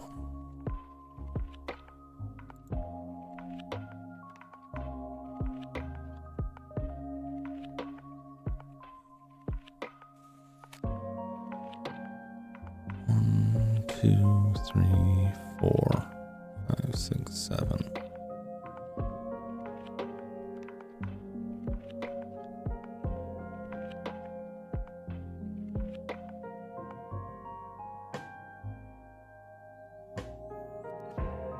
Okay. Let's add one here.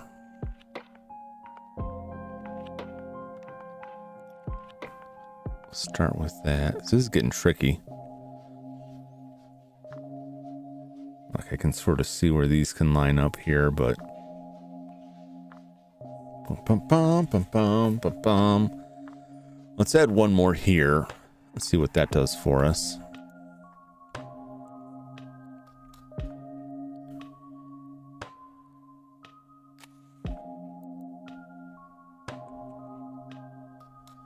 Okay.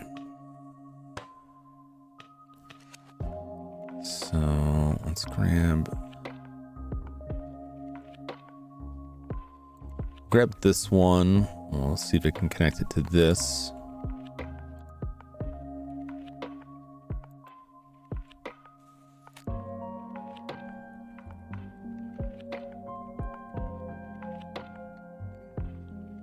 And then this one connect down there.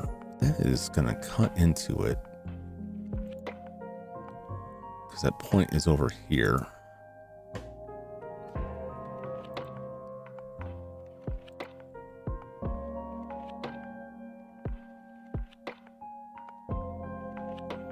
That makes sense, because that'll even this out.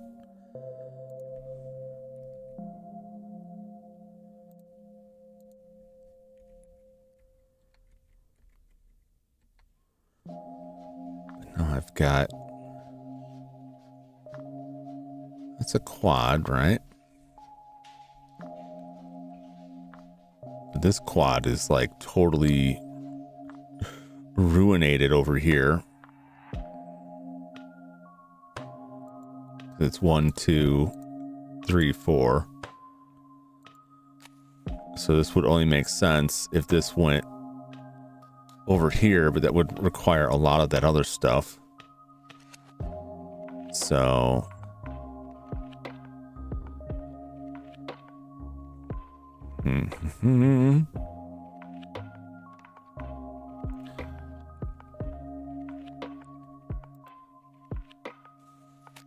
and that's the same here. Like this one should go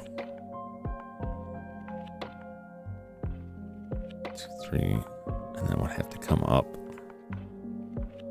Would it not? It makes sense that this would go over here in theory, and that would have to come back. In progress, some. It's starting to fall to pieces here, but a lot of it is just that I'm getting down to the end of it, and I'm not quite sure where to make the cuts to line all this up.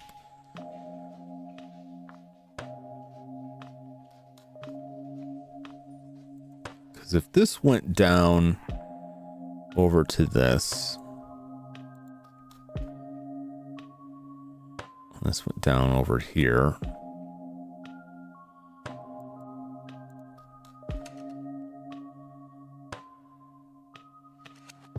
Those would have to come like way down. So I feel like I need more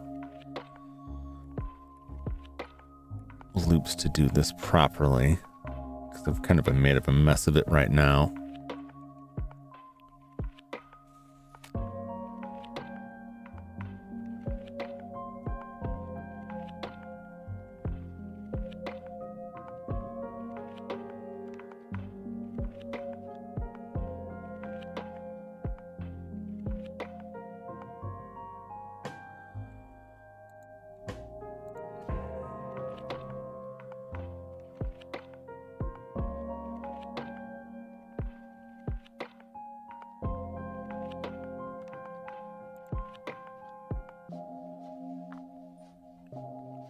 That circle. Oh, I got some oddball quads going there. Because if this goes back this way, and this comes down, and that is ideally what should be happening.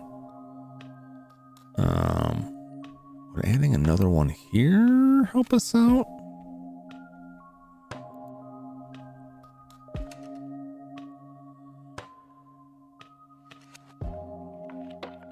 These faces up here are getting pretty crazy.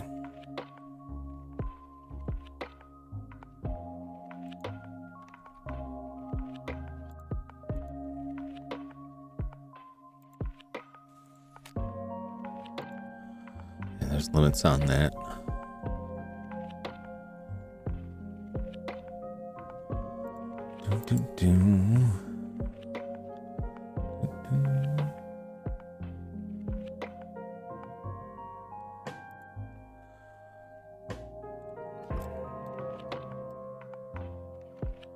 Is painstaking in a pain sort of way.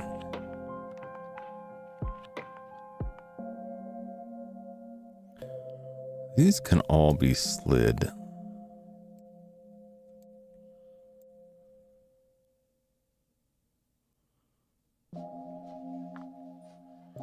Like there's nothing going on.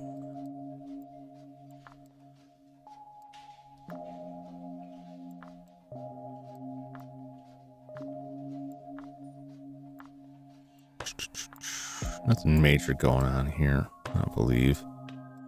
What about that side? But over here, this can slide. Or did I miss one? Did. Can slide that down. This can slide way down. Because most of these are just like, these are cuts that got put in for that loop there. So they don't need to be where they're at. For anything else, some of the stuff needs to be where it's at because of other things coming up. Trying to without any offense or hatred, kind of consider characters like Sonic, Rabbids, Bubsy, and Eggman don't matter anymore. It's like backyard kids are the future. Yeah. I don't know, Sonic is like, I feel like Sonic has never been more popular than he is now because of the movies, if for nothing else. Really hitting off people's nostalgia. But I also feel like there's plenty of room for new characters or even other old characters to take that place.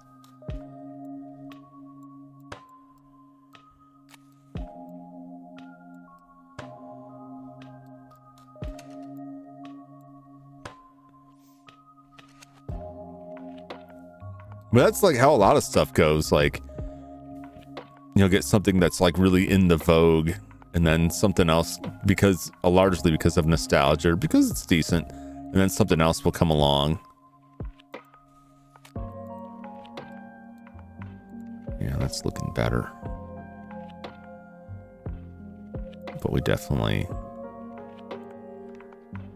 this could come this way, and this way.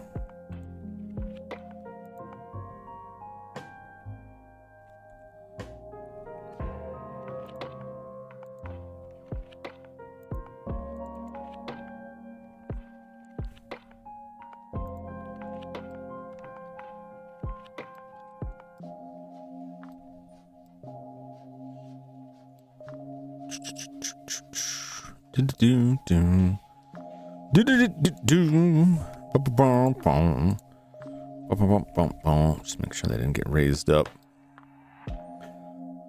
The true cut man. Ginger Transformers, old characters left the shelves, new ones came in. Yeah. Did you know G.I. Joe and Transformers have been around for so long, and they disappear and they come back. They fade out of the popular consciousness and then they return.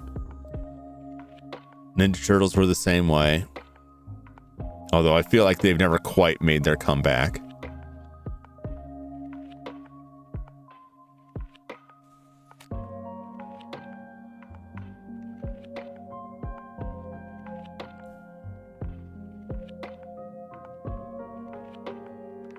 Make a quad there. And if I do the same with these, where I slide them up and over here.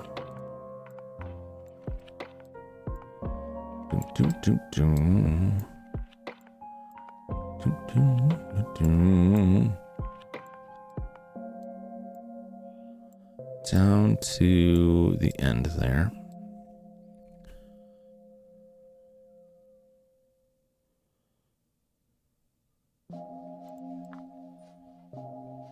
Okay.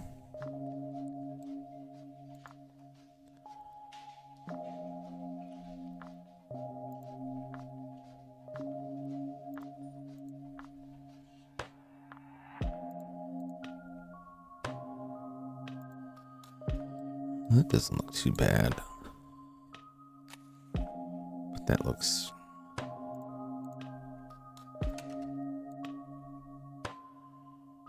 rather messed up there, so let's slide those back.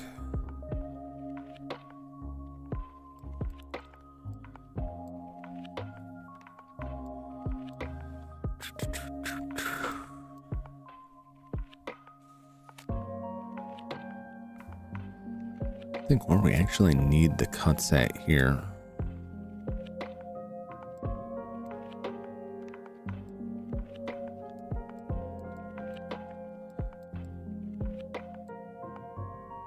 It may just be knife time, just to start knifing these out.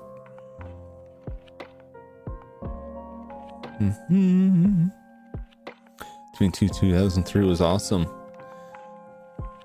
Charlie, which one was the 2003? I have trouble keeping them all in line because every time they bring them back, they just like completely reboot it.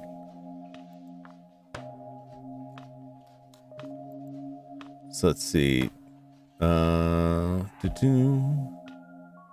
The original series, which ran for almost 10 years, I enjoyed.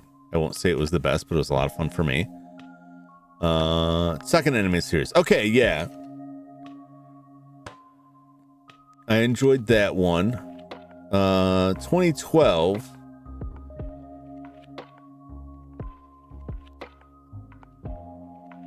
And for series episodes as well, 5 seasons. I don't remember the 2012 season. 2000 was the one by 4 kids. So is the 2003 series the one where Baxter Stockman progressively gets his body chopped off until he's just a head in a jar? Because that one was pretty good. I don't remember if that was that or the 2012.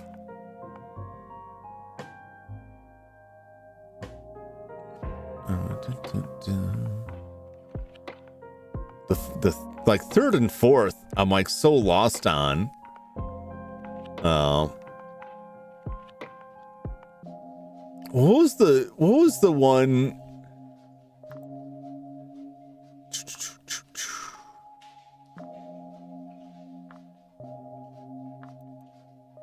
Rise of the Teenage Mutant Ninja Turtles? Is that the one where they're battling yokai?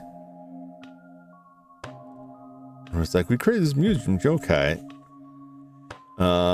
And wasn't Splinter was Lujitsu? Okay, that's the Rise of the Teenage Mutant Ninja Turtles. That's the 2018 series. This one's 4 Kids censor stuff regularly. Yeah. No, that's 4 Kids' whole brand. That's their whole shtick. The 2012 series, I don't really remember at all. Did that follow a movie or lead into a movie? Because I know there was a movie, a CG movie.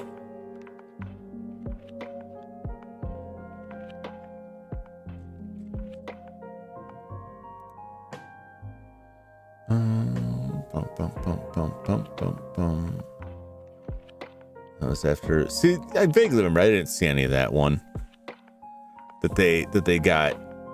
That was after Nickelodeon acquired the rights to Ninja Turtles. They pretty much took ownership of it, except for the comics. And I think they made a movie and then had a series after that. Reported Tales of Teenage Mutant Ninja Turtles, the 2-season 2D animated television spinoff, have been greenlit by Paramount. Series premiered August 29, 2024. I didn't see that at all. I really enjoyed Mutant Mayhem. I thought it was a lot of fun. But I'm not remembering 2012 series, like getting the Bay Turtles mixed up with the 2007 Turtles. When the Mako was Splinter. That was in one of them. Well, no, it's not the Bay Turtles. So there was a movie, unless they just like cut it into it. It was after Nickelodeon got the rights to it.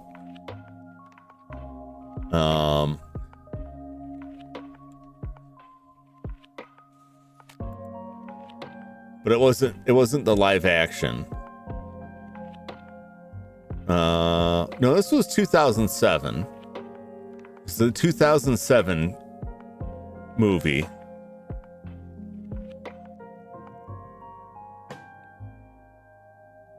It was before the reboot. But I guess, I don't know if that was related to the series or not. I think it just looks similar to it. To the other series. CG movie, The Monsters and Stone Statues, Immortal Guy. Yeah. Essentially aging April and Casey down to teens.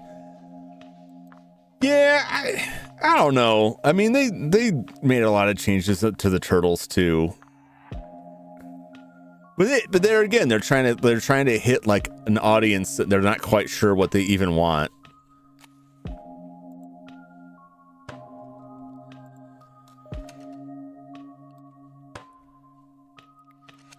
All right, this is looking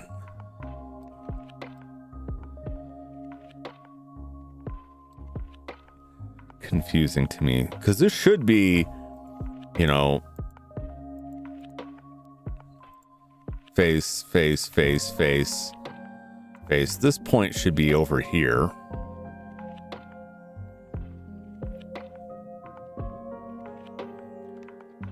Which means that all of these will have to like scooch on down the line in order for that to come down here, but then we've got like, this is like a hot mess, and so is that.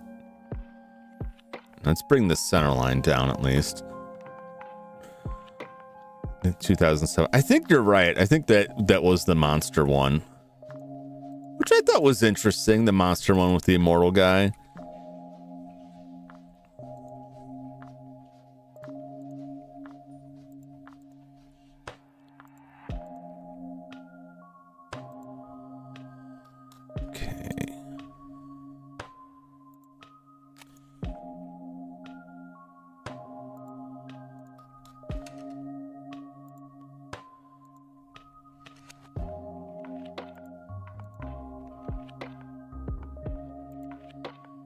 So it just means the ones on the edge here get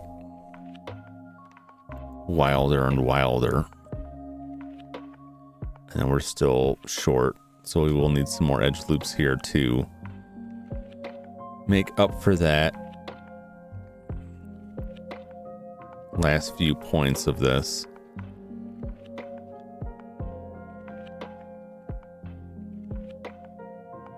So let's clean up some of these. Kill the Foot Clan, eventually Shredder.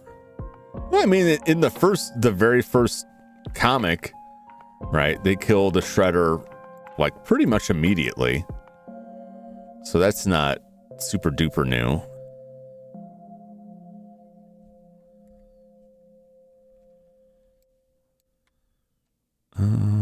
Is it this one? It's gotta be this one, right?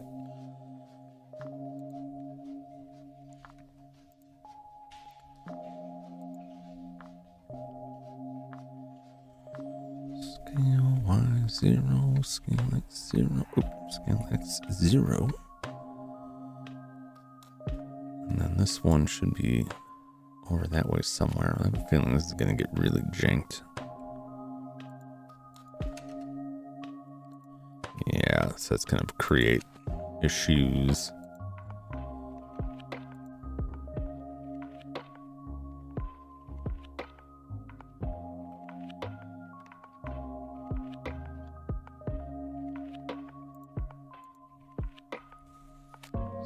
Y0.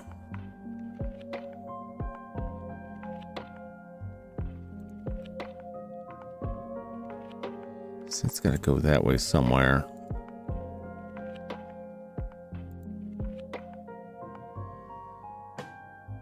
But this one here is like really effed up. That shape is not good. R-rated TMNT cartoon of the comic. I know. I don't know why they haven't done so. Well, I shouldn't say that. I got a pretty good idea why. Yeah, so like this face right here is pretty crazy. Let's kill this circle for right now.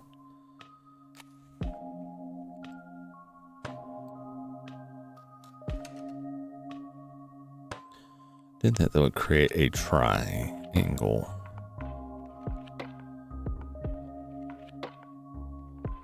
That would create a tri as well.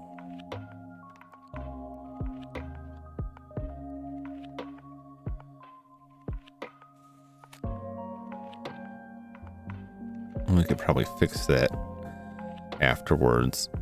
Let's go up here.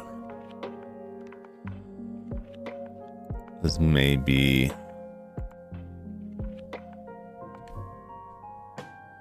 because I created a couple tries there, but I think this starts to cut this loop, maybe.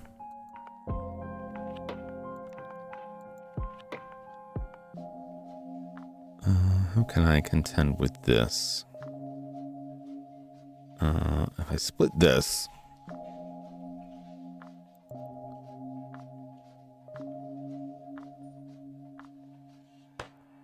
that will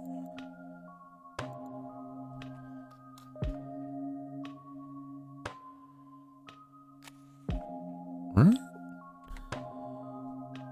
Okay, so now that's a quad.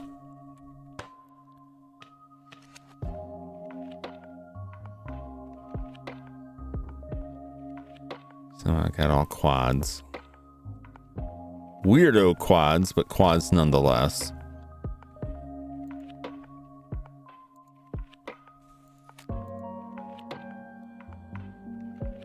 But this loop should be...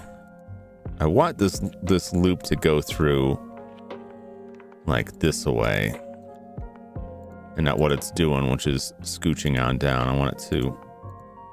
I need to separate that. I may have to look up some technique on how to do this, because I need this to separate out, but I need to create some more points along the way to finish out the rest of the circle.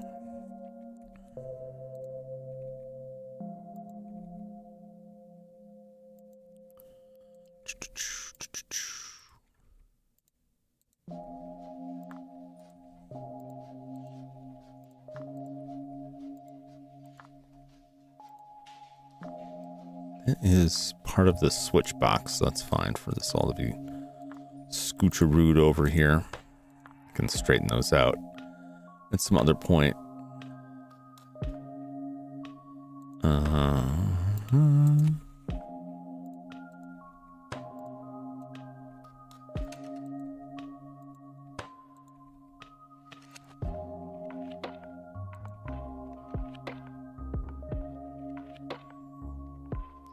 Probably fine. We can move it again later, because this should be over here then, and this would be coming down here, and that would be over there, and this would be up a ways and over, and this one just looks like it's very angry and sad because its face is a weird stabbity point, which I can do that, and then it doesn't look so nuts anymore. And it looks pretty much like that one, so I can live with that. Still gangly and crazy looking.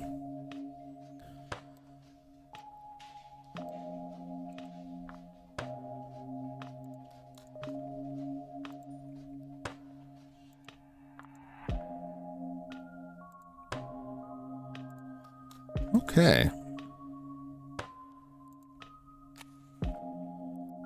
We only need like 1 or 2 more points to pull this off. Possibly.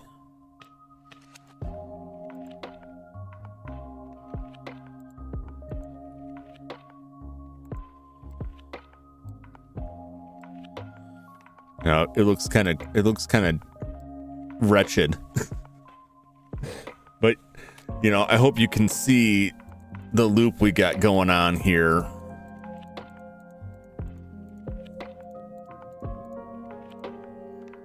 So one or two more loops right here ought to do it. And then that we can straighten those out and make them look nicer. And that will create this raised section here. So then we'll take all of this.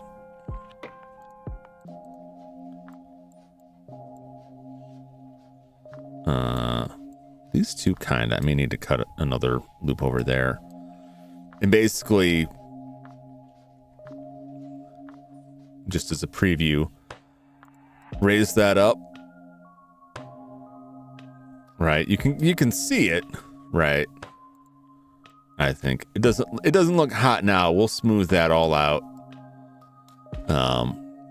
with some shading techniques, but that's basically what the top of this looks like,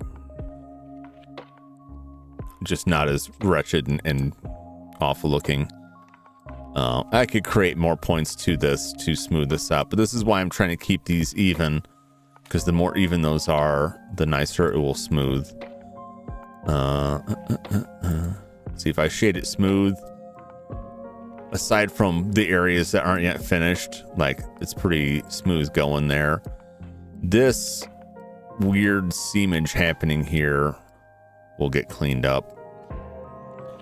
Don't worry about these edges looking like weird and roundish with a stiff point on the end. We'll clean that up.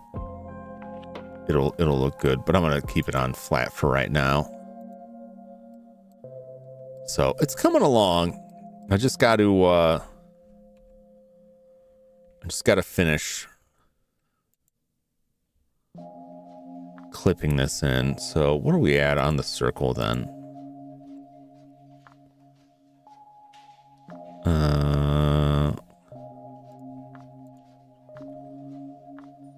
We got this point lined up to that, right? So this one should go to this one.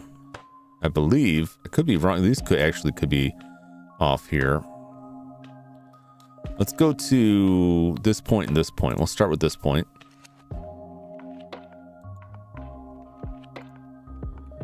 What can they do with the turtles? But that's because Nickelodeon got it. Like, a kid-friendly network got it. And so everything they push is kid-friendly.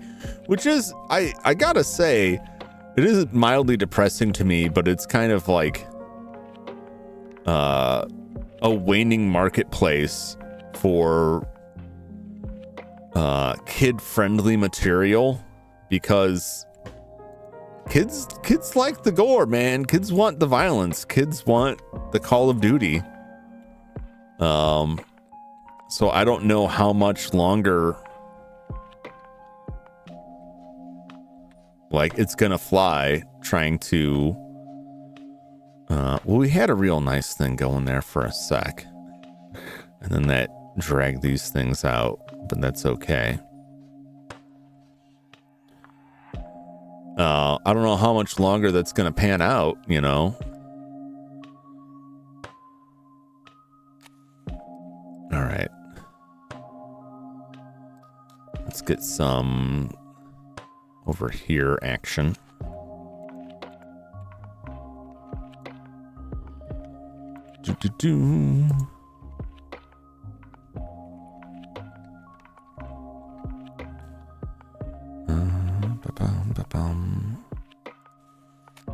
And that one should be fine. Yep. Okay, so let's go with this one.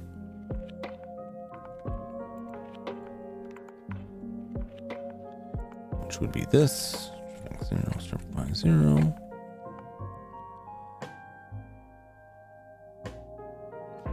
And then that would be over there somewhere. This. Okay.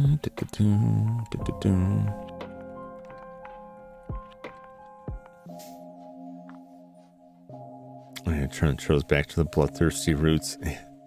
Kids love the red mist. What is Nickelodeon looking like these days? Even I'm pretty out of touch, and so I'm not even sure like what their deal is. Like if they are still around, you know what I mean? Like what are they still doing now?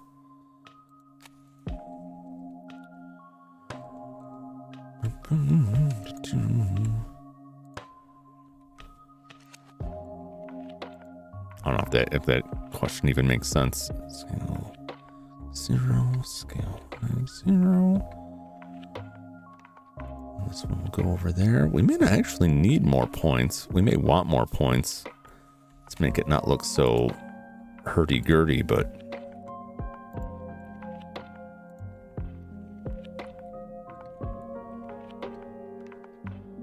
it is lining up. Oh, I kept those faces correct. Well, I'll shove those faces back down. I was wondering, like, why does this look weird? Because I forgot to undo the thing. Okay. All right, we're back to here.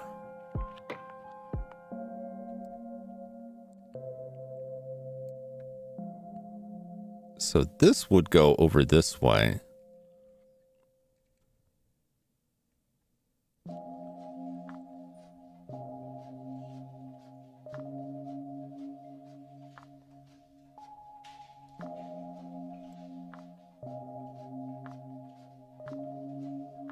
I feel like we have an extra loop here I don't need then. Oh, this goes like way over there. Okay.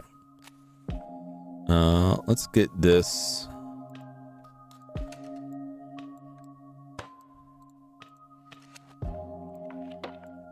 I feel like I just dragged these. No, I went the other way with these. Okay, let's get this up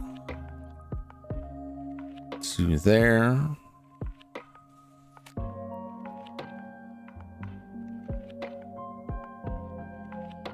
That's gonna have to go. Shove it right in the middle there.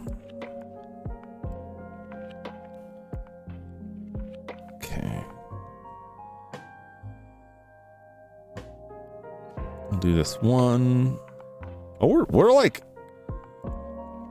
we're reaching the finish line here.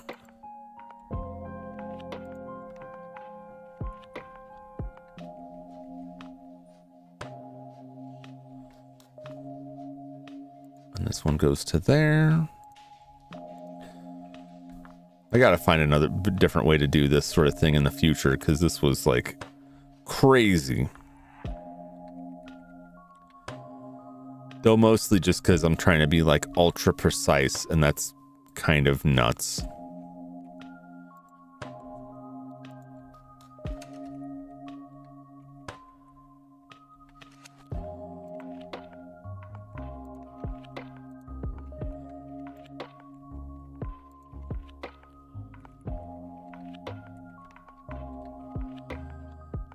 The outer edges look pretty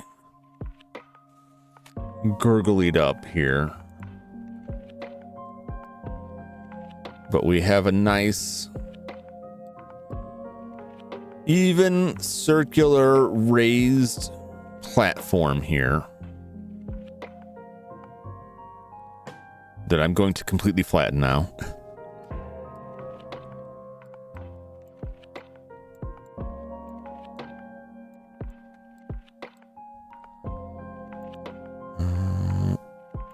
Element, and we'll just this scale Z0, flatten it all out. Okay, but it is there and ready to believe you. And if we need to, we can chop. After I raise it up, I'll probably chop more stuff up there. I'll have to pull mine out and take a look at what the edges are like here. Because it looks like it has a slight, like, indent.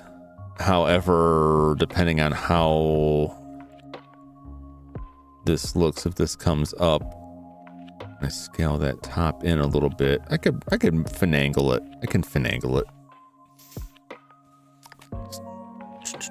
More SpongeBob, Loud House, almost nothing else. Mindless Nick Jr., Brain Rot. Seen Bob the Builder. And that Blue Dog too. Blue's Clues? Or Bluey? Or is Bluey a blue dog, or is it just... I know Bluey something, but I'm not sure Bluey's actually a blue dog. But there's like Blue's Clues, but like that's... I don't know if Blue's Clues is still around. I'm pretty out of touch with that. Like the youngest kid that I have any dealings with is my nephew. And while I think he's still young enough that I thought he would be watching cartoons still. Bluey's a blue healer. That's what I thought. Because I'm pretty sure I have seen an episode or two of that. My nephew's still young enough that I thought he would still be interested in like kids' cartoons, but he's totally not. He's totally not. You know, he was watching sitcoms. He's like 10-ish, I'll say. He was watching like Modern Family and I don't know what other sitcom he was watching. The Middle. He was watching The Middle. I thought he'd watch Malcolm in the Middle, but I didn't see him actually watching that. There's some other show. No, not Modern Family. Not Modern Family. The Middle. He watched The Middle. another one.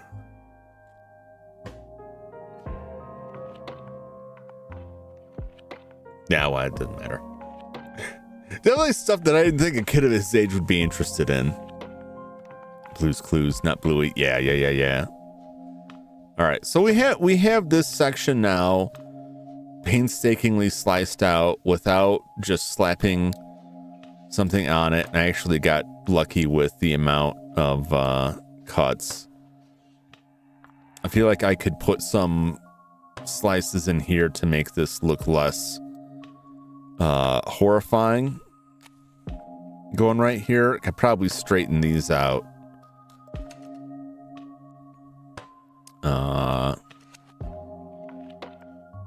And I think I will.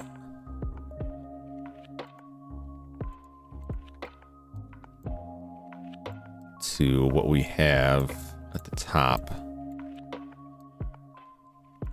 For no reason other than I wanna.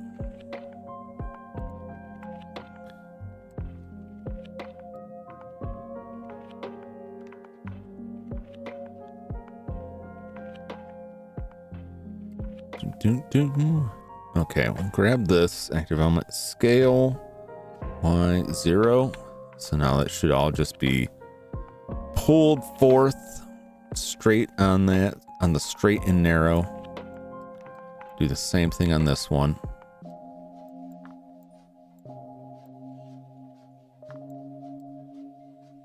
Okay, that scale Y0.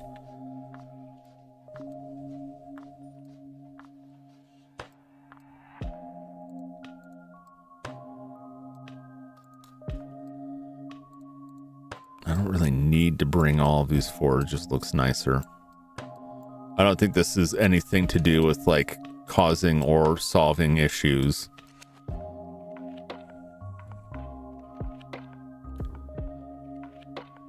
I could just bring it straight out, bring it this way. There's less weird distortion. These faces on the end concern me because they're so like stretched out. If I bring this in, that'll make that, I can make that face square.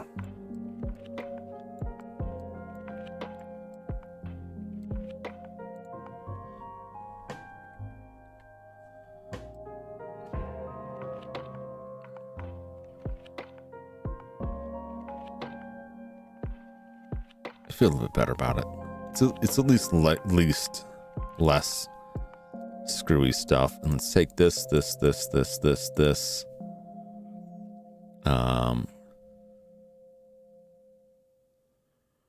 Like those and run that straight. Those are some weird looking things right there. Scale Y0.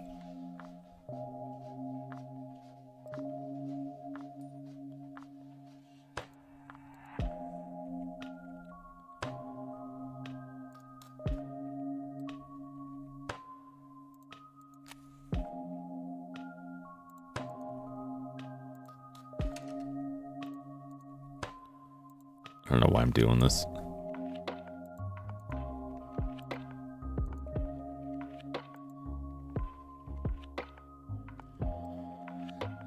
There's a weird cut. It's not super duper necessary, but it's for the shape of that thing. Which eventually I'm just gonna have to like chop, start chopping that stuff out of there. How's it going? Scum? Oh, don't worry about it.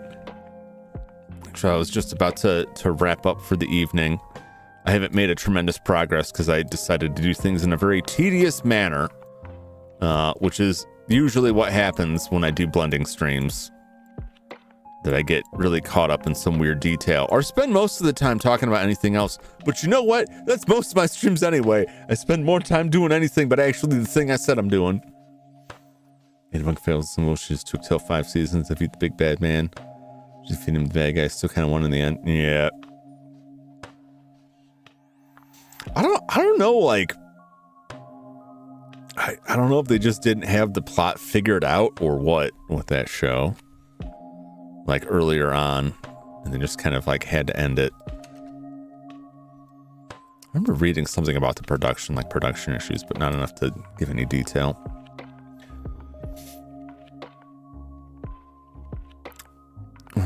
What's a Blender stream? Well, Blender, are you familiar with Blender at all? Blender is a 3D modeling software. That's what I'm working in. And I am crafting 3D models. I had to go show some of Noah's stream. What I miss?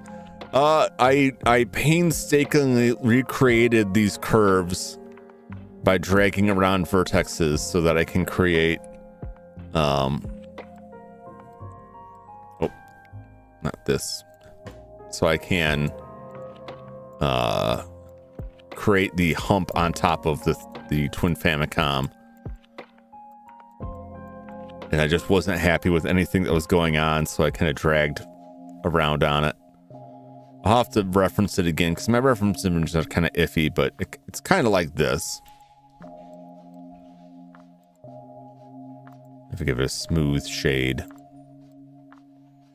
it's kind of like that. All right.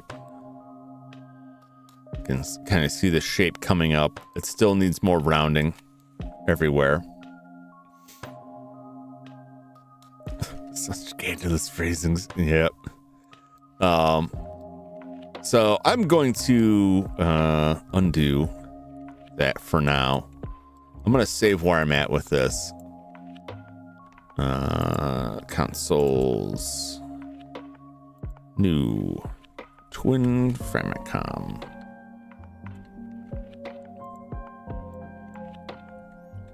Twin Famicom 1. I'll make sure I actually save it in here. Sometimes with Blender, when I go through and like I'm just hit enter to save it, and it ends up going to a completely different folder, and then I have to go out of my head trying to track it down. Yeah, so I spent a lot of time very tediously lining up this stuff because it was very important to me at this point anyway that I still leave this open to running edge loops through stuff. That edge loop is crazy looking. What is up with that? If I put one here, it like loops around. Oh, that is so nuts. I'm going to have to look at and see what I can do to some of this topology to make this loop here that I'm roughly outlining like a loop, but it's not super important. But I wanted to make sure I was able to get that without doing weird booleans or leaving a bunch of n-gons, which are shapes that have more than 4 points, which really mess with the rendering.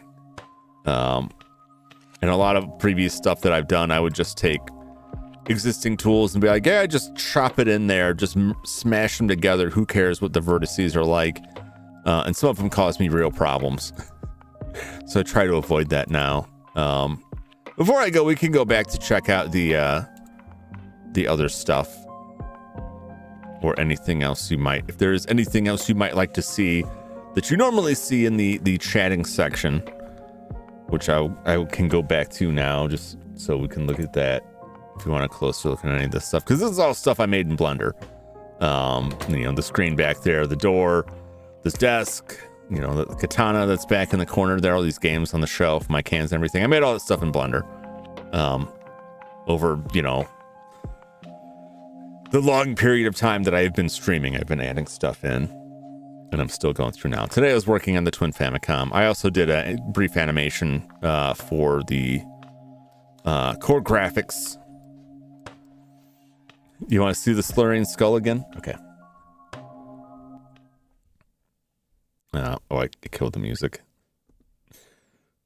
Cut the music. Let's play a different one. So yeah, here's my slurry that I usually have on my desk. This is my Jumington Dynamics protein slurry. Don't pay attention to this human consumption part. You don't have to worry about that. But anyway, it's my protein slurry in all its delicious gloriousness. It's finely ground, vat-grown proteins. That's what I need to live. So there's my slurry. We can take it out too. Or I could just make this can. We can just make the can disappear. Oh, it's so delicious. Yum. Here's a skull that I don't currently have set up. Let me see if I can make it happen. Texture reminds me of snow cones or sherbet. It is kind of like that, but like room temperature. Let's see here. The mask should still be on my model. We'll just replace the ape mask for right now.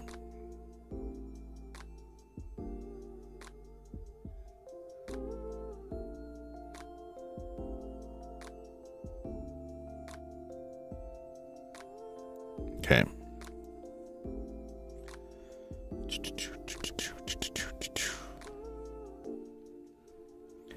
Just do this. Yep. For time being. Okay. So there's the skull. There's the skull that I actually like on the model, which is what I made there.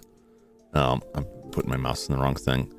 The texture looks a little bit different because the way the lighting works in Blender and the way lighting works via VC Face or Unity are fairly different. The lighting is a lot less advanced when you're running it through the VC Face stuff. So I had to adjust some colors on it. And I don't think I ever went back and changed it on this. Or this just isn't all right. No, it is loaded because you can see like the nasty yellow teeth that I got. And look where I made the human sacrifices. I can make my eyes red too. Get those red eyes going. I made this for the first Halloween that I was streaming. I just played some Phasmophobia, where you notably collect a lot of bones. Yeah, I have protein cans. These cardboard boxes, I've been trying to get rid of them. So these look pretty awful. They were just boxes. I don't think they even had like flaps or anything. And I don't think I can't bring up the old Blender. I don't have it installed on this. But this was something that changed between Blender. It was either 2 and 3 or 3 and 4. I think it was Blender 2 and 3. Because when I started doing the modeling, it was in a much older version of Blender. That was probably a year out of date by the time I actually started working on it, because I installed Blender and said, I'm going to learn how to do this. And then I didn't touch it for like a year solid. And then finally like, no, I got to do this. And I didn't think to update the software. So then I wanted to make these boxes, and it was very last minute. I'm like, I just need to make this quick. And I was like, all right, I can make these boxes. And then there are some modifiers I could throw on them to make them look crumpled up and orient the texture in such a way. And basically, they looked okay initially. Well, at some point, I updated Blender because I realized how out of date it was, which caused me a lot of grief because the lighting engine had changed. So I had to redo all of the animations that I had, because I had all the animations for all the different consoles I put on the desk here. And even though the background is transparent, in order for light to get neat light effects for like the power LEDs and stuff kind of bounces off of the desk is visible, right? But because the lighting engine changed, nothing lined up right anymore. And you could clearly see like a line where the video for this ended. So I had to go through and like re-render every video I had made for it, which was like 10, 15 at that time. Cannibal Jump, yes. And one of the things that one of the things that happened with that is whatever modifier I had used to make these look like crumpled boxes is no longer available or no longer produce the same effect. So instead of looking like beat up cardboard boxes, they just look like a cuboid with a rough cardboardy texture. And so I've been trying to clear them out. I've left them in just because like they kind of fill space, but I really either need to redo it with something better or clear them out. But that's also when I started, I didn't have any consoles on the shelf. or the games, because I've just been adding the games as I play them. The reason these look weird, if you weren't here earlier in the stream, the reason these look strange is that it's using a glass shader to replicate the clear plastic of a CD case, and then the actual insert is behind it. So there's like the insert is its own separate thing that sits behind the plastic case, uses a glass shader to make it transparent and kind of reflective. And in this mode, which is viewport shading, the lighting engine doesn't work enough to produce that. I can go over to rendered viewport shading, because this is material preview. I can go to material render, which will show that, but it's very resource intensive, and it will crank my computer. It crashed earlier when I did it, so I haven't turned it back on. But that's the deal with those. Yeah, that's all the games. I spent a lot of time on this. You can't see any of this on stream. Here's all the Switch cases for games I played off of Switch. This I kind of lie about. I don't own the Famicom Detective Club. I don't have a physical copy of it because they didn't release a physical copy in the US. They only released a physical copy as a limited thing in Japan, which I did not have the money for. So I only have digital copies. And somebody made a mock-up of a case cover that I thought was cool, so I put it in there. There's a lot of games that don't end up on the shelf, like a lot of PC games, because either I can't find enough good reference images for boxes, and I've just purchased them off of Steam or GOG, or they're new enough that they never had a box or a physical release or a disc. So this doesn't represent every game that played, but most of the console games.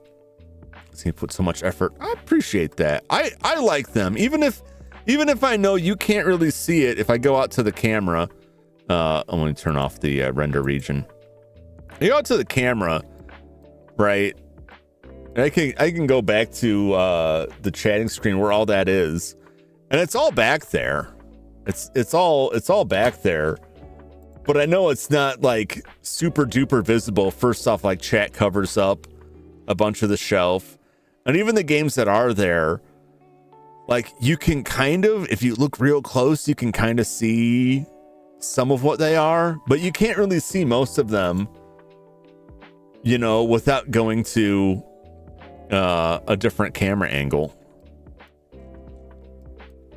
But I just like making them. I like laying them out and like, oh yeah, this looks real nice. Oh, this is cool. I enjoy it. It's a fun hobby for me, and it's good practice for other 3D stuff that I can do. You know, to make some things to put out there.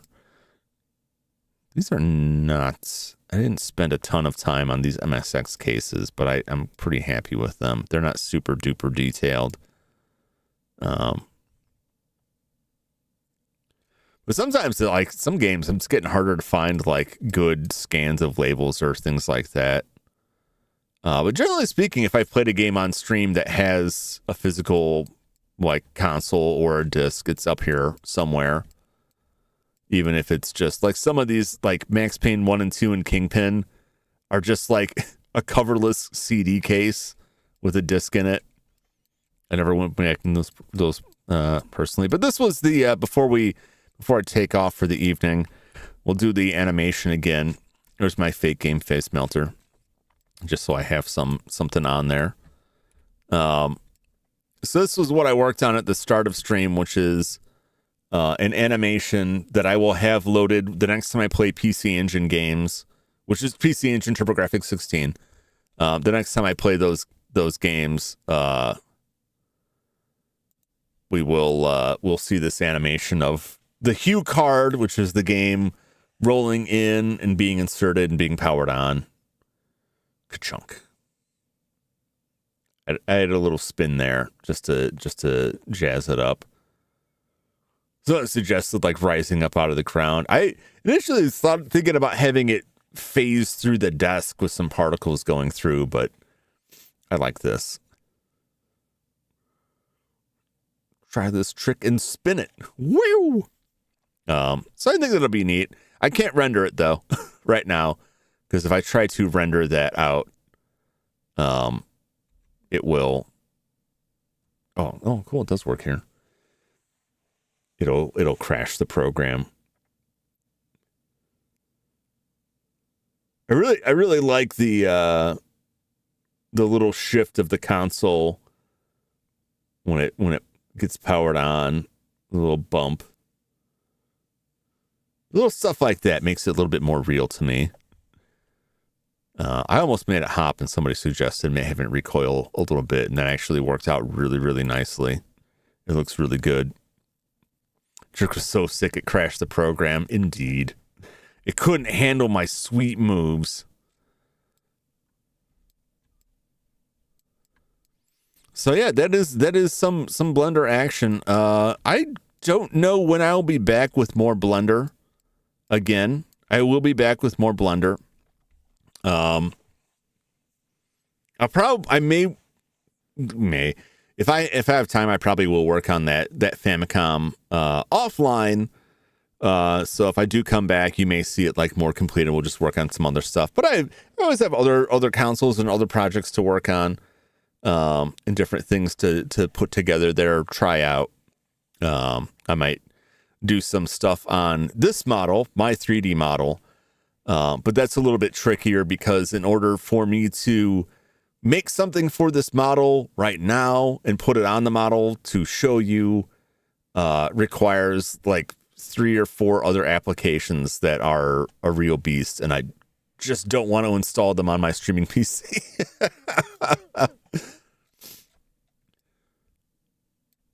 So let me save this again. I'll have to render this stuff out on my other computer that for some reason does a much better job rendering than this one does. And go back to that. So let's go back to the chatting stream for just a moment. And before I go, I'm going to bring something else up.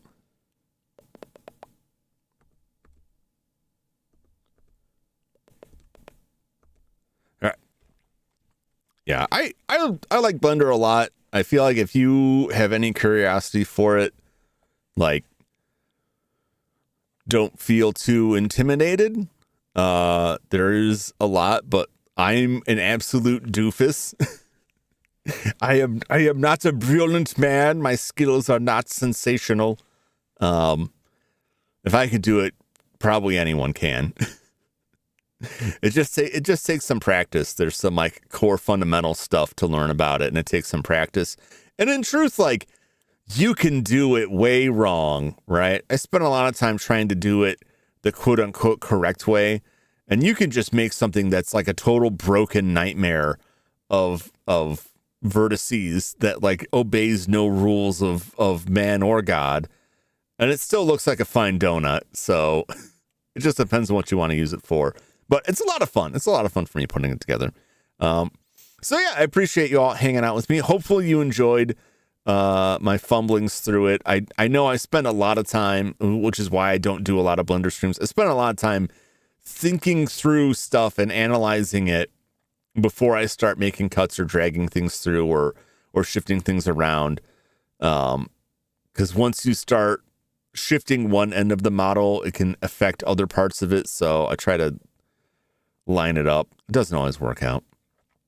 It's a picture of me banishing Ladybug to the shadow realm.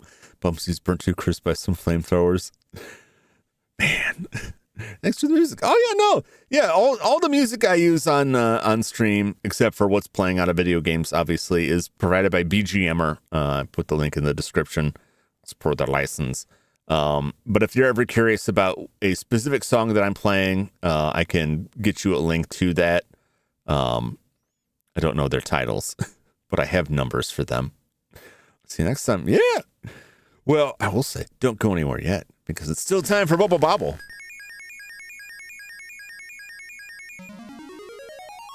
I still got one Bubble Bobble of them. I wasn't gonna do it And then I looked over at my NES and was like, one more would be fine. Okay, can I get these guys? Oh! Want that cake? I got that cake. Oh! Okay. I risked it for the shoes. I didn't make it. Okay.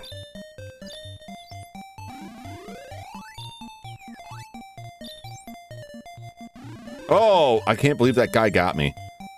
I'm the king now, baby. Get hot sauced, sucker. Well, they did get me once. I did get got once. It just wasn't enough to save them.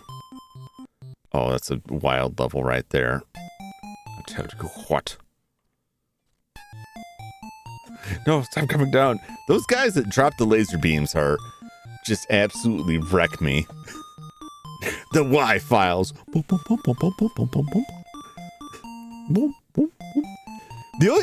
I spent a lot of time searching for and could not find, in the similar vein, a legally distinct version of the opening theme song from Fist of the North Star. You are shock. It's a great song. I don't know how you would, but if anyone ever comes across a knockoff, fair use, like, you know, royalty-free version of the Fist of the North Star opening theme, I would very much like to have that, but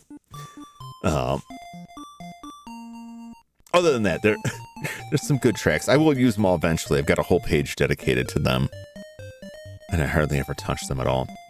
That'll do it all for me tonight. I will be back tomorrow night for more Tales of Fantasia, and then we'll be back again on Sunday for the Sunday grind. Let me see if somebody else is off and online. I saw some people around earlier, and I think they're off now. I think we might be late enough that I don't know if anyone's still up and streaming. And nobody on my list. Nobody on my list. Maybe it was something like Foot of the North South Star. Yeah, that would be good. Well, thank you so much, everybody, for watching. Thanks for hanging out with me. Hope you enjoyed it. I'll be back again for more stuff as usual. I hope you all stay safe and warm and have a fabulous evening and a great day tomorrow. And I hope to see you again on the next one. Until that time, so long, everybody. Farewell.